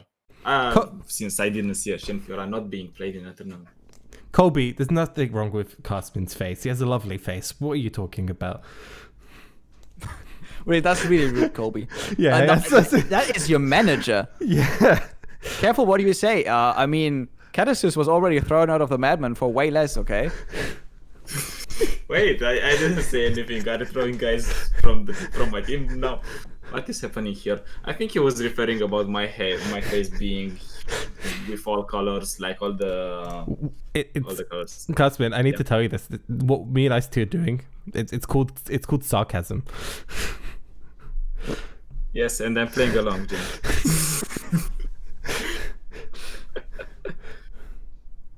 But yeah, back to the game. We have Shenfiora getting a 1-drop, but also there's Lee Sin Zoe deck. Actually, Lee Sin and Zoe in the opening hand. What? Even another Zoe. What is happening? You usually don't draw these, and you usually have to enter a short phase of despair before you get those champions. But this can also snowball in the next games, because I think I've seen endless tournaments where players would get all the champions in the first game, and then in the last 2 games, a drought. Like, not getting them. Anyway. Yeah, what we have here, Zoe attacking. Do we have a sharp side on the other side? It is probably the moment where you might invest it. The thing also to consider is that sharp side is a pretty good card later on, or to play when you have the Fiora on board already. That's usually where you pass on turn 2, but you kind of don't want Zoe to get any of her spells, because if she invokes something like a stun or something like a silence, the game can become a bit harder for you. So just to avoid that, Lord One here just gets Zoe for sharp side. Yeah, you can even see Sonic just choosing to pass instead of playing Eye, understanding that next turn is a possibility for Fiora to come down, which is pretty bad for you because then you wouldn't be able to really develop or even necessarily get the Pale Cascade out with the draw. So I don't mind the pass. The only worry here is what do you develop if you're Sonic. I mean, you have Goat, you have... Yeah, I think it's just the Goat, really, you can throw here, and that's about it. Yeah, there is no weird tech like of Chain Vest or like Ranger's Resolve that you need to keep in mind. So you can just develop this. And even if there were that kind of tech, at 1 mana, it doesn't do much because you still kill the 3/2. Yeah, and one thing I find interesting, if I'm looking at this matchup, Cosmin, you at the beginning of the day mentioned that a lot of people are not playing this Zoe Lee Sin version anymore, but are rather going for the Lee Sin and the Aphelios. And it's interesting that the list we are seeing right now, the list that made it into top 8, is the Zoe Lee Sin. Do you think there's any reason why there's a resurgence in Zoe Lee Sin instead of Aphelios Lee Sin? Yes, because the deck is bugged. I mean, like for a you different can answer, but you cannot go for the you cannot go for a deck that has the potential to break you in crucial turns and be like, all right, you cannot deny, you cannot notify, I guess you're just going to die. And another reason for this is because you cannot play, I think, both Philios and Lee Sin in the same deck because they are such huge value engines, and if you are breaking your Philios into a Lee Sin deck, you cannot play it in another lineup. So Zoe is here kind of like holding the place for Philios. If Yeah, you're because- wondering... Sorry, I was about to answer a couple questions in chat. You can do exclamation mark brackets to get the name of the tournaments and everything. It was also in the stream title, which is just a global Discord tournament, essentially. yeah, and here we see Zoe attacking, getting the buff, getting huge, getting swole, but again, we have Fiora on the board. If we have a second sharp side in Lord One's hand, Fiora is going to get a stack here, and it's pretty safe to actually go for that play if you have it. If you don't have it, you might try to go for a single combat with the 3/2 here, but that gets punished, as we see, by the 2 Pair Cascades. But okay, another sharp side. That is super, super unfortunate for Sonic. Because that is very, very low likely to have both of those already by turn 4, right? You really had to have maybe either mulliganed or kept them in your mulligan phase to basically go, okay, what do I need to hear to have a good option into the early game of Lee Sin? Okay, if they have Zoe, if they have Mentor, that sort of stuff, sharp sight's ideal. Yeah, but still, having the second sharp sight was very unlikely, even when you saw the first one, you were Sonic. So you are safe to assume, all right, they have played one. The chances of having another one are very unlikely. So I can play this, and I can have backup Bell Cascade if they decide to go for my 2-1. Interesting to see if Lord Von has anything really to play. I mean, this pass Sonic is actually kind of happy with.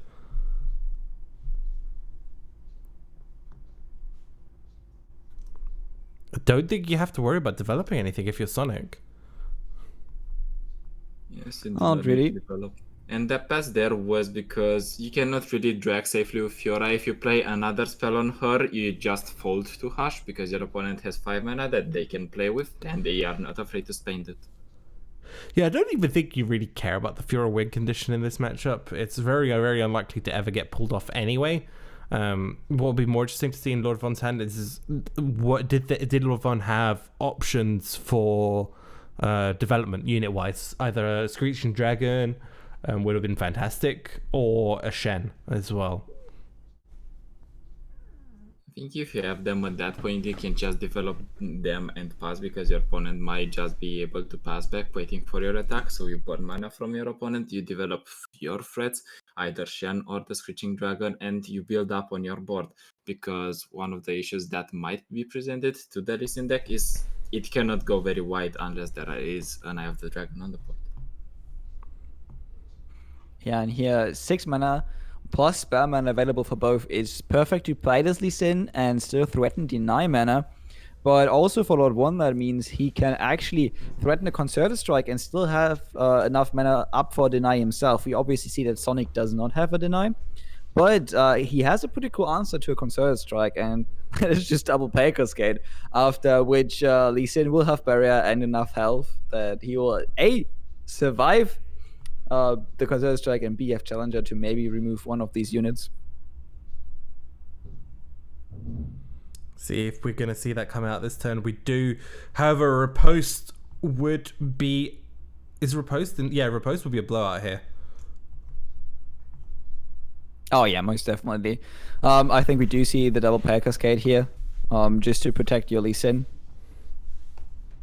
Let's see if there's a Riposte. I think not only Riposte, but... Oh no, it has What's to be the Riposte. attack order? It depends on the attack order.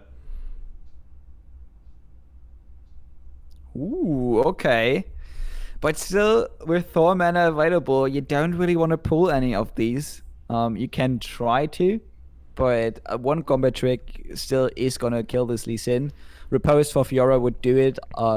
Maybe a Spur's Refuge can save Fiora, but you're definitely not gonna pull the 3-2 Green Glade Caretaker here, because any barrier would be able to kill the Lee Sin now. Yeah, I think the attack order, Lord Von might have had it the other way around. I'm not 100% sure. You might have had the Green Glade Caretaker attacking first. Should have always been second, because then you could riposte it.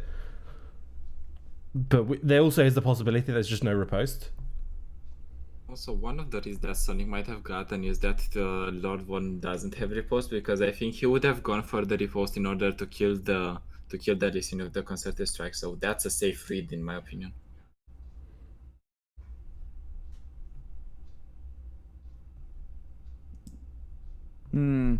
Yeah, I mean, again, either he doesn't have it, or B, he didn't see the play. But being in the top 8 here, he probably doesn't have it. So that could be a read for Sonic here. He also has found a Bastion for Lee Sin, which is pretty good. And one of the ways to deny the single combat, the Nopify is in the hand. Other than that, though, I have to say his hand is not looking too great. I feel like he has 3 cards that he can basically not play. Because all of those cards are going to be easily killed and challenged by the Fiora, both Sparkleflies and the Eye of the Dragon. So it is still a bit awkward for him to play this out. Yeah, Screeching Dragon's actually going to be a little bit of a problem here for Sonic, because it is threatening Lee Sin just with a regular pull, so you have to pre-commit some spells, or commit some spells in response, I should say, more accurately. And probably if the Screeching Dragon is going to do the pull on the Lee Sin, you go for Bastion, and the Bastion is enough in order to protect your Lee Sin, so you can revisit that. Or if you want to be extra safe, you go Bastion and the Guiding Touch, or Guiding Touch first to see what you might get, and then Bastion. Ooh, just another pass here from Von. Both players choosing to pass. Lord Von just not wanting to take the committal here against Lee Sin, which is actually in Sonic Hulk's favor right now, because we know from looking at his hand, it is not ideal. Lee Sin's not leveled up yet, and doesn't have Hush either as well to protect him, to protect it from units that might get barrier.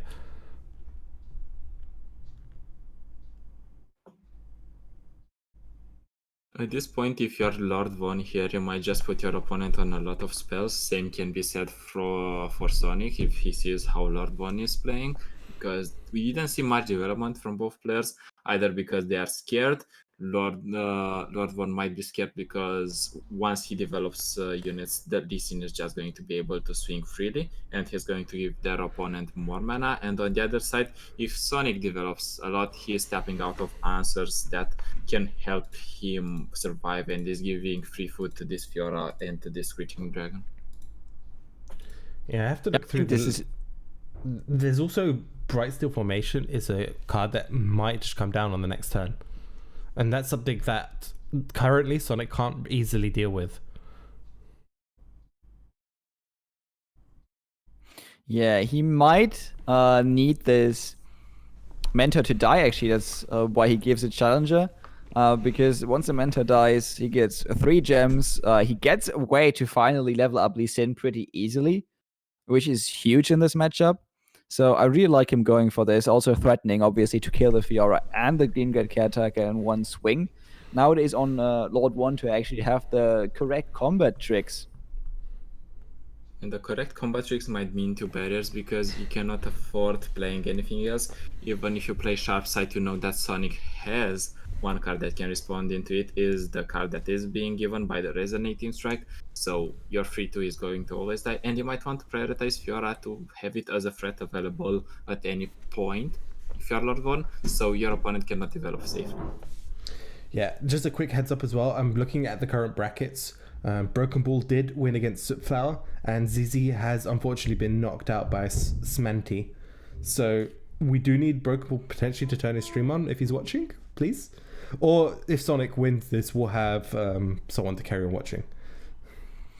That also means that we can't get the rematch here, Lord 1 versus Zizi. So unfortunately, that's not going to happen. But let's see if Lord 1 even gets further than top 8, because Sonic right now, he weathered the early storm. I mean, it wasn't really a storm, right? It was a bit of rain here, but he weathered it, and now he has Lee Sin on the board, and he is going to be able to level this Lee Sin with all the gems. He has to be careful, though, has to constantly threaten the Deny or the Bastion, because Concerted Strike is still an option here for Lord 1.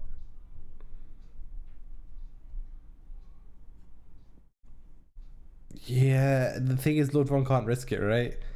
And Sonic, I do love this line. Obviously, you do have the Bastion to keep it protected regardless. But it's just constantly floating that 4 mana, making it very, very difficult for Lord 1 to ever really commit. And I think the only real saving grace for Lord 1 right now is that there hasn't been a Zenith Blade drawn at all. Yeah, that's true.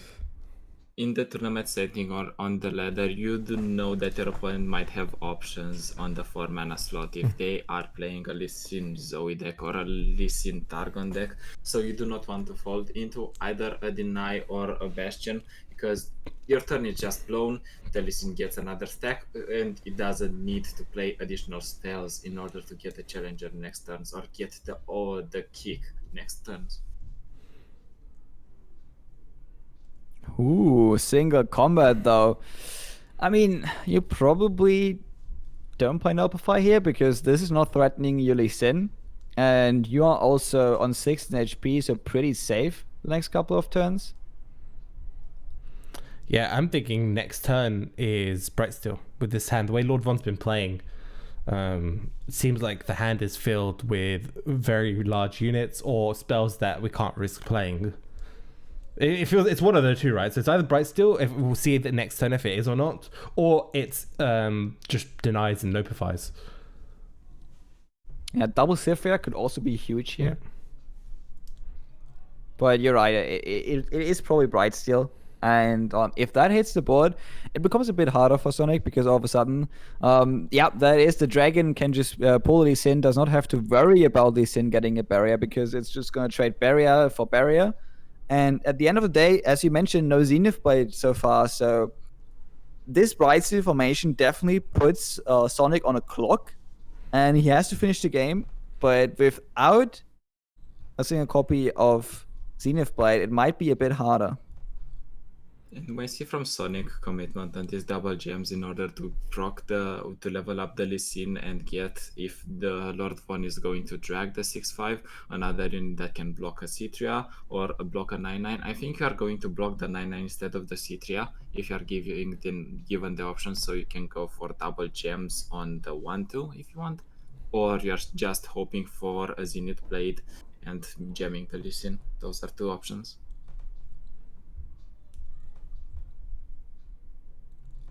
And there we see Lee Sin finally leveling up. I don't know what what was going on there, but it's pretty funny just dragging the gem along the whole time. Kind of showed up in the level up animation too. Looked a bit silly, but it did its job. And this Lee Sin can actually threaten the Bison formation next turn, which is pretty interesting. Obviously, a deny would still not save it because Lee Sin is just going to hit it. But at that point, you also need a couple of spells on the side from Sonic to protect this Lee Sin because you don't want him to actually trade into the 9-9.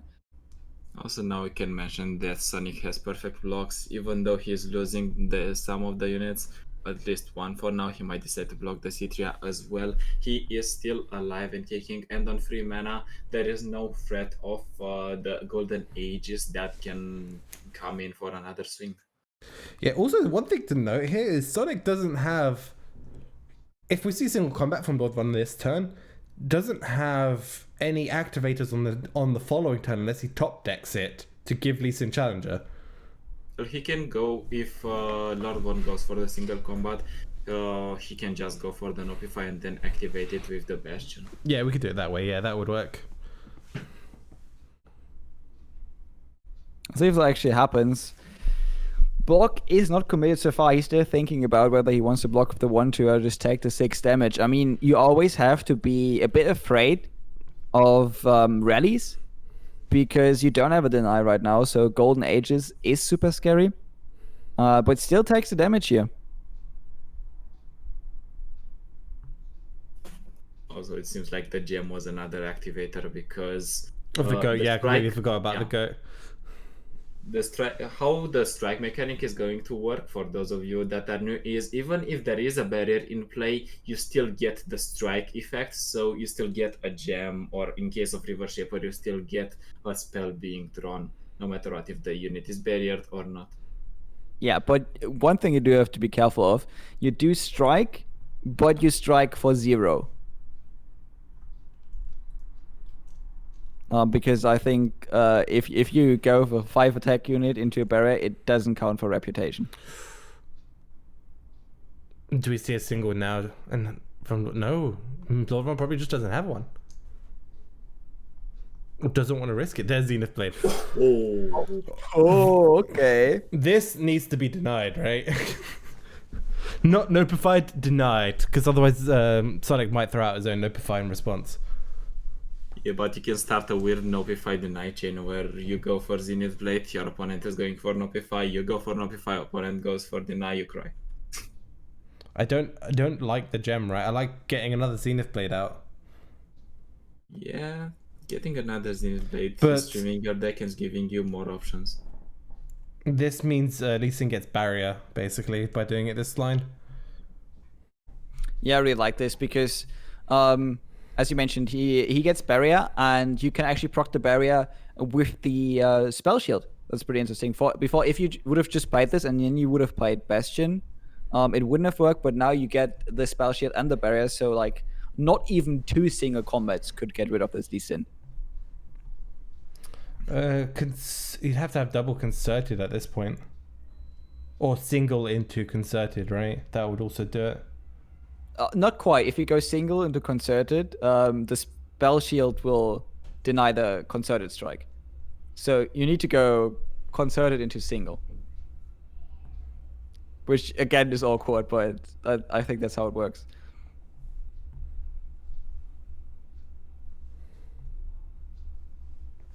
Yeah, let's see if he has anything, because he is taking his sweet time going through the play here. And he probably knows that if this Lee Sin starts hitting your Nexus now, you just lose the game. And yes, you found your Bryce formation, which is your late game win condition, and usually it wins you the game, but at this point it might be a bit too late. This is like it reminds me of Anivia against Fiorashan actually sometimes. Through. The other option is to... Oh, okay. I was thinking no deny then? So you weren't thinking that River Shaper, just playing River Shaper was the other option? Yeah, I was not thinking we just play River Shaper as an option. I'm really curious about this buff though, because he could buff the Sparkle Flight instead of the Lee Sin, because you cannot deal more than 20 to your opponent. That's the maximum. The HP is not going to get higher. I So think maybe he would... it's just trying to play around concerted even more, so force Lord One to have even more options to try and remove Lee Sin through a barrier. You'd have to have buff plus concerted or something, and then you play Bastion. But okay, he changes his order. I mean, there are a couple of lines here for Lord One. He can also try to deny the kick and then give barrier to his Bryce formation. That way he also comfortably survives the turn. Let's see if we actually see that. Yeah, it looks like a deny, but no barrier. Okay, that means no lethal here, but still the Spicy formation is gonna die, so that is also huge, and I think that puts Sonic into a winning position still, and he should still feel pretty happy about that. I think we're coming back to that decision of denying or not denying the Zenith Blade. Would it have been better to go for the deny there in order to stop Lee Sin to get overwhelmed, or would it have been better like he did it now? You do it on Zenith every time because the end state would have been the same. However, Lee Sin wouldn't have had overwhelm. You still lose Bright Steel and stuff, but at least he wouldn't have had overwhelm. That is indeed what would have happened, but unfortunately, a little bit of missequencing is paying off for Sonic in this situation. He has overwhelm on his Lee Sin, so he can threaten a lot starting next turn, and he can offload mana safely. Lee Sin is big, has barriers available starting next turn, so everything is good. Yeah, even buffs the 2/2 here to be able to block Fearsome's next turn, because he just doesn't want to get surprise lethaled by a strong turn with Golden Aegis. I mean, we could see Golden Aegis this turn. Just play Golden Aegis on the Challenger, direct Lee Sin to the side, actually trade off at least one of those Sparkle Flies, and then next turn maybe have another strong turn. Maybe if you have it and you haven't seen a deny on the deny, you probably go for it. Unless he wants to develop more before. Still looking really bad here for Lord Von. I don't think there's much they can do with looking. Oh boy, we see the deep meditation coming off of the top here for Sonic, which is gonna be enough here to survive. Doesn't even matter that there's a Bright Steel. Second Bright Steel, he had it. So that's why he was fine with his one Bright Steel dying and was not instantly hitting the surrender button. He was like, I have a second Bright Steel. But Sonic found the right cards. Both cards great for surviving this turn, especially the Hush. But a Guiding Touch can draw him another card, also heals him. I think there's no way Lord One wins from here. Yeah, they have to have their own Hush, which is not possible in Furoshan. I'm trying. What card could win here? Maybe Hush, but even that is not enough into a Bastion. And when I'm getting to the point where I'm thinking of cards outside of the deck as a solution, you know how bad of a state. You know that's the worst state. How bad of a state they're in. And Broken Ball, I would like to say thank you for that, but no. Like, why would you do that to me right now? I mean, you're saying thank you. You're saying no, thank you. Yeah, no, thank you. But the swing comes in, and even if this goes through, and then we have a rally, I still think it's not going to be the best matchup, because I think I still think we're just going to see Lee Sin block this 10-10, right? Maybe he is afraid of single combats. That's why he's not using Lee Sin, but he has enough mana to play Hush and Nopifies. I think you probably should just use Lee Sin to block this 10-10 and maybe Hush it. You might also make it juicy for your opponent to go for something like a Repost Lethal, but Repost is not going to be enough regardless, because it adds 3 and it would have been 1 HP of Lethal. It's really interesting. Yeah, I think in then he just feels super safe, because even if a Golden Aegis would hit the board, he still has to deny. So that would never go through. And it's just, okay, I guess I'm surviving. Well, let's just attack with Lee Sin next round. Yeah, this is such a comfortable position for Sonic. I don't think there is an answer yet. There is. We just play deny here. Or we can Nopify. Oh, we can Nopify, even better. You Nopify if your opponent has another single combat, you have the deny, and that is going to get your opponent to 2 cards if they do have it and they decide to go for that commitment. That play wasn't available to Lord One. You can play double gem here, so that even on a deny on the kick, you still have lethal. Yeah, and but there again, not putting the gems on the Sparkfly, I don't know if that is the correct play. I mean, in the end, if yeah, the Sin Cake gets denied, which wait can't happen because you yourself have denied. Oh wait, not even playing a second gem, just so confident that there's nothing that Lord Von can do, hitting him for way over 20 damage, getting the first win in the series. I know it felt like this was already over, but no, It's been like an 1-0. hour. Yeah. We've been here for a fairly long time here for this match, and Sonic taking it 1-0 up against Lord Von.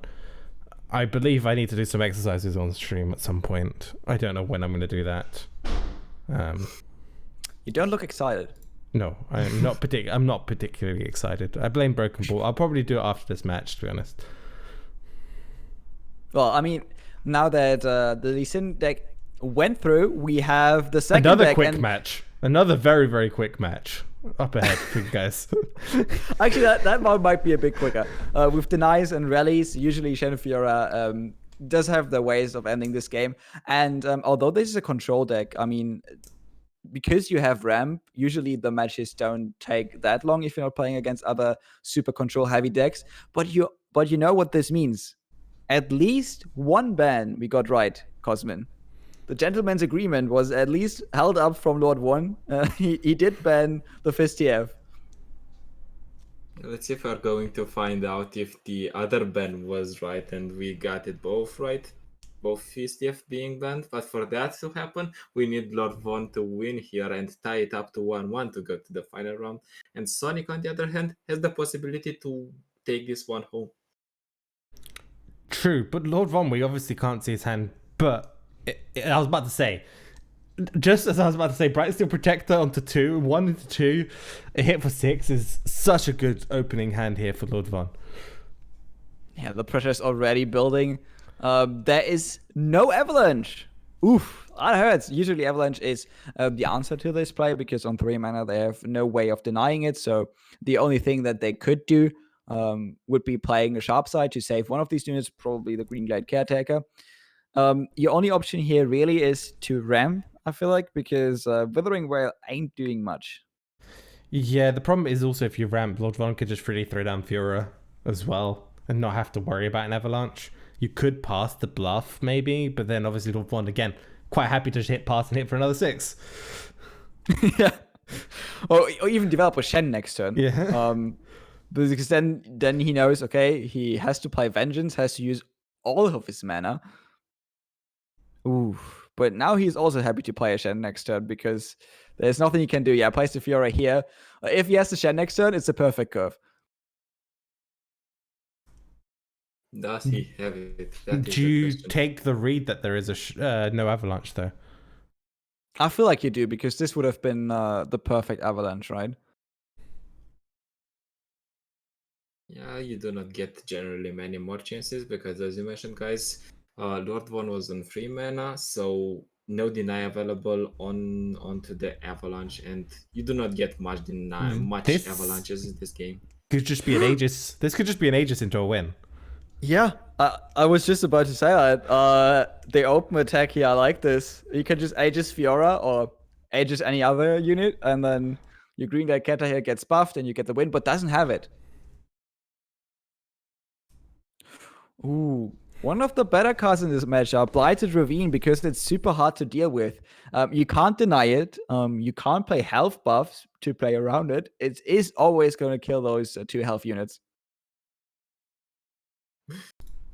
We might see the comeback of Homecoming into Shenfiora just because of this, but I do doubt it because Shenfiora is already a favored deck. Wait, when did Fiora Shen ever run Homecoming? You say comeback of Homecoming? I have seen in some seasonals people playing at least a one of Homecoming in Shenfiora. Don't ask me why. I have seen it happening. Okay. Just develops a Screeching Dragon, another big unit that will survive the Blighted Ravine next turn, but all of a sudden open attacks are not going to be enough for Lord Von because the Withering Valley is sitting there and is just waiting to kill this Fiora. Also, the Screeching Dragon not really is something that can trade into the Trundle, so you probably have to pull him with the Fiora, and I feel like Sonic is just happy playing with Withering Vale in that case. It's getting to that weird stage of the game, obviously, where Lord Von now has to try and commit more to the board. But the issue of obviously committing to the board at this point of the game is now Sonic has available at his disposal much greater choices of options in terms of bigger spell options. So Vengeances, Ruinations. I believe there's a one. Is it a one of? Yeah, there's a one of Ruination in the deck. There's double avalanches are still a possibility, even though you probably have a read that there's no avalanche. But again, Lord Von has to then play around that by constantly keeping up that 4 mana, which is something Fiora Shen players have to do a lot, is basically place everything slightly off curve to float 4. Usually you can achieve that by turn 1 because you just have one drop in terms of the Green Glade Caretaker, so if you do not miss it, you can start floating mana very early in the game, and you can threaten Sharp Sight on the turn 3 if you float mana on turn 2, so there are a lot of options for Shen Fiora players. It'll be interesting to see if we do commit the Withering Wail here from Sonic.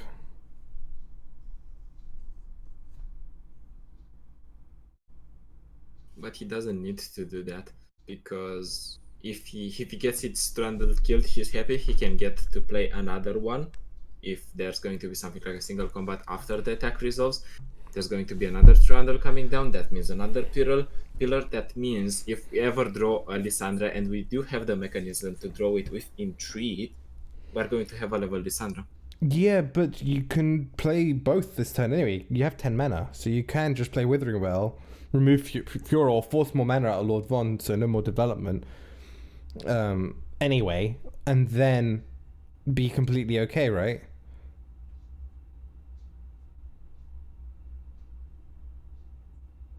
Yeah, I felt like removing the Fiora there and just stopping a bit of the momentum would have been really nice, especially because, yeah, the Withering Wail is still available. I mean, I guess he really wanted to get that second pillar. And it's a play I've seen more and more on that, where people just are happy to give up their Trundles just to get more pillars. The thing is, though, you could have killed the Fiora alongside of it if you play the Withering Wail now. Decides against it, though. Withering Wail there is still susceptible to another barrier, I guess. It's true, but at least you get that off your opponent. I feel like you want to just threaten your opponent as much as possible with those small AoE removals, because otherwise they are not doing as much in this matchup. So we just play double pillar here, right? To guarantee the Lissandra level up. We might still pull third Trundle with Entreat. There is a possibility. Very low odds. I think it's like, what, 25%? You can just go first with another pillar, and your opponent is going to pass, so you're not losing the momentum, you're not losing the tempo, and can go for Entreat after. They might still pass after. He actually got the Lissandra, boys. It's on. At this point, this matchup becomes very much harder for Lord Von, especially because these pillars are also representing blockers, and I don't think he can finish the game in the next couple of turns. It is quite interesting that he was not able to protect his early board. Again, not having Shen is really hard on this deck, because he did not have the perfect curve, right? After he had the 1, 2, and 3, he did not develop the Shen on 4 to pressure even more. And now he might be staring a level Lissandra in the eye. And from Sonic's side, I think it is going to be very solid to just push this Fiora in front of the Trundle, and that way he is threatening to kill the Fiora. If his opponent needs to play a spell, then he can try to go for something like a Deny or Withering Wail if there is a barrier, and that forces another option from your opponent. Yeah, the interesting part is that you can develop a ton of blockers here, but I feel like you're kind of scared of something like a Cyphria, because all of a sudden your pillars are no longer real blockers, right? They can block the Cyphria, but all those fearsome units are going to get through.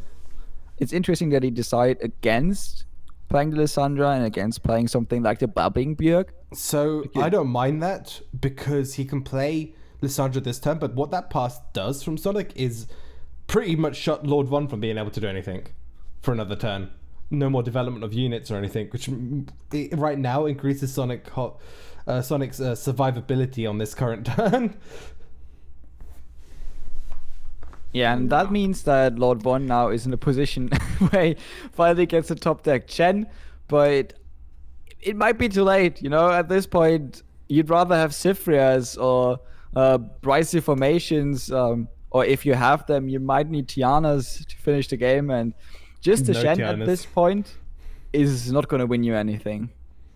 And the Yeah. mana on Sonic's side is perfect because he can now go for the Avalanche, threaten the Fiora, and if there is a barrier and if there is not a sharp side, then bingo, you can go for the Vengeance and clear that one out, or even better, you can clear Shen out. I mean, you don't even need to do any of that. You can honestly just slap him down Lysandra. Right now, the only... So, Sonic's main problem here is champion spells. Has to be very wary of a Riposte or a Stand United, because those are the cards that will allow Lord Von to get maybe 1 or 2 extra turns to survive for long enough to try and make something of this situation. I don't think they do, right? Stand United isn't really doing anything. It shuffles a unit back into deck after the Watcher. Yeah, but at that point, I feel like you are still kind of in a big winning position, because that means they have just played their Stand United and basically used 6 mana up on that turn, and at that point you might still have the Pillars up because the Pillars are not dying this turn. And then you just have way more blockers again. You have another chance to maybe kill the Shen or the Fiora. But otherwise, you're right, especially... If board space is a problem. You don't kill the pillars, right? You got a lot of money. You just don't kill the pillars. Yeah, if you kill the pillars, then you enable the Matron combo, and your opponent gets, besides the Matron, another pillar. And even if you have a ways to deal with that, then another pillar that is the real one comes down. So you need another set of answers in order to answer a 0 mana 11/17. You don't have to attack if you're Lord Von. I mean, you can do this. This is fine. Just draw another spell and just keep the pillars alive. I don't think you can chip them down. Yeah, this is fine. Chipping them down, but keeping them outside of like Avalanche range is completely fine. To soften them up for a turn later on. This is honestly completely fine from Von, because the Matron combo can't happen. Yes, it also puts River Shaper in protection. You can even just deny. You can even just deny this Vengeance. I think you do. I actually think you do, because if you deny this Vengeance, not only is the pillar still alive, but River Shaper also draws you a card. It also goes down to if Lord Von has the deny, because as we have mentioned before, players are keeping their mana around the 4 mana that can represent the deny, but most of the time it's just a bluff and they do not have it. They're just mind gaming their opponent. Yeah. Because the board space is honestly a huge problem. Next turn, obviously, the attack's going to have to come. These pillars are going to have to attack into Lord Von's side, which is gonna allow Lord Von to just develop whatever, right? Afterwards, because it's not going to be scared of any Watcher combo. You could also just throw in your Trundle or your Björk. I think you could also just throw in one of those pillars. Replacing the Landmark I like, because the Landmark is one of the biggest ways to brick your board, because it's so hard to remove. So just playing it like this, and now you can actually make board space with Avalanche. And not enough still. Ice you Shard. have to get Ice Shard and Avalanche. Yeah, but Ice Shard is free, easy, and this is deniable though. This is the problem. I mean, if this gets denied, are you too unhappy though? You can just threaten another Avalanche. Maybe you don't even need to go for the Matron combo this turn. You just play another Avalanche and then play Ice Shard, and then just clear up your opponent's board, and you just use the deny. Maybe he has to use his second deny, and it's going to become infinitely harder for him to actually do anything. But this looks really good for Sonic here because he can just go for the Ice Shard. If it is going to be denied, then you can go for your Avalanche, still try to clear the board and play next turn Matrons. You also have the way you have double Matron first and foremost. So if one combo is not successful, you can try for another one. You also have the fading memories to get even more Watchers. Like this is looking highly favored for him. Yeah, that's what I was saying basically. Like, I feel like even if that Avalanche would have been denied, or if this is now notified, you're not too sad about it because you are still ahead on board basically. You don't even need to win with the Watcher right now. You're just winning by having a bigger board, and at one point you can even start swinging in with Trundle. And yes, you are on 6 HP, but A, your Nexus is tough, and B, you know that Lord Von is playing Shenfiora. They are not winning without having the better board.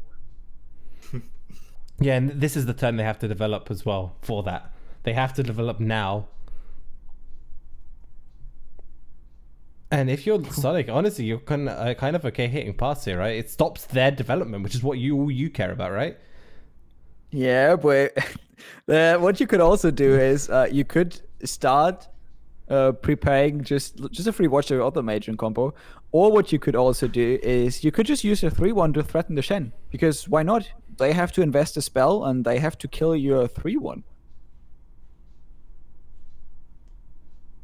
Yeah, or they can even go for a safer plan and go for the 5-4 into the Shen and then go for the 3-1 into the Screeching Dragon in order to have a kind of a safer pull and not fall to something like Sharpsight. We could just see Matron being played to get Watcher to 0. Yeah. I think that was kind of what he was preparing for with that Ice Pillar. And that kind of signals to Lord One what Sonic wants to do this turn.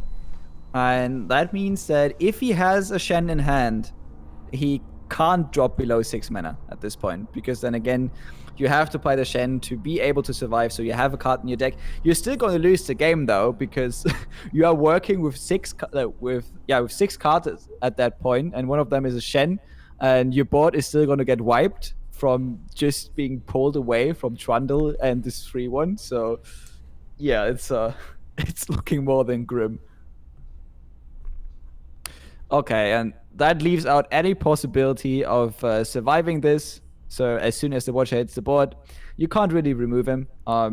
Even if you pull him here, you give another barrier, your Green Gate Caretaker grows, but it's not going to be enough, even with a Concerted Strike, to deal 17 damage to this Watcher. Yeah, I was thinking, do they have enough to do 17?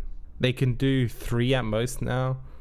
4 at most, right? With conserted on the stack, that's not enough. 4 plus what? That's another, like, not much. That's not enough, right? No, it's not enough. No.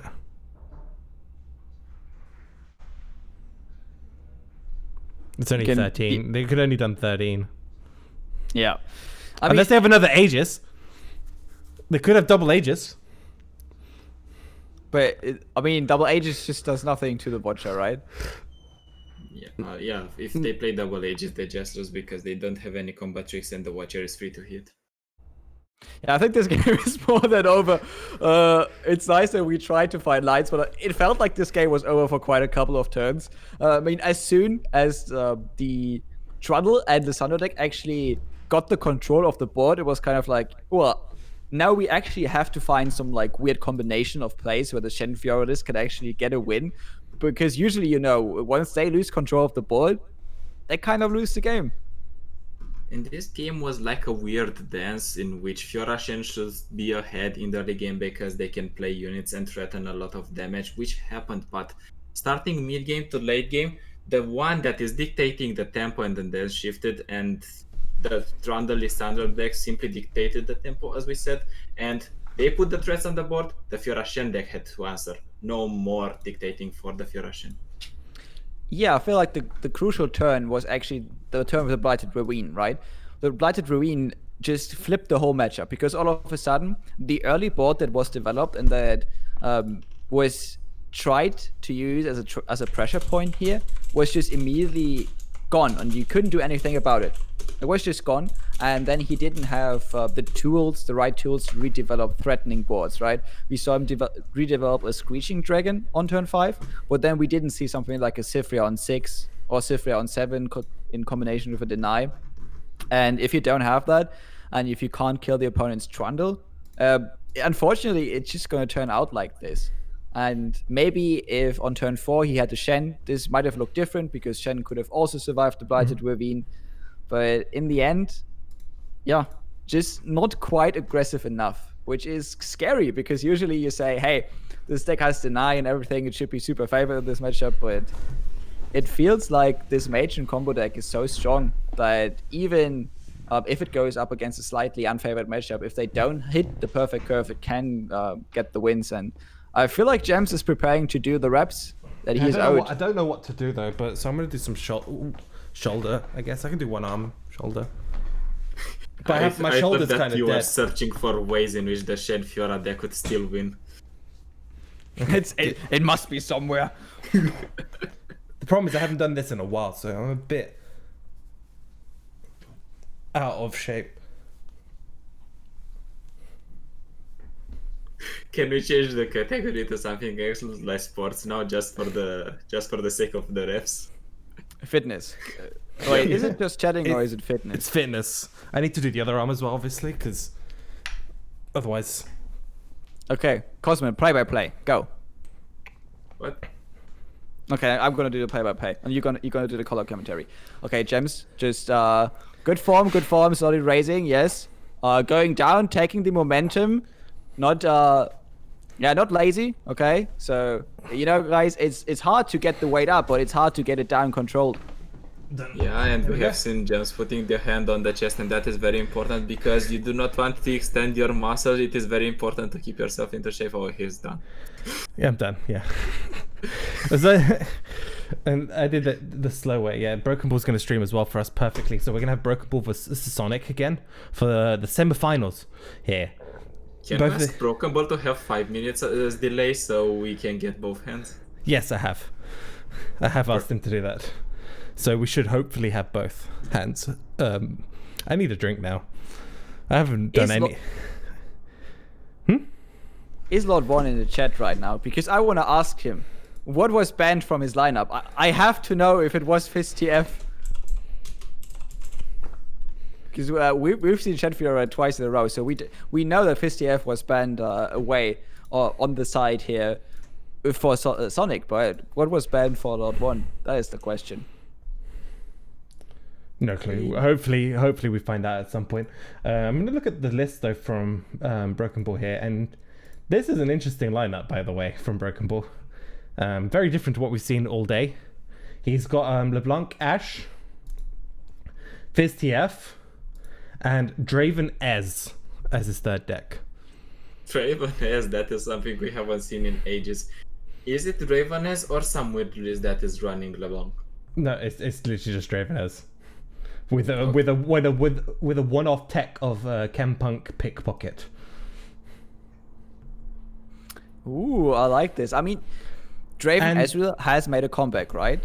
In the last couple of weeks. It's also running Thorn of Rose, which is one of the new cards. The one that creates a Guile to stun in the hand, which gives more activators for Flock. Isn't Broken Ball the guy that created a deck for a Twitter account for the Thorn of the Rose? Or did he create an account for the Mimic combo with Draven Ez? Oh, Mimic Draven is such a meme, but it's so strong sometimes because once you double up like 5 or 6 and upwards Tri-Beam, you are in Value Town at that point. Like your opponent is sweating. I played against it, and I was playing against it when it wasn't like that known, and I was just completely taken off guard, and I was like, oh god, no, what's happening? Am I being memed? But then soon I realized, no, I'm not being memed. This is just kind of okay. It's not that bad. Okay, I'm just prepping the streams for you guys for when these guys eventually get into their match. While we're here and waiting for you guys, we need to also talk about Matcherino, which is still sitting at 76. There are definitely codes available, so please go ahead, use the codes. LOR exclamation mark Metrino. Since no one else is lazy, everyone else is too lazy to type it in the chat, I'll do it for you, and they'll give you the link, and you can go to that site, log in with Twitch. You don't even need to use any other account. You can log in with Twitch. It's like 2 clicks. Go to the contribute button, type in code LOR, away we go. Add some free money to the pot. Please do it, because it just increases our prize pool for the players at no real cost to you. And we have been mentioning LeBlanc, and that is because we see Ash LeBlanc at the end of the day for Broken Ball as well. We have seen a resurrection. I think I have seen Brechet Kata trying this list a bit. Not to that much success into the tournament, but Broken Ball seems to have success with it in this tournament. He is running Whispered Words, of course, because you can proc. Actually, what's interesting here is we see double Alpha Wildclaw in Ash Nox list, and this is very spicy. This is going way more aggressive than I think you could go if you would play something like Kato. Yeah, we can also see the stats here from the players. It looks like they have played previously, and Broken Ball was the victor. I think it was probably in this tournament. Broken Ball probably played a little bit earlier, so he's currently up 1-0 up against Sonic here with this same lineup pairings. It's going to be interesting to see how this actually plays out here in the top 4. Probably not to mention that Broken Ball is the 5th player in terms of tournaments played on Smash.gg. Yeah, it's an insane record, to be honest. But has he played in... Oh, no, I just remember Giant Slay doesn't count anyway, because they don't have their actual accounts. Because I was like, you could average 8th, right? Technically, if you've already been playing Giant Slayers. Yeah, technically that's true. Yeah, there are only 8 players in a fight night, so... but it's insane to have average placement 5, and if you guys are saying that the set win was probably in this tournament, it can give us an idea how this is going to turn out in the top 8, because it was a 2-0, right? And if we look at the matchups, it is going to be a bit better for him than it was for Lord 1, I think, because what we see here is Lee Sin deck going up against LeBlanc Ash, which either needs to be banned or is going to be a real problem, I feel like, for Lee Sin deck. Freeze has been the natural enemy of Lee Sin ever since, and you play quite a bunch of combat tricks in that deck. Plus the LeBlanc as a really early threat, right? Like just having 5-2 quick attack. Outside of a Hush, you can't really deal with that in this Lee Sin deck. But were Freeze is really the natural enemy, because you could delay the Lee Sin OTKing you, but ultimately you couldn't stop the Lee Sin from attacking you again and again, because your opponent has the likes of Denies, has the likes of Notifies to stop you if you are going for something like a Curling Strike after you have frozen, and you're just delaying, but you're not accomplishing much. You just Notify, a Deny, or a Bastion, and they can happily smack you the next turn. I mean, I feel like delaying is accomplishing a lot, especially because you are playing a deck where you are heavy going for mid-range and you can go wide. Like, it's a possibility to just build a big board, and then they try to go for the Hail Mary Lee Sin win, and you just delay it by 1 turn, and you can again get another attack with your wide and big board, and I think that is really scary for Lee Sin deck. It's obviously also draw dependent. If you do not draw enough freezes in order to get rid of the Lee Sin or delay those turns, that is going to be crucial. If you do not draw into your big units to build constant pressure onto them, it is also crucial. If they get something like a Nuts Hand with double of the dragon, so they can help maintain themselves on the board and block your with units, it's also an answer. There's a lot to take into consideration. Yeah, but if we look at the rest of the lineup, even like Fist TF on Draven Ezreal, I feel like Draven Ezreal probably the worst deck against Lee Sin, which is kind of weird to say because his version can also go wide. He obviously plays 3 copies of House Spiders, and then with Arachnoid Sentry and Thorn of the Rose, he can threaten a lot of stuns, and stuns are proactively used here. I don't think they are used to stun Lee Sin on attacking turns, because Lee Sin is probably going to mostly be taking open attacks, but it's just going to be used to maybe block a Dragonling, or some of the few blockers that Lee Sin decks have to get through. And then we obviously have FizTF, which is, I think, hugely favored in that matchup because Lee Sin can't deal with the TF at all. They can hush it, but they can't really kill it. And if you get it to turn 4, it's probably going to survive, and on turn 5, it's probably going to level or on turn 6. Yeah, we are just currently waiting for the players, obviously, to hop into their match. That's why we are just stalling a little bit. We can go on a little bit of a tangent here. So we've been watching a lot of tournaments the past couple of weeks. ICT in particular, I think, has been watching too many. What do you guys think needs to come in next week's patch to shake up this meta? Oh, okay. So, I mean, definitely a FizTF nerf might come in, but here's a spicy one. You're not going to like it, and it's probably not going to be healthy for the tournament scene. But you know what could also help against FizTF, and you don't even need to nerf it? Just buff Gohard again. We obviously will still have TF and Gohard, and we still have a tier 1 TF deck, but you're not going to no longer see FizTF. I mean, I'm not... even buff it back. I'm not even completely against that because I can go back to playing more scouts. Let's go. We would just revert to back to the meta. No, but I think we might need to see nerfs to, again, FizTF. You might even need to see nerfs to Shen Fiora, although it's such a hard deck to nerf because no card in itself is really overpowered. It's just the complete package is just so solid that it's always a deck that is going to be brought to tournaments. And then we might need to see some buff for some Shurima cards. Obviously, there are some Shurima cards which are insanely strong, and you have to be careful to not buff some Shurima cards that then make the already strong cards overpowered. But I feel like Shurima in itself has been a bit underperforming. Yeah, it has definitely been. And we have been mentioning Fiora, and this is the deck that has been with us for ages, since the start of the game. This deck only added cards, they never did remove something, or they never did actually nerf something out of them. So this deck is constantly piling up every single expansion. They need to do something at this point. So we see a change in the pace of the deck, a change in the cards that we are seeing play, or maybe a change on how the deck is being played altogether. You have mentioned, I think, yesterday the Jarvan tech into the Shen Fiora.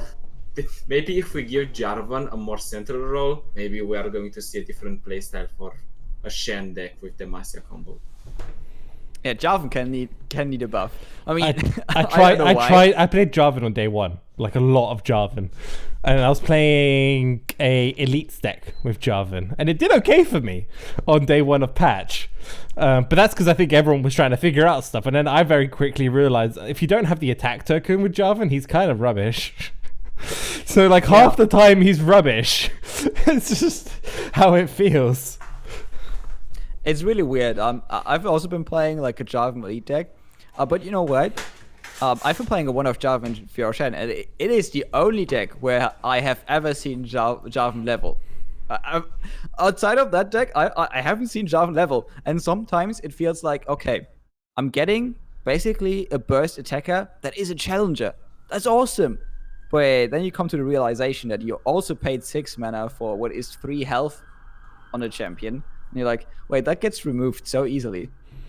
The removal's kind of irrelevant. It's more that just if you're not attacking with an already wide board and you're on 6 attacking, because if you're attacking on 7, it just feels bad as well. But you also need a wide board to begin with. And if you don't have a board, you can't even summon him at burst speed. It's just you have to just play him first. You can't.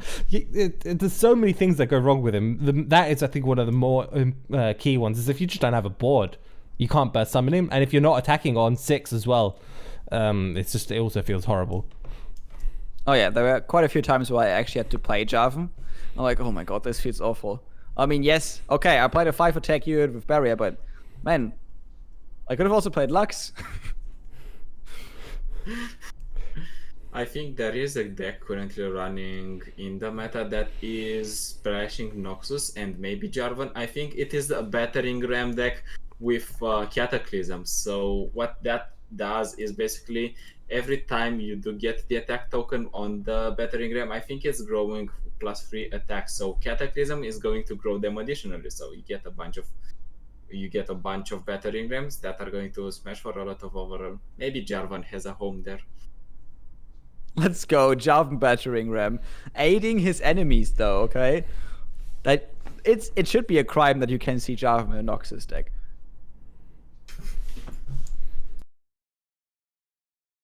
Okay, in the meantime, we finally get into game. Sonic versus Broken Ball actually going up here against what I thought was probably his better matchup for Lee Sin, or the only matchup where Lee Sin might be having like a positive win rate into, or maybe not a positive, but I think if he wants to win with the Lee Sin deck, it's this matchup, and he has Lee Sin in the opening end. The problem here might be that Broken Ball has the ways to deal so much damage to this Lee Sin that it will eventually fold to a Flock, or maybe fold to something like a Thermogenic Beam. There is so much damage in Broken Ball's hand now that can help deal with it, not to mention the one copy of Scorcher that we're seeing here. Yeah, and because there's no Aphelios, I mean, we've seen it in Aphelios Lee Sin, but outside of that, we also don't see a Temple in this deck, which would usually be a target here for Scorched Earth. Doesn't need to be played on that, but can instead be used on a Lee Sin. Also gets the Draven on curve. That is one of the biggest buffs, or like one of the biggest ways this deck develops tempo is just having Draven on 3, having the attack token 2. Absolutely perfect. Unfortunately, not a Tri-Beam in hand, because he did use the Thermal Beam for 3 mana. Now played the Draven, Tri-Beam would have already been on 2 stacks. But the good thing is, because he did that, he can kind of fake that he has a Tri-Beam. And all of a sudden, it might become harder to play Lee Sin on turn 5 for Sonic, because he not only has to be afraid of a Thermal Beam, but also a Tri-Beam if Broken Ball plays a couple more 3-cost cards. And his hand is filled with them as well. It's just he's got Ezreal, he's got Scorched Earth, as you guys mentioned, he's got Thermo as well, which is quite easy to get to 3 mana in this deck a lot of the time. So next turn we could okay, so turn 4 we can't really do much, but turn 5 we can probably get it to 3 quite easily. Not to mention that I think this Draven shares some similarity towards the Shenfiora, because you can always threaten that 4 mana spell. In Shenfiora, you can always bank up mana, but in the Draven S, you can always threaten the Tri-Beam growing by playing 3 mana units. And your opponent doesn't know that you do not have it. You can always expect a Tri-Beam the moment that your opponent is playing a 3 mana card. Yeah, not playing the Ezra here is interesting. This gives Zoe a free attack, and you can't really remove her at this point.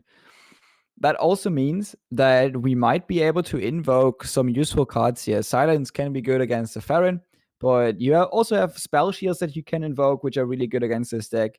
Or what's always nice is obviously just draw cards. Or I feel like Crescent Strike is also pretty good. Doesn't choose to go for the axe there. Could have just discarded an axe on Broken Ball's side, trying to keep those potentially for the next turn. The almighty Draven level, let's go. Yeah, no, that's one thing. I was like, don't we just axe here to remove the goat? I mean, the goat being on 1 health is also kind of a bait, because you can also try to remove it with what is essentially just 4 mana and a draw card. So with Static Shock, that could be pretty good, but the gem now can heal the goat back up. So it's actually wasted the opportunity to try to kill the goat. If they were wary of a Bell Cascade, maybe that can justify not playing the Axe there. We can get behind that, I guess. Moonglow Trickster. Yeah, goes for the Moonglow here. As I said, Spell Shield could be good, especially on Lee Sin. If the Lee Sin hits the board and is not immediately removed, that could be an option here, especially because it looks like Broken Ball wants to invest this Thermal Beam earlier than we expected. And what that means is that he will not have it for Lee Sin anymore. Okay, just pulls it back. He knows just plays it. He knows that next turn is turn 5, and he has to threaten killing the Lee Sin otherwise. it's going to be an easy develop into a spell shield here from Sonic. I do think we need to mention that is one of the only two thermo beams that Broken Ball is running into his deck. Other ways of killing Lee Sin here are going to be pretty rough. He can still threaten the Lee Sin by having the Static Shock up, which is going to put 1 damage on it if we are going to see Lee Sin development, and then Flock is going to take care of it. If that is getting negated in the next turns to come, Scorcher can also be tried on the Lee Sin here. Yeah, we see the attack with the spider, which leads me to believe we're going to be trying to play Whirling Blade this turn, right? That is a Draven level if I ever seen one. Obviously gets shut down by Hush, but maybe you want to get Hush out now. But yeah, you could discard an X and then go, oh, no. Go for it. Yeah, I was just thinking, why are we attacking with the spider? Because unless we're trying to go for that line. Ooh, also plays the Static Shock now. That means Lee Sin is free to hit the board.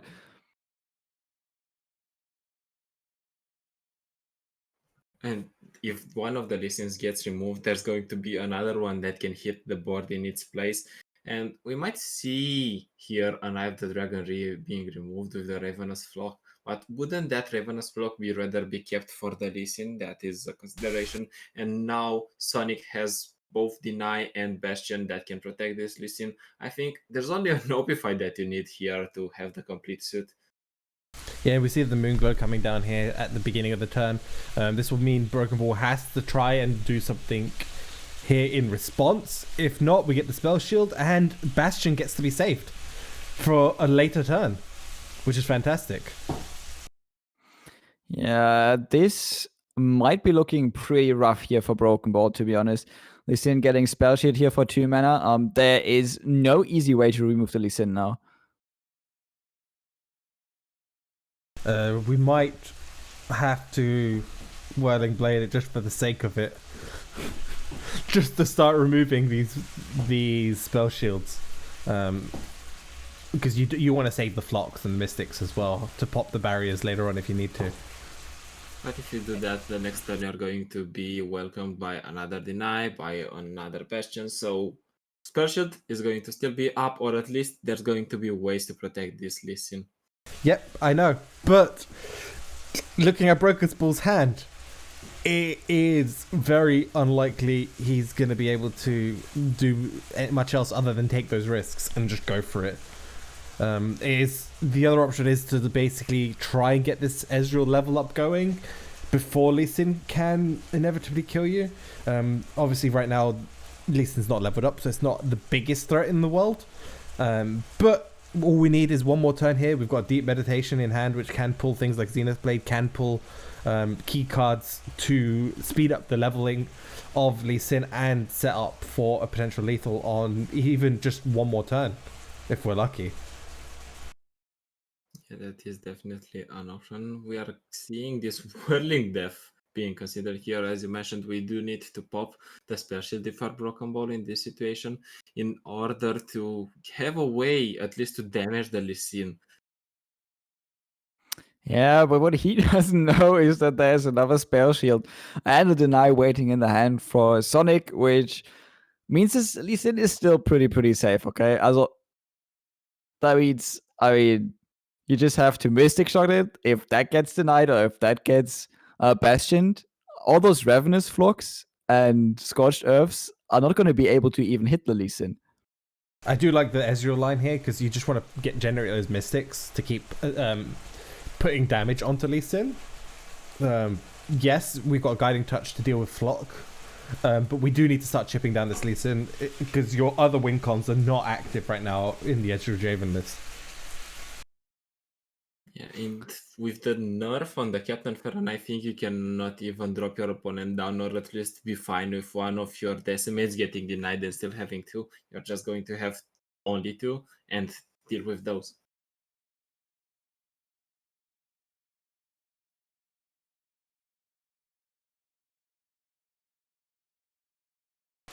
What do you think Broken Ball does here? Probably just goes for the attack, right? Oh, just no straight up Mystic first. Oh, wait, that is not denied? Oh, He I has feel like a guiding touch, so he doesn't really need to do anything here. He can go for the guiding touch, and then he can go for the stun of the concussive fall in order to be fine in this scenario. yeah, you're probably right. I was like, well, if you deny this, you deny so many players from Broken Ball. Also, the Ezreal doesn't level, which is pretty nice. But now that Ezreal's leveled, Broken Ball actually threatening to just attack here, get another Mystic Shot. What he wants to do is he wants to start threatening with Flocks, but wants to have a Mystic Shot as a backup. Do we just go Nexus now instead? Because I don't think we can afford to ever remove Lee Sin. Do we just start giving up on the remove Ezreal plan and 100% just go on the burn the Nexus plan with the amount of spells we have in our hand? Maybe, but I feel like a lot of these spells that you have in your hand need a damage target, right? So you need to damage Lee Sin, or you need to play them on the Eye of the Dragon here, but you can't play all of them on the Eye of the Dragon. So it's actually hard to get damage out of these spells if you don't have a damage Lee Sin on the other side of the board. Yeah, we could have done it on the Eye as well. One of the Flocks could have come down. Ooh, we see another Mystic Shot. Maybe your burn plan was correct. Because you can play Draven to get another axe. You can Flock Eye. We can have another Mystic Shot to the next. How much damage do we even have? I don't think he has enough, or at least he went through the math and was thinking, okay, I don't have enough damage. I actually need to kill this Lee Sin. It's going to be hard because Nopify is also now in the hand for Sonic. So he has Nopify. He has Guiding Touch to heal the Lee Sin back up. Lee Sin is also going to get a barrier with one of these spells. So I feel like this game is surely over. And this listing can grow to the amount of attack that can end the game here, I think. You can go for Bastion, I think, and then double. You can go for Bastion and then Listen Spell and just steal the game. Okay, but if you do that, you lose, right? You can't do it this turn.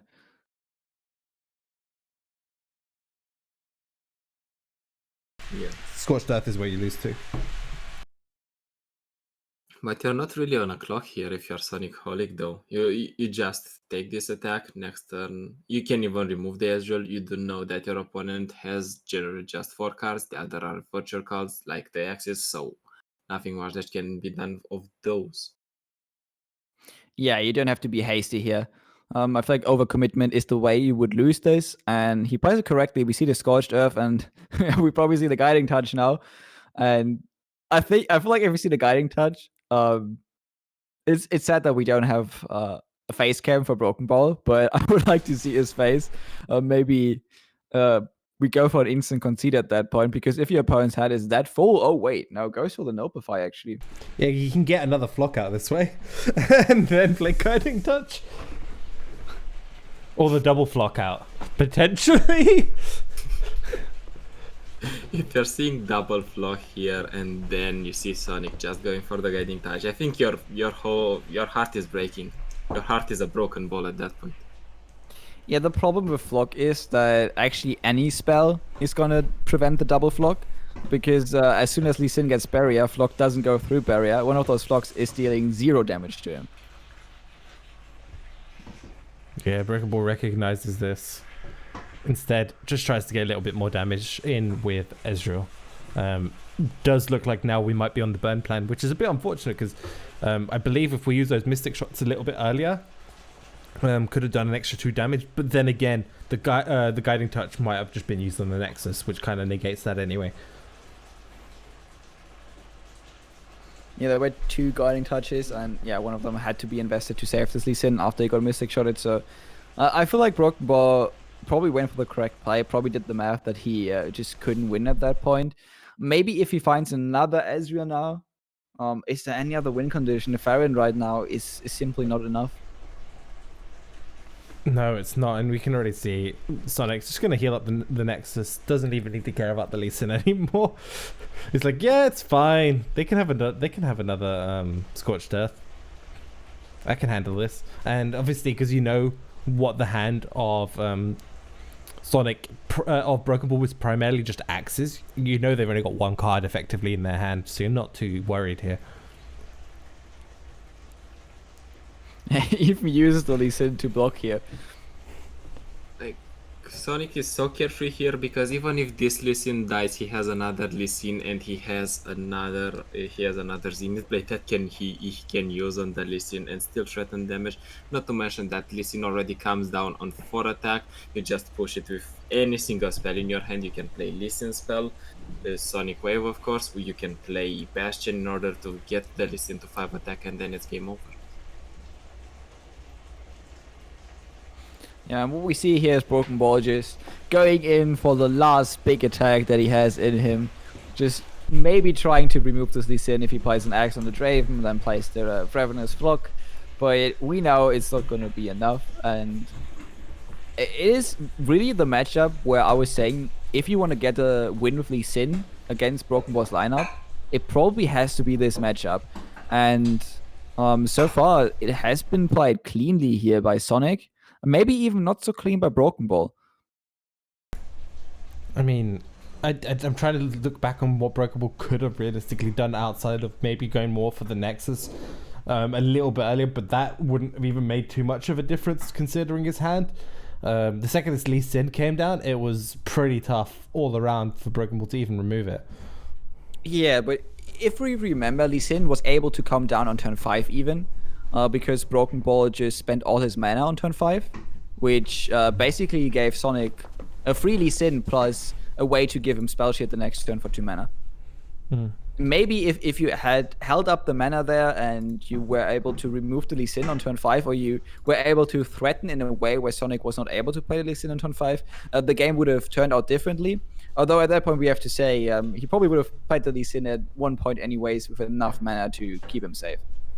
One thing that we need to mention is that before that turn we have seen a Thermobin coming down for 2 instead of going for a Ravenous Flock and then just go for a Thermobin and trying to kill the Lee Sin, or our opponent recognizing that they cannot develop the Lee Sin safely. And So- now we have a matchup that we actually haven't seen that often, right?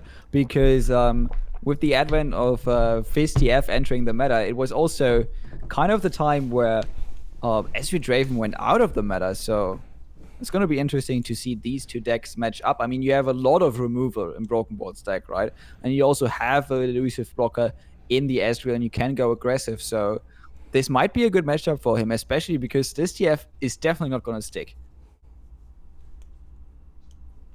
There are so many ways that this TF can die, and you can already see them in Broken Ball's hand because he has 2 Thermobeams, only 2 Thermobeams. Tri-Beam is also a way to deal with the TF once you play just 1 free mana card, and we are going to see a Draven on curve as well. If you do mind other options that can kill the TF, is going to be the Mystic Shot as well, the Get Excited. But we do need to mention an important thing, that Broken Ball is not playing any Get Excited in his deck. A lot of Draven is at one point were cutting it out, and some did bring it back in, some cut it. I think it's completely fair to not run it. He's gone the extra stun route for the Flocks to guarantee that Flocks have more options that aren't just on damaged units. And right now, this is actually a pretty good start for Broken Ball. He's got all the answers in the world to deal with the TF. Sonic kind of has to just throw the TF and hope, which is very unfortunate because his hand is basically saying, I kind of need to go TF pick a card. They just might go and throw the TF and see what happens with this one. If Broken Ball lets it be, there's no reason, I think, to go for the pick a card, and you can safely pass the turn back to your opponent. And the question is if Broken Ball can actually afford to let this TF on the board. I don't think so. He might just remove it before the picker card is played. The thing is, he does not have any fast speed removal in hand, so it might be a problem if you let this TF actually live for a turn and they are able to level it up somehow. Because I've seen TF level without pick a card, right? We see stress testing there. Now, only thing is missing is Rummage into Rummage, and we're done. And I love this Thermo Beam 4-5 because this also plays around the suit up for 2. He really doesn't want to give that TF the option to leave for another turn. Yeah, and then we also see Static Shock, perfect card against Purple Fishes. Yeah, and the thing is, the only card, obviously, as Cosman's already mentioned, is Suit Up is the only real way to protect cards in this TF Fizz deck. And without it, pretty much all the removal from Broken Ball's side is going to be able to cleanly remove stuff. What this TF Fizz deck really needs to do is generate sort of a big single attack turn with a bunch of elusives, try to go as wide as physically possible, try to get as many iterative improvement Purple Fishes, make it really, really difficult for Broken Ball to be able to clear out everything before you set up. The issue with that, though, obviously, is right now, it's turn 5, TF Fizz has done 0 damage. Yeah, I mean, TF is a deck that sometimes can take matchups a bit slower, but definitely not this matchup, because Broken Ball at the same time is not only removing stuff from Sonic's board, but he is also threatening, right? Sonic already being on 14 HP or 15 HP is kind of scary, because there is burn in the deck from Broken Ball. As soon as a leveled Esri hits the board, it's kind of over. And Farron also a card that you do not want to play against if you are FizTF. Definitely. And what Sonic can do at this point is just slam these TFs and hope they stick at some point. If not, then tough luck. It has been looking like an unfortunate hand for him. No suit up, as we've mentioned, that's the only way to protect your cards. It's just another 5-mana Thermo. It's like, yeah, it doesn't even matter if you have suit up. I'm just going to keep Thermo Beaming every single Twisted Fate you ever play. The only poor part about those Thermos is obviously they weren't at 3 mana, so unfortunately Broken Ball's not able to get stacks on that Tri-Beam he is currently holding. Yeah, also he has 2 Scorched Earth, both copies in hand, and Scorched Earth actually is a hard card to play against TFS, because most of the time you're just killing the units and not damaging them. Yeah, it's only with suit up, basically. If they have a suit up, you can then respond with a Scorched. Only you can't even respond with Scorched Earth. You have to play another damage spell, then Scorched Earth. It's actually kind of awkward, but he gets another free attack here. Put Sonic down to 11 HP. That is actually super strong, because, I mean, if we ever go to Farron, turn 8 is not that far away. If just Farron swings through one time and you play like 1 Decimate, the game is just over.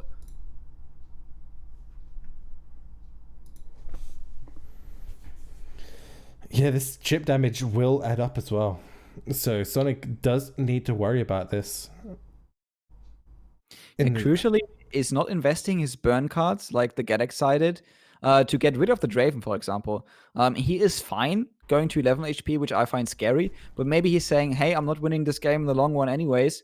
Might just take the damage, build an elusive Burble army, and then try to hit him for as much damage as I can, and then finish the game with burn before he finishes me.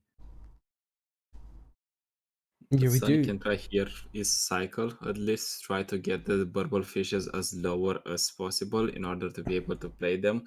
Build towards that big elusive board that you guys mentioned, and then pick the game up from there. But until then, it's going to be very stressing, as we see stress testing both copies actually being removed.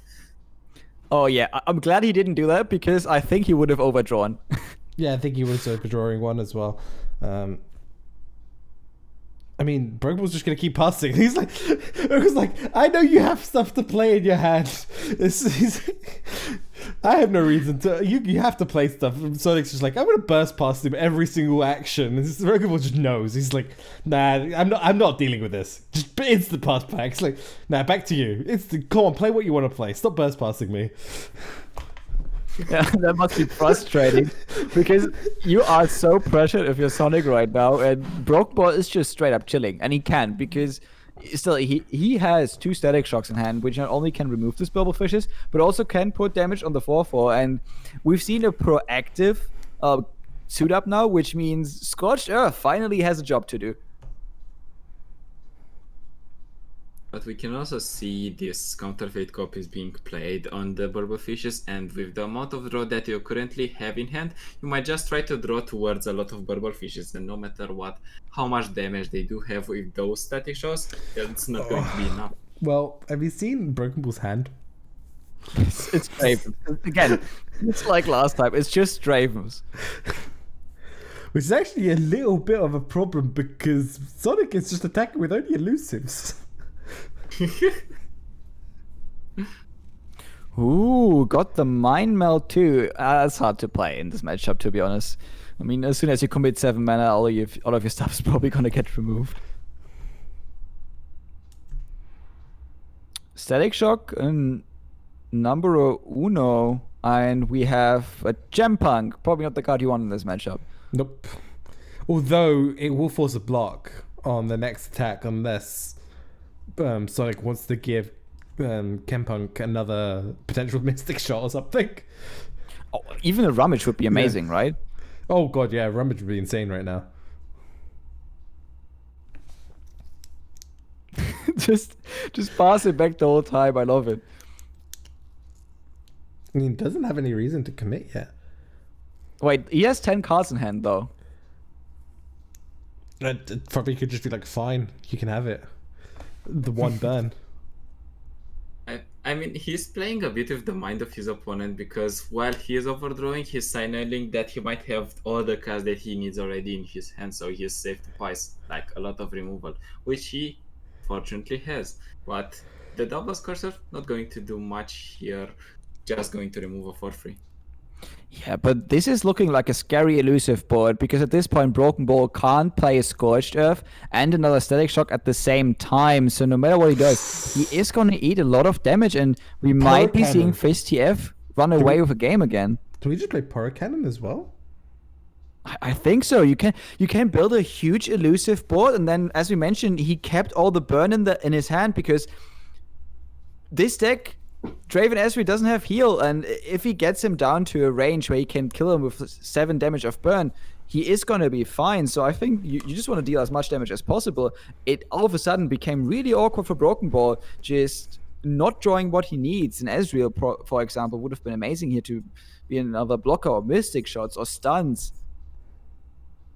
Probably go with the Poro Cannon on the concurrent timelines because it's a card that you don't need. You already have the elusives that you want in your deck and in your board. You do not want, and of course the soft fast. We already know Broken Ball's just gonna pass back most likely. It's just, I mean, I get why you do it, but. Well, this looks awkward. This can pile down on the morale of your opponent because you're already attacking him with a lot of damage and he knows that he is threatened and you're just soft passing to make it even worse. Yeah, I don't know if I prefer Scorched Earth over Static because I think because your hand's full, Sword Search is slightly better. You're still losing out to a suit up if there was a second one in hand. Either way. At this point, you can just go for the Mystic Shot, but one play that you can do coming down next turn is just go counter Fate copies on your Get Excited. And then go pick a card. Yeah, although the early game looked rough with all those TFs in the hand, the game is looking amazing right now for Sonic, right? He has all the blockers he needs. It's on Broken Ball to actually find, I think, the only thing that gets him out of the game right now would be Ezreal. A leveled Ezreal could be a blocker. Could threaten some damage, but does not seem to find it. I think the second hand bugged there, so we unfortunately do not know what he drew, but it is looking rough for him. Is his stream actually just ended?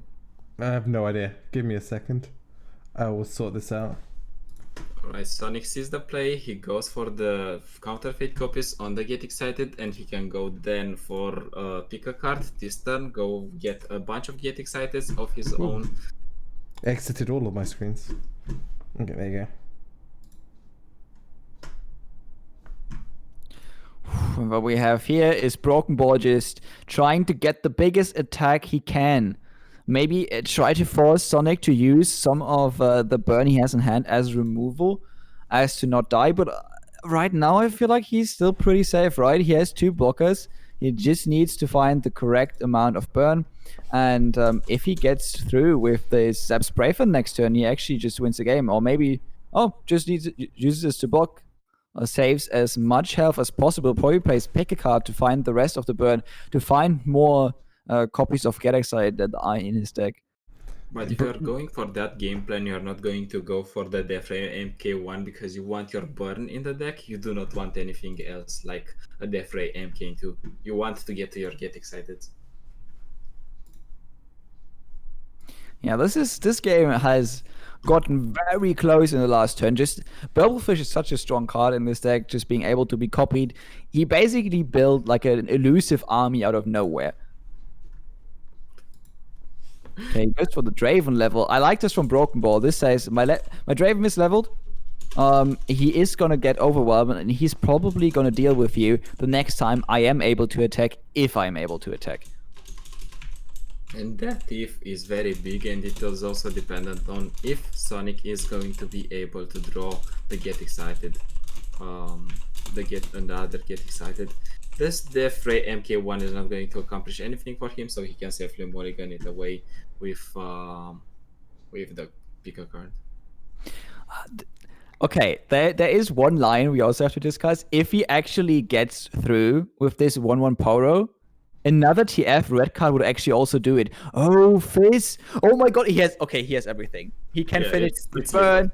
He can style on him and copy a Poros to get an elusive army, but yeah, this is over. And it looks like Sonic actually gonna win 2-0 against Broken Ball, while it was a 2-0 on the other side during the Swiss phase. It seems to be that Sonic actually gets ahead over the 5th best player according to rankings on Smash GG. Insane performance. Yeah, and does knock out Broken Ball. Unfortunately, Broken Ball, he said it a couple of times before. He gets average placement 5, never wins. Oh yeah, the curse. Doing very well in Swiss and then the early top card, and then just dropping out. But I mean, still strong performance from both players to get here. Unfortunately, not enough for Broken Ball. Maybe a bit too bricked on the SV Draven there. Just maybe 2 Dravens too many, right? You do want Draven on 3, but maybe not on 5 and 6. And this can also mean that Sonic got out one of the toughest opponents that he can face in this tournament. We mentioned endless times that Broken Ball is ranked 5th according to the Smash GG placements he has got so far. So getting one such opponent with such a pedigree in terms of tournaments, very nice for you, and you are going to be less worried of what you are going to face. You still need to keep in mind that the players that are pushing forward, moving forward, are not weak at all. Yeah, that does mean we do have our finalists here for our first ever tournament, and it is going to be Santa TCG up against Sonic. That is interesting. Unfortunately, one of my favorites to win the whole thing, Broken Ball, is out, but one of the other favorites I had, Santa TCG, is in the final here playing against Sonic. That is going to be one hell of a matchup. Yeah, and hopefully they're going to be starting in just a couple of minutes. While we're here waiting, could someone convert all the deck codes into deck lists, please? Alright, let's do that. From Santa to save us. And also on top of that, don't forget Maturino is still going. If you guys want these finalists to earn just a little bit more money, head on over to Maturino. It helps them out, gives them a little bit of reward for the time playing and taking part throughout this tournament. We are currently at $77, which means the top 4 are being paid out for this. And also congratulations to everyone else who did hit top 8.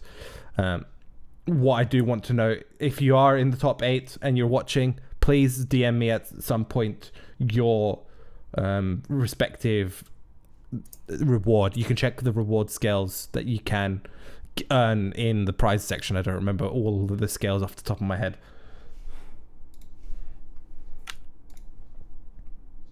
And I do hope that until this last game finishes, we're going to hit the $80 mark at least. Yeah, it'd be nice to hit 80. It'd be great to hit 200 out of the blue somehow. Just so IC can be happy.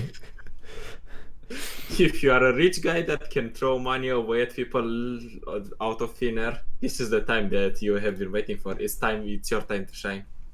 What are you saying? You're not throwing money away. You're getting great value. Because, A, yes, you are going to see Gems Sing. and B, you are going to support this tournament and all the players that are reaching the top 4, right? Yeah, and when I used to don't mention money being thrown away, I think. when I used to do fighting games, we would the commentators and other people would say, I was mainly doing production. We'd mainly say stuff like, you can buy them, they can buy themselves lunch tomorrow with the price for you have enough to buy themselves a nice lunch tomorrow or a nice dinner. No, they have enough money to go to Subway, and afterwards go to Starbucks, get a cold brew. You know, have a nice day. Yeah, exactly. Or they can just give everyone that helped them a meal or something. They're not rich after winning this. No, we're not gonna lie here. The price pool's not that high. It's enough for maybe a good meal or a good takeout for the next day for the winner. Yes, but we forget over the $200 they mark. Maybe they are going to be able to. Technically, but it isn't going to be great. But technically, if you have above 20, 30, you can invite your practice group to McDonald's. But I don't know if you want to do that. Especially not nowadays, because you can't even go outside. Yeah, it's not going to be good. You might get arrested. Well, it depends on your country, of course, for sure, because some countries are a lot more relaxed than others right now. In New Zealand, it doesn't even matter. You probably don't even have to wear masks. So, do we have any player from New Zealand? I don't think I've ever seen a player from New Zealand. I've seen Australia only, but not even in our tournament. It's like what, 6 a.m. for them right now or something. Yeah, it's super early. I don't even think it's 6 a.m. Yeah, so wait, I can actually look because I have a friend who is a postman, so he is living in Australia, so he should be going to work right now. Wait, and that's how you're gonna check instead of just checking the time zone if your friend has gone to work or not? It's the clock. It's my clock. Okay, fair enough. I guess that works. So you have one option. You just check the internet, the easy option. You just do one click. The second option, you just call your friend, which is probably still asleep, and you're telling him, go the hell to work, wake up, and tell me what the time is it for you. Yes, just randomly annoy people, you know? It's the best thing you can do right now, especially during quarantine when you're bored, you know? Annoying people is a good pastime. That's a great idea, so you don't have any friends when the quarantine is over, right? Well, that is not the goal, but at least you have some unwilling company during quarantine. You know, if you just call people all the time. Or this is a way to get away with the other people, like you just remove them from your life by constantly calling them and pressuring them. If you have someone that you hate, you call them every single time in quarantine, and they're not going to want to see your face when the restrictions are over. Kasmin, you have a prospective player here in chat asking to join a team. As a manager, do you want to hire them? Here, right now, I'm putting you on the spot. Who is that player? Because I don't have the chat currently. It's Sonic. It's Sonic, our finalist. It's our finalist. I don't know. We might. Like, he's a good friend. He helped me test out things. We're hanging around. So, yeah, sure. You heard it here, folks. First, folks. New hire, straight into the Madmen. Exclusive gems stream hire. I've got the content here and the news for you guys on who's coming to which teams. I mean, people are already calling us unfair because recently a Gigas joined the team. How much more talent do you want us to get? Everyone. At this point, everyone is is a Madmen team member. Although if our team calling themselves the Madmen, I have to see some more spicy lineups. Okay, I think when it comes to lineups, Kirin, the Big Brain Masters group has you beat. How? Please tell me more. Please tell me the details, the ins and outs. I mean, As soon as one of you madman actually wins a tournament with Braun Vladimir, I'm gonna be a big fan.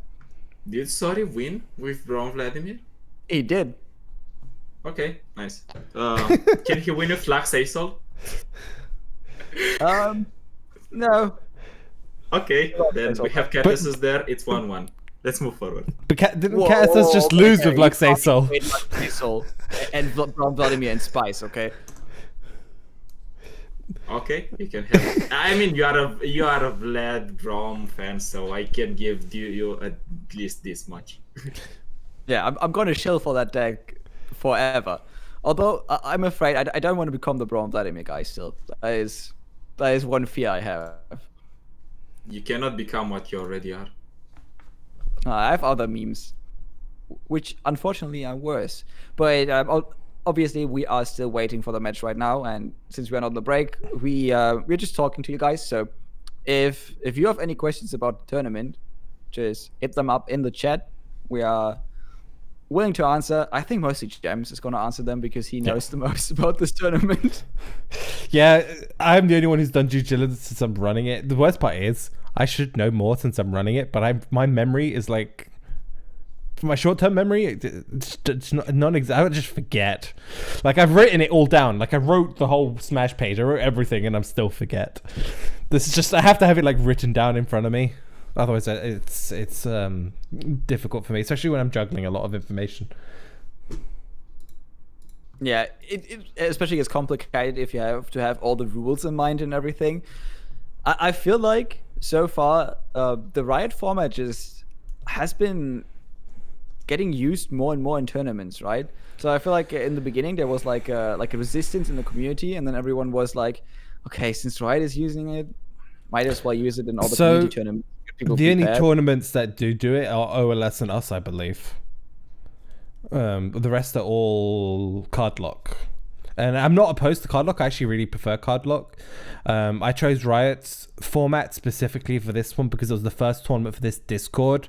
And I wanted to give newer players and more casual players as well who aren't necessarily used to the tournament system a more seasonal-like experience with the same rules that are run in a seasonal for people who may have not have been able to qualify it in the past as well. And with more than 5 Swiss rounds. Yes. And I think this is the main incentive for why people run the Riot format, because you can always see it as practice for the actual seasonal. Even though you might see a patch in between what you are playing and the seasonal, you still get that tournament experience. You get to know how people ban, how people play, what are their thoughts, and that is valuable for you as tournament experience for someone that might not even have played in a tournament at all. Yeah, exactly. And as I said, there's a lot of people who don't even get the opportunity to try out the seasonal or even qualify. And I wanted to also target those players, especially because I know a lot of people in the Discord are still learning, still trying to improve, still trying to get themselves up to higher ranks. And this gives them an opportunity to get a taste of what the seasonal is like for the people at the top. Obviously not in a, you don't get the nice GUI and the tournament stuff, but you get the same thinking patterns and everything still all apply. From time to time you can hit one of those players that actually qualify or usually play in the tournaments. Like we have seen players like Catasus Cephalopod, we have seen Kwabachi, who else? Pratchett Kata, Broken Ball. Am I missing anyone from this tournament? Probably a lot that we haven't seen but still played. There was quite a few. I mean, it's Cephalopod, Coin Flip. There's quite a few very strong players in this tournament from prior tournaments and with good performances, I think, in seasonal. Still, one thing to note is we had a lot of new people playing, which I was super happy about, and we have a finalist that I have yet to see here between both of these players. They're both strong players, but it's the first time I'm getting to watch them in a final. True, same. So far I haven't seen either of them, or especially play against each other in a final of a tournament I have cast. So there's gonna be a premiere, and I'm really excited. Obviously, sometimes I'm less excited to see the Sin decks because I'm not a huge fan of combo Ionia decks, but the way Sonic has been playing his matchups has been really cool to see, because he has been getting some wins where we actually didn't expect him to get them, right?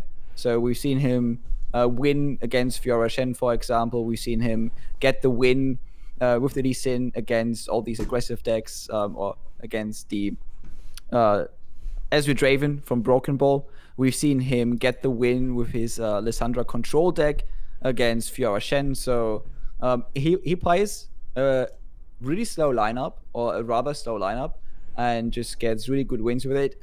Obviously, he also plays FizTF, but we don't talk about that. I don't think anyone talks about that. Yeah, we already did. Cosman's completely correct. We already have spoken a bit too much about that. And I think they're just resetting their clients at the moment. They are on a delay, so they reset them technically 5 minutes ago, but I'm watching them right now, so we should hopefully be in our first match for our finals here in just literally a couple minutes away.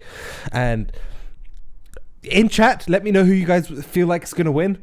I don't know what the decks are. I was hoping someone else has brought up Santa's decks, but on the side of Sonic, we already know he's got that Zoe Lee, the Lissandra Trundle, and the FizTF.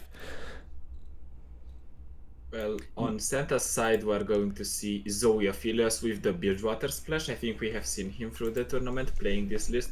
The usual list that we don't talk about, that is going to get nerfed. We're moving over, and then Shen Fiora. Oh yeah. How do you skip over FizTF as the usual list, and then you go to Shen Shen? I was trying to not pronounce the name. Okay, it's evil. It invites it into your life. As soon as you say the name, it will appear on ladder and haunt you. And then we see good sportsmanship. Good luck, have fun from Senna. I like it. And now we see no.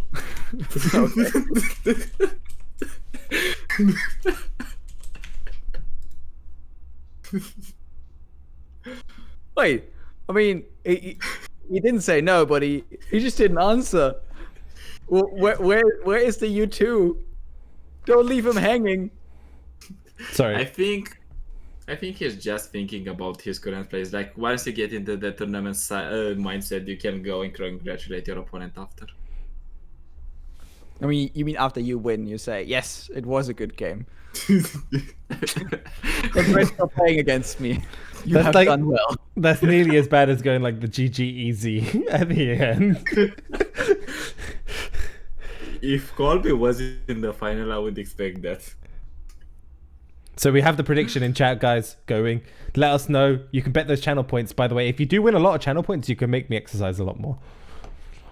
So that's like the 5-head plan for a lot of players. You can accumulate and steal other people's channel points to then make me work out a lot more. And you also get to choose. Channel points. Yeah. I should predict. I can't. Oh no, I'm a mod. I can't vote. I was like, at the very last second, I was gonna bet 30k points to the player who has the lowest amount of points betted on him so far, but.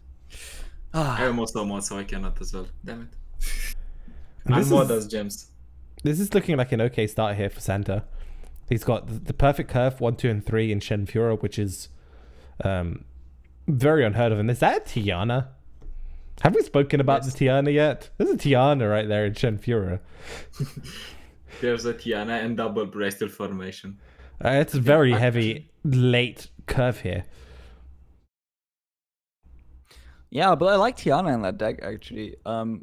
She is just a big unit, and the rally itself is threatening, but she's also super threatening because all of a sudden she does not only represent more damage and is hard to remove, but she also represents super scary single combats all of a sudden.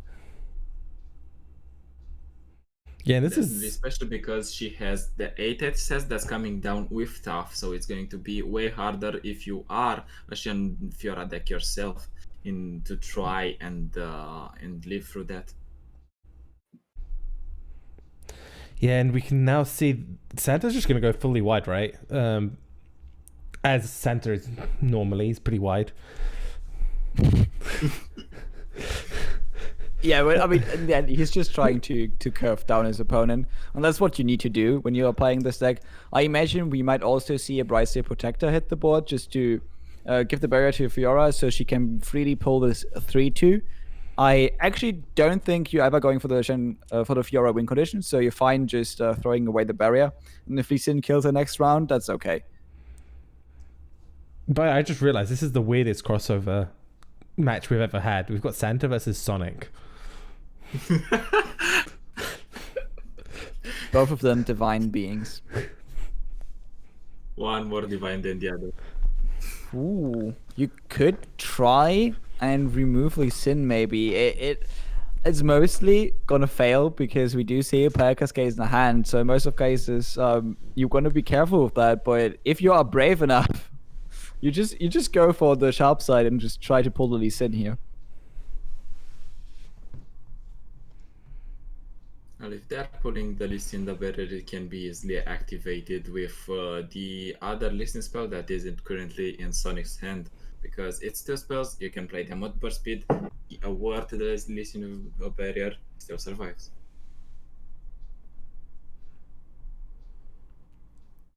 Yeah, the question here is if you just want to play this bright side, I think you do. Just give the barrier to Fiora and then just have her pull this 3-2 away, go for a full swing, and you should be good.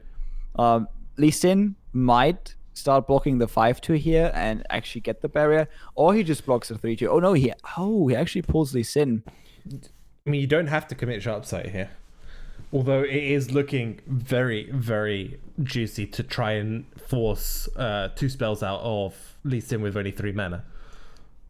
Yeah, but he could also go for this attack and then just keep the 5-2 in the back, which then the 3-2 has worse blocks because he either blocks the 3-2 or the 2-2 River Shaper. And then next turn, Lee Sin has to decide whether he wants to remove Fiora or whether he wants to remove the 5-2. Going for just the Eye of the Dragon to deny Dragonlings is also pretty interesting, but I don't know if it's going to be enough. You're going to have to start putting on the pressure if there's a Lee Sin already on the board. Yeah, the thing is here, this is what I love about this attack is if Sonic commits a Pale here to try and save the Eye, he's going to be super worried about a single combat to remove Lee Sin. Yeah, because the 5-2 can easily go for the single combat, and you are not really that worried about losing the Green Relay Caretaker because you already established a mean scary board. One unit that is dying is not going to weigh much in the events of the game. Ooh, I don't know how I feel about this, because if the Santa did have that single combat right here, right now, that could have been huge. That's a pretty risky play to take in the finals. Yeah, and we don't see the sharp side here. Probably not worth it, especially because this Eye of the Dragon is not. He just draws the single combat. So, see, I maybe would have liked the full swing there because I feel like a full swing maybe, maybe attacking the River Shaper 2 could have gotten you a trade, and then you might have drawn a single combat out of your deck.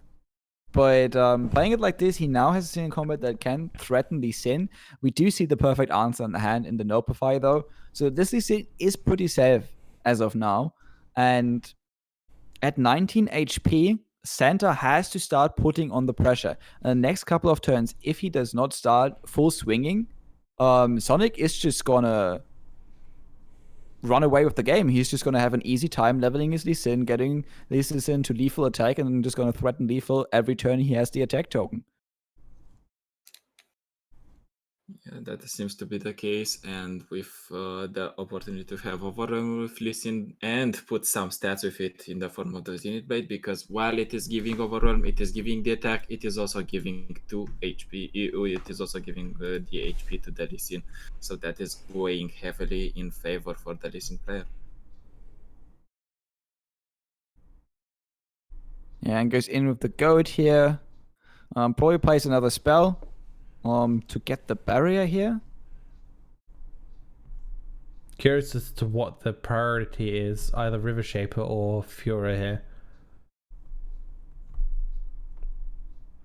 It is probably Fiora because you have a lot of Dragonings that are going to come your way if you have the dragon still being alive, so you do not want for them to turn into Fiora food and help her level up and win the game that way. Yeah, and it's looking pretty fantastic for him right now. He still has no Opify for single combats. Lee Sin is going to easily survive this. Even if you didn't have an Opify, it would be super awkward because the single combat can't come down after the combat is done, because then you don't have a 5 attack unit anymore. It can't come down in combat because the 5 attack unit is just going to remove the barrier, and then Fiora is just going to put 3 damage into this Lee Sin. Overall, it's going to be pretty hard for him, and Santa has to just hope that the development of a dragon is going to be enough. And that is one thing that this Shen Fiora deck sometimes can struggle with. If they don't put on the pressure early, they are mostly not playing more than 1 or 2 units per turn, right? Because they have quite expensive units. And if you just play a 5-mana dragon on 5, that is perfectly fine for the Sin deck. And you can just ignore this trap set. I think it is not threatening anything at all. You can prioritize it just because there might be a single combat, but you do not have any combat tricks to interact with it anyway, so you just let this through most likely. Or you can just think a bit, just give your opponent the false hope that you might have something like a Pell Cascade. Yeah, the question is, does Santa take the risk and go for the single combat? Most likely not. Sonic obviously can't afford to actually play anything here. Needs to keep that deny mana available, or even just notify mana available. I think you do go for the single combat though, because you want them to actually use their mana, because it's unlikely that they will ever drop below that amount, and then you'd rather have them have less spell mana in the next couple of turns, so they can do less in their future turns, and you finally get those resources out of them. Because if you just play around them the whole time, either they are going to draw them if they don't have them, or your resources are going to be dead in your hand anyways. The one thing to note is that we are actually now 1 turn off from a potential Tiana attack on the next turn. So if Sonic obviously doesn't, if Sonic may potentially overcommits, tries to go like Zenith into a couple cards, Tiana could be a huge punish. Yeah, and we do play another River Shaper. This might suggest a full swing even, because at this point, you could draw 2 cards here, 2 valuable combat tricks, maybe something like a Concerted Strike, although I think with 2 deep meds, Aegis? Deny is not far away. He already has one in hand. Aegis, yeah, also would be a really good card here. Is Santa even running it? I haven't actually opened up his deck list because they're all codes, and it takes me way too long. Let me quickly check what he is running. Yeah, he's running 2 Aegis. Okay, good. I've got his list.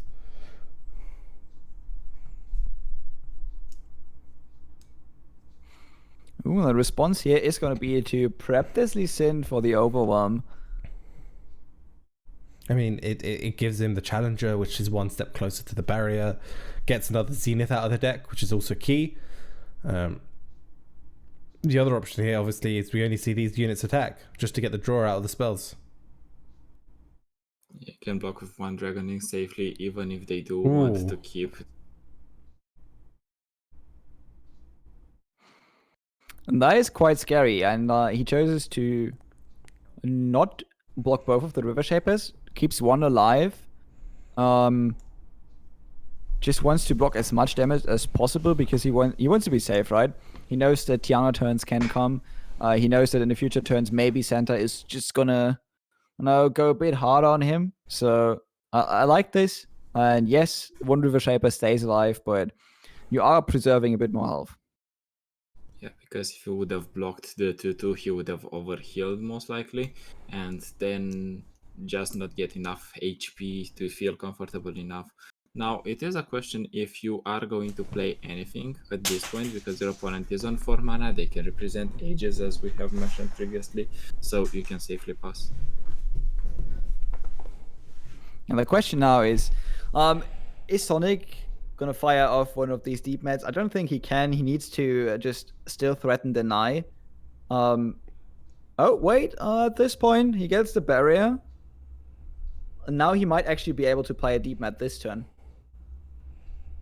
Now he's safe to play the deep mid because there is no threat of the golden aegis anymore. He's safe to play that. He gets a hush as well if he needs to keep his listen surviving against anything that Santa might come up with. Maybe a huge Tiana swing.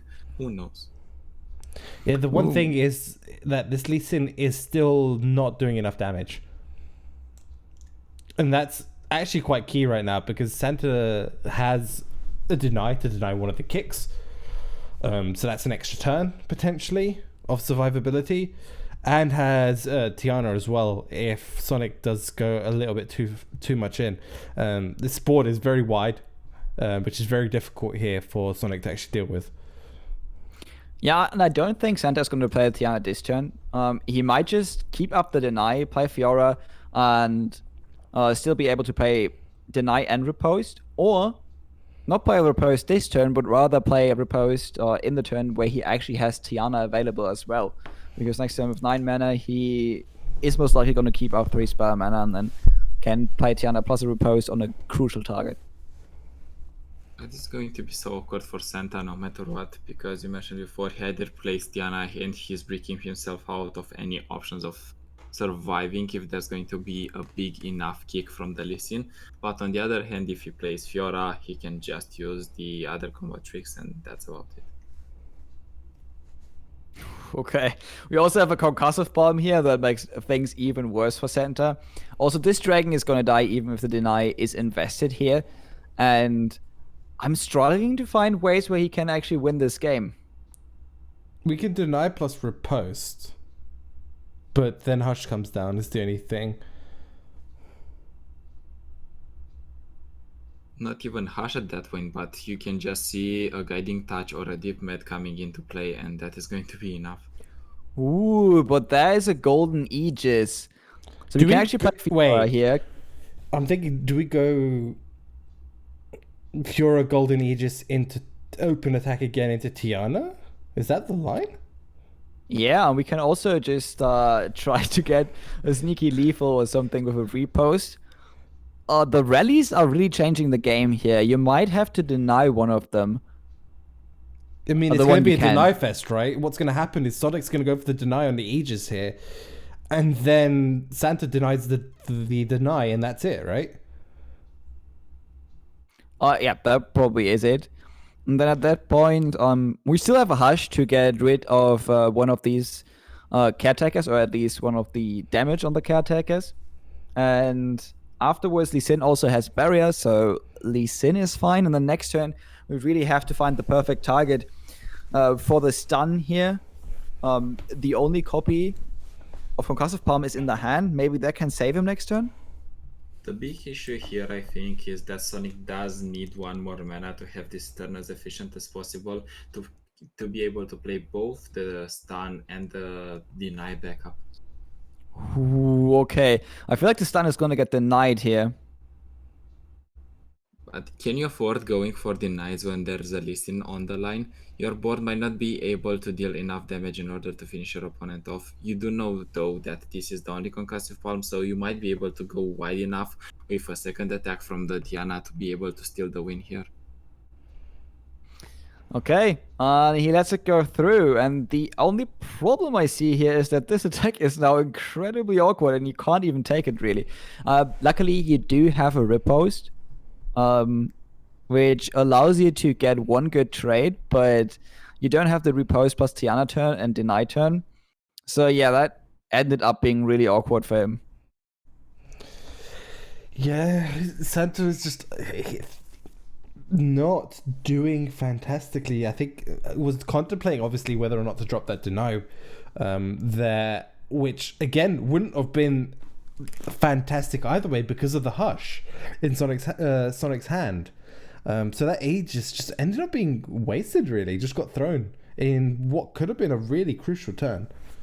Yeah, I feel like you might have still gone for the deny just to finally pressure Sonic, because Sonic hasn't been pressured all game. He's been sitting pretty, and the stun not only denied the full attack, because all of a sudden you were planning to pull this Lee Sin maybe with the Fiora and the barrier. That was denied with the stun, and he also developed another blocker, which made things even worse. And you were again not able to attack. Now again, it's just Fiora attacking. We've seen this so much this game that it's just one of the challengers, maybe one of the challengers, and a couple of other units, but so many attacks have just been either Screeching Dragon or just Fiora, and that is just not pressuring a Lee Sin deck enough to win. Yeah, and you have been mentioning this Fiora solo attacking this turn and in one early turn. Maybe the game would have looked and shaped differently if we would have seen a full swing. We would have seen Sonic being forced to block there, but unfortunately nothing happens, and we do not see even a Tiana. The Shen pickup as the value engine of the game, of the deck, is still a good one. Yeah, it's something we've seen quite a lot this tournament. Actually, not just Shen Fiora decks are just not drawing Shen. Maybe that was like a huge thing in the mid game, and that This was is the just thing. He couldn't attack game, because he didn't have right? Shen. This is just game, right? No matter what. You play Bastion, Pale Cascade, and Sonic should just have this. Yeah, he just has enough damage here. Even with the spell being denied, he's just able to get through Fiora.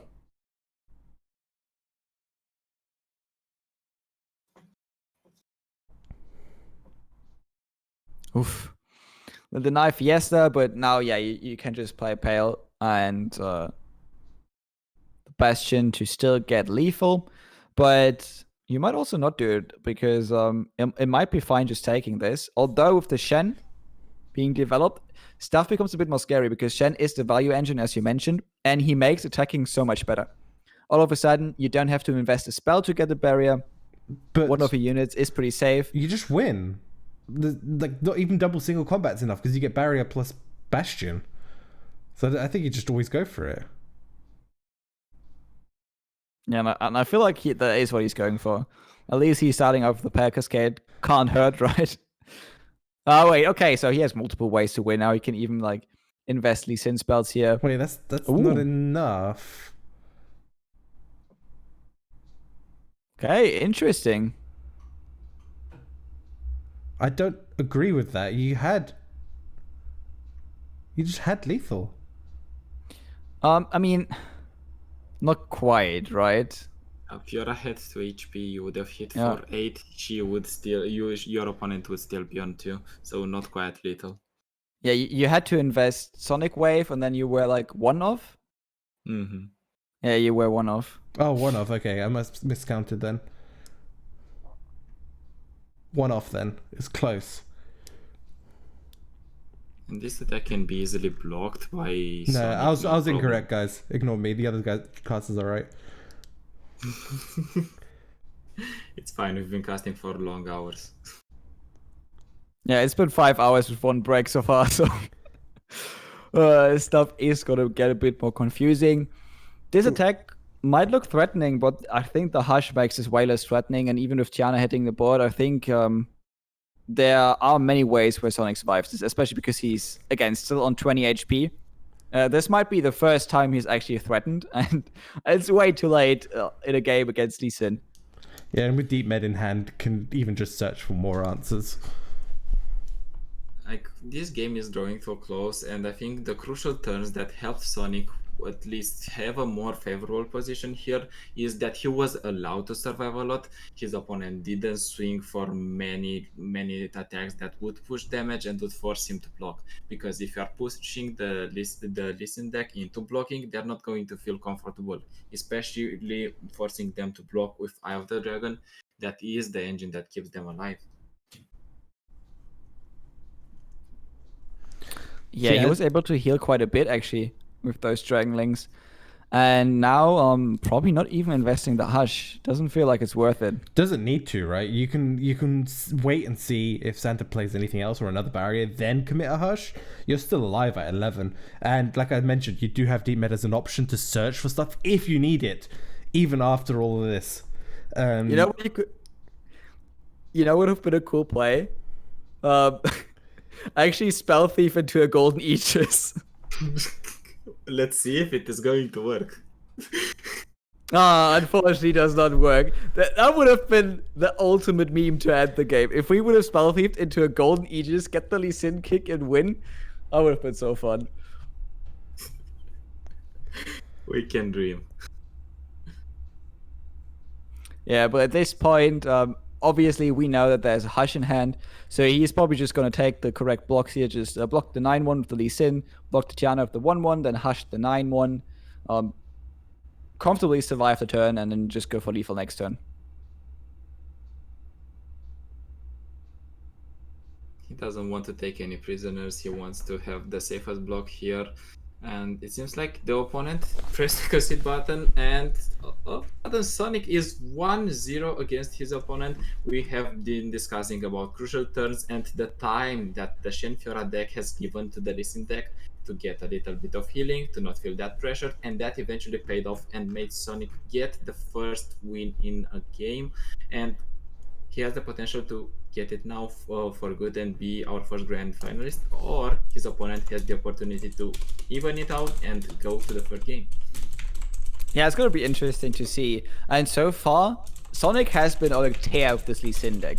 And he has been winning matchup after matchup. It's going to be interesting to see. I mean, he already pulled it off, right? Winning with Lee Sin, and then just afterwards winning with his Trundle Lissandra against Fiora Shen. If he can pull it off again in the grand final, that would be amazing.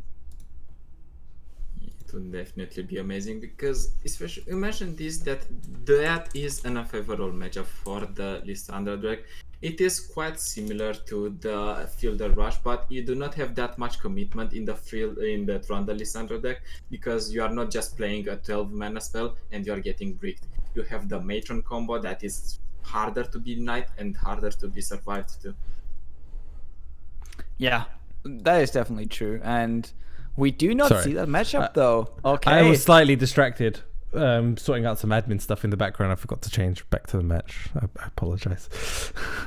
No problem, but this Not is much has looking happened. super interesting because we were mentioning, hey, we were expecting this Fiora deck to go up against Trundle and Lissandra, but I feel like Santa has seen the last time someone did this against Sonic, and he was like, okay, no, this man knows how to play that matchup. I'm not going to go into this, but I'm going to go against FizzTF, and this can be an okay matchup if you have Fiora on 3.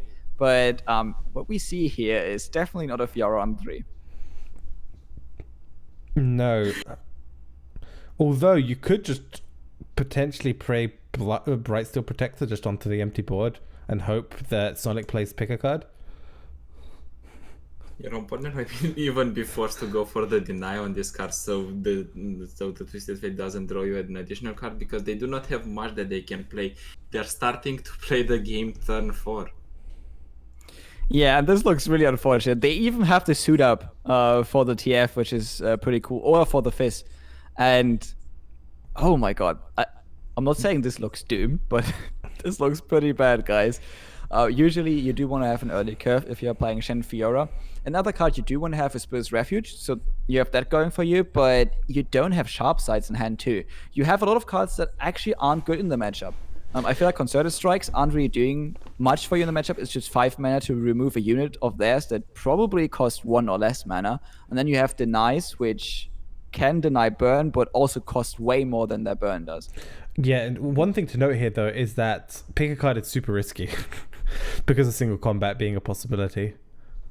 Sonic can just pass and not have to commit, but we might just see the risk being taken, and it actually will pay off, because we could see in Santa's hand there is nothing here to actually deal with it for 3 mana, and it's gonna get rewarded for it. Oh, okay, that looks to be about the nightmare of everyone playing against deck. Gets another suit up for 2 mana as well. Can even protect the TF here, but can't protect TF from this combo. Okay. Shortly before the game was over, Santa TCG actually got the Fiora. We see the Fiora Shen finally on board together. This is something we haven't seen all tournament. Now they are here, and they might be able to actually get this TF. You do have to attack, though. You can't just play the Concerted Strike, because that, at the moment, just gets answered. Yeah, the Fiora Wincon, as Chad is accurately calling out, is still online. Get Excited is not even that good, because it can just get denied, right? Or even just reposted to just do double barrier, potentially. Yeah. But it looked super rough for Santa before this turn, and top decking the Fiora was really what saved him here, kind of. This made this matchup way easier for him to handle and made it actually winnable. And as soon as he removes the TF from the board this turn, we might see everything go in the other direction, where all of a sudden a concerted strike for 5 mana on a 1 mana unit doesn't sound so bad, because it's also furthering your Fiora win condition. Yeah, I wouldn't mind seeing a deny here instead of a barrier. Purely because what else are you really denying in this matchup outside of Get Excited? Mystic Shot probably, and that's about it.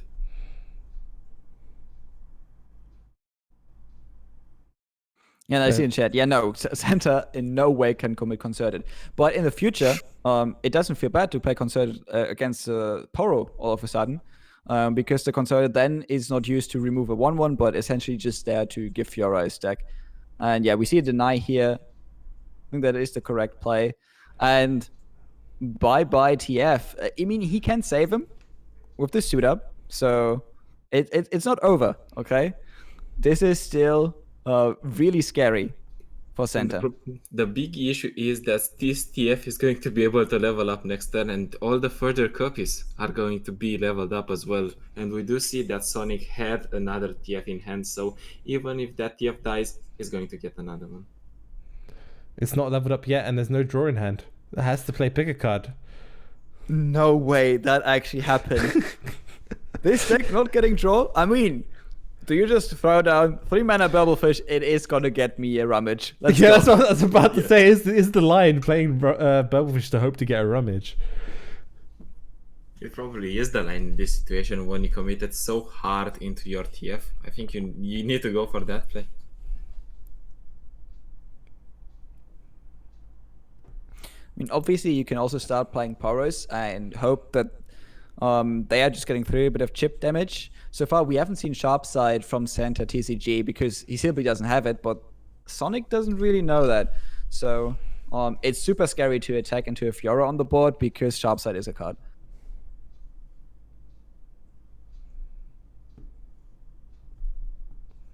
Yeah, he is on 7. He had blue card draw, plus 2 turns. Wait, is he on 6 or is he on 7? It is on 7 because the animation was already popping up. This is the animation before the level up. I was also like, he had pick a card, then he also had a blue card, and then he had a couple of turns more. Yeah, I like the way Santa's playing. He's slow rolling all the way down to this Concerted Strike. I think you just rip it. Yep, there we go. Concerted Strike straight away. This plays around another suit up, I guess, with the barrier. Suit up, get excited type of game plan. Yeah, and it does feel bad. Do you play suit up here just to deny Fiora the stack at this point? I might be going a bit far, but I don't think you do. Fiora leveling is super scary because next turn she is just going to pull one of these Poros, and then with the next Concerted Strike, it's just game over. Either that or you have to Mystic Shot your own unit. I think you're on the game plan of Mystic Shotting your own units, to be quite frank. Yep. But it has to suit up. Maybe just wants to pressure. He knows, okay, my opponent does not have Sharp Side mana anymore. Maybe now is the time I can pressure him. I don't know if it's going to be enough, though. No, against the Rummage. Added insult to injury there. Not being... drawing it 1 turn too late. And you know what's happening here. That is just Sonic being punished for not saying good luck, have fun. It might be quite true, but the game is still not over for both players. While this Fiora can still keep growing and growing, she still doesn't have the final stack. No, Santa here can decide to go grab this Poro, and then Fiora levels, and then can go decide for the Concerted Strike. It is another stack, and the final stack is going to be achieved normally with a Shen and Fiora pull.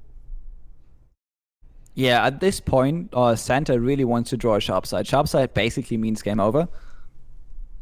But not happening at the moment. Another single combat would also be very good as well. Oh, yeah.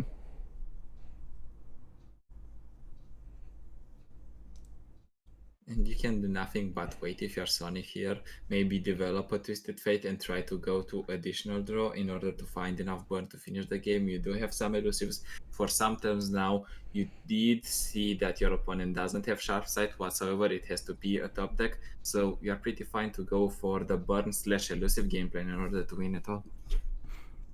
Yeah, and at this point, I mean, no Sharp Sight might mean a win condition for Sonic here, because we do see Burblefish, which is already on 2 mana.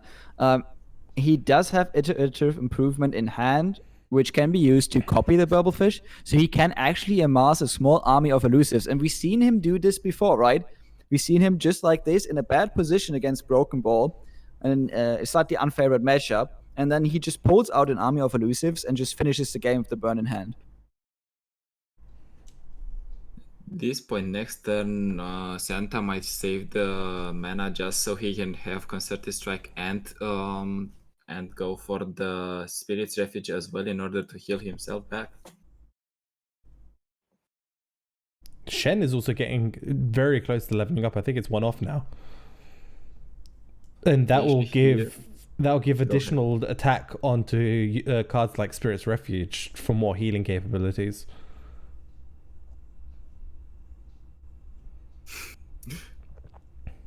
Wait, Shakedown is actually... Wait, that's not a bad card in this matchup.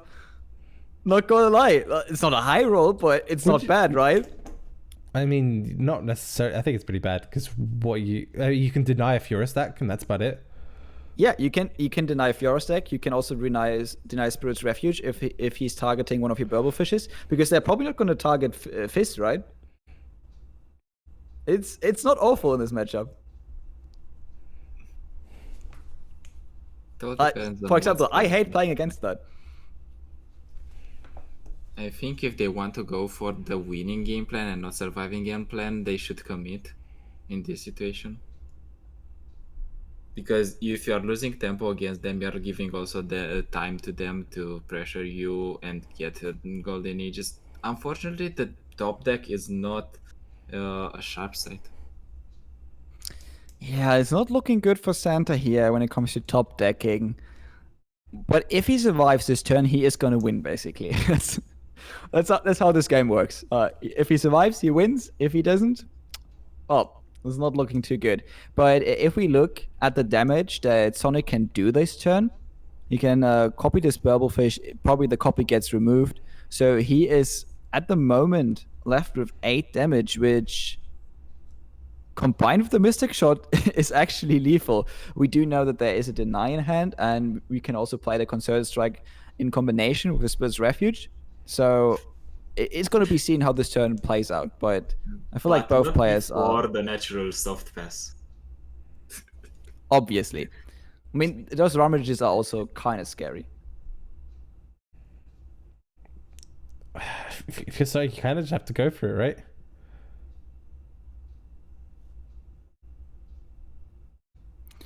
I just go for the open attack here. You could rummage first to see if you find another elusive. You can throw away Jury Rig and another rummage, right? Or Mind Meld. You can probably throw away Mind...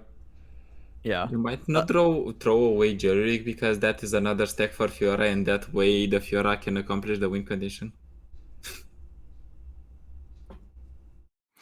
I mean, you're probably not going to attack with it, so I think you can throw it away. It's just...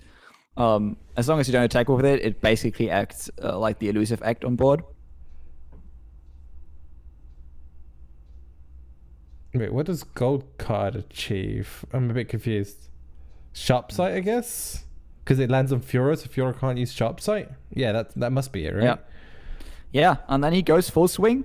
And if we see not a Deny, but we see a Concerted Strike plus a Spirit's Refuge, and not a Concerted Strike plus Deny, he can actually get lethal with Shakedown, guys. You're not ready for this. I hope he's ready for this, because he's using mana right now, and he needs 3 mana for this to happen. This also might mean game over, because he has so much draw that he might be able to just pull it off with the sheer power of the draw that he has in his deck. Stress testing combined with Ramage, we know that it can pull some crazy combos and can just save you from the nick of defeat. And I think Santa actually wants to go for the Swiss Refuge here because he's scared. You know, there's so much damage threatening him. And he doesn't know that if he does that, it's actually a mistake. Does Oh it my matter? God. Wait, does it matter if he goes? Because you can't deny shakedown, right? Yeah, no, yeah, if he goes concerted strike, and deny, he can deny the mystic shot. It's about denying the mystic shot. Oh my God, he actually goes for the Yeah. concerted strike, and oh my God, this is the ultimate meme. Shakedown is gonna win the game. I told you guys when he got the card. It is a good card in this matchup. Let's see if he no. Oh. Sonic, you have to see it. Yes, he does. He does see the play, and we do see one of the mystic shot is gonna do it, and he is gonna win by a shakedown. Oh boy, Sonic taking this 2-0 up against Santa with the shakedown play. He is our first champion here. Congratulations over to him. That was a fantastic ending to a match. Oh my! This series has been so hyped. This final was so good. It was really fun to watch. Like from the beginning to the end, and I think Sonic was again given enough time in order to develop his board, develop his carry board. His units haven't been threatened as well. It also matters that his opponent started playing the game on 4. They, however, found the few aura, got to 3 stacks, needed 1 more. Not today. Yeah, and I also have to say a huge thanks and shout outs to all the admins, all the players who did sign up. I'm really hoping everyone had a lot of fun with this. And again, we're going to put a post out. I'm probably not going to sort it out tonight. I'll probably sort it out tomorrow. But if you could please DM me on Discord, whoever made it to top 8, DM me or one of the other admins the prizes you would like. If you want to know the tier of what's available, you could check on the price thing to check the coins amounts. I forget exact amounts, so that we can pass those along to get distributed to your accounts. I think we'll need your account names as well, but I think I can find those. Also, again, huge thanks to Sparkling Iced Tea and Castmin for being here for both days. They've put in a hell of a stint, and as well for our lovely admin team, Level and Blozer. You've seen a couple of them in chat occasionally. They've done a fantastic job on their end, making sure everything's been running smoothly in the background. Without them, none of this would have been possible, quite frankly. They put in a lot of work, and so huge thanks to them for volunteering their time for this. Yeah, it has been a lot of fun, and again, thank you for everybody that in the background did all the admin work, and also Gems just organizing all of this. And huge shout out to the players, especially the new players. I mean, we've seen a lot of players that we know, and this top 8 has been super exciting. But I had a warm feeling in my heart on the first day when we always looked at like the Smash GG at like your stats, and there was, okay, this person has never played a Smash GG, or he is not registering on the stat page, which means he's a new player. And it was like a cool feeling to see that we have some new players who were just brave enough to join. And I feel like if you play a tournament, it is going to be fun. It's always going to be fun. And I like when new players try it and just notice that the competitive community in Runeterra is just a very welcoming community that you don't need to be the best, but you can always have fun. Yeah, definitely. And one last shout out, I think it has to be to the audience that has been with us through all these thrilling games, all these intense games until the final. Shout out to the champions as well. And before the tournament ends for good, the action actually doesn't stop here, because next week is going to be a lot. Of course, me and Ice are going to cast the Lightning Horse. Is going to go from Monday to Thursday, and the most important event in which you are going to see us in the same formula, James, Ice and Castmin, is going to be on Saturday and Sunday. Saturday is going to start the Madman versus the World Tournament. Yeah, so stay tuned and stay excited because more competitive Runeterra coming your way in the coming week. Yeah, and that's going to be it for us for tonight, folks. Probably send this over to who's streaming right now that would like. Is there anyone worth even sending this over to that I know? Let's send them to Sonic. Is he still streaming? I would if he's still going to carry on streaming. I'm 100% going to send it over to our winner. Not sure if he's going to stream because he has a delay on his stream. So might have to turn his stream off and on if he actually wants to carry on streaming. If you can, yeah, I'll send a raid over to you, Sonic. Just turn off your delay so you can chat with everyone, and I'll send it over to you in just a few minutes. So good night, guys. I'll see you guys probably next week on a different channel.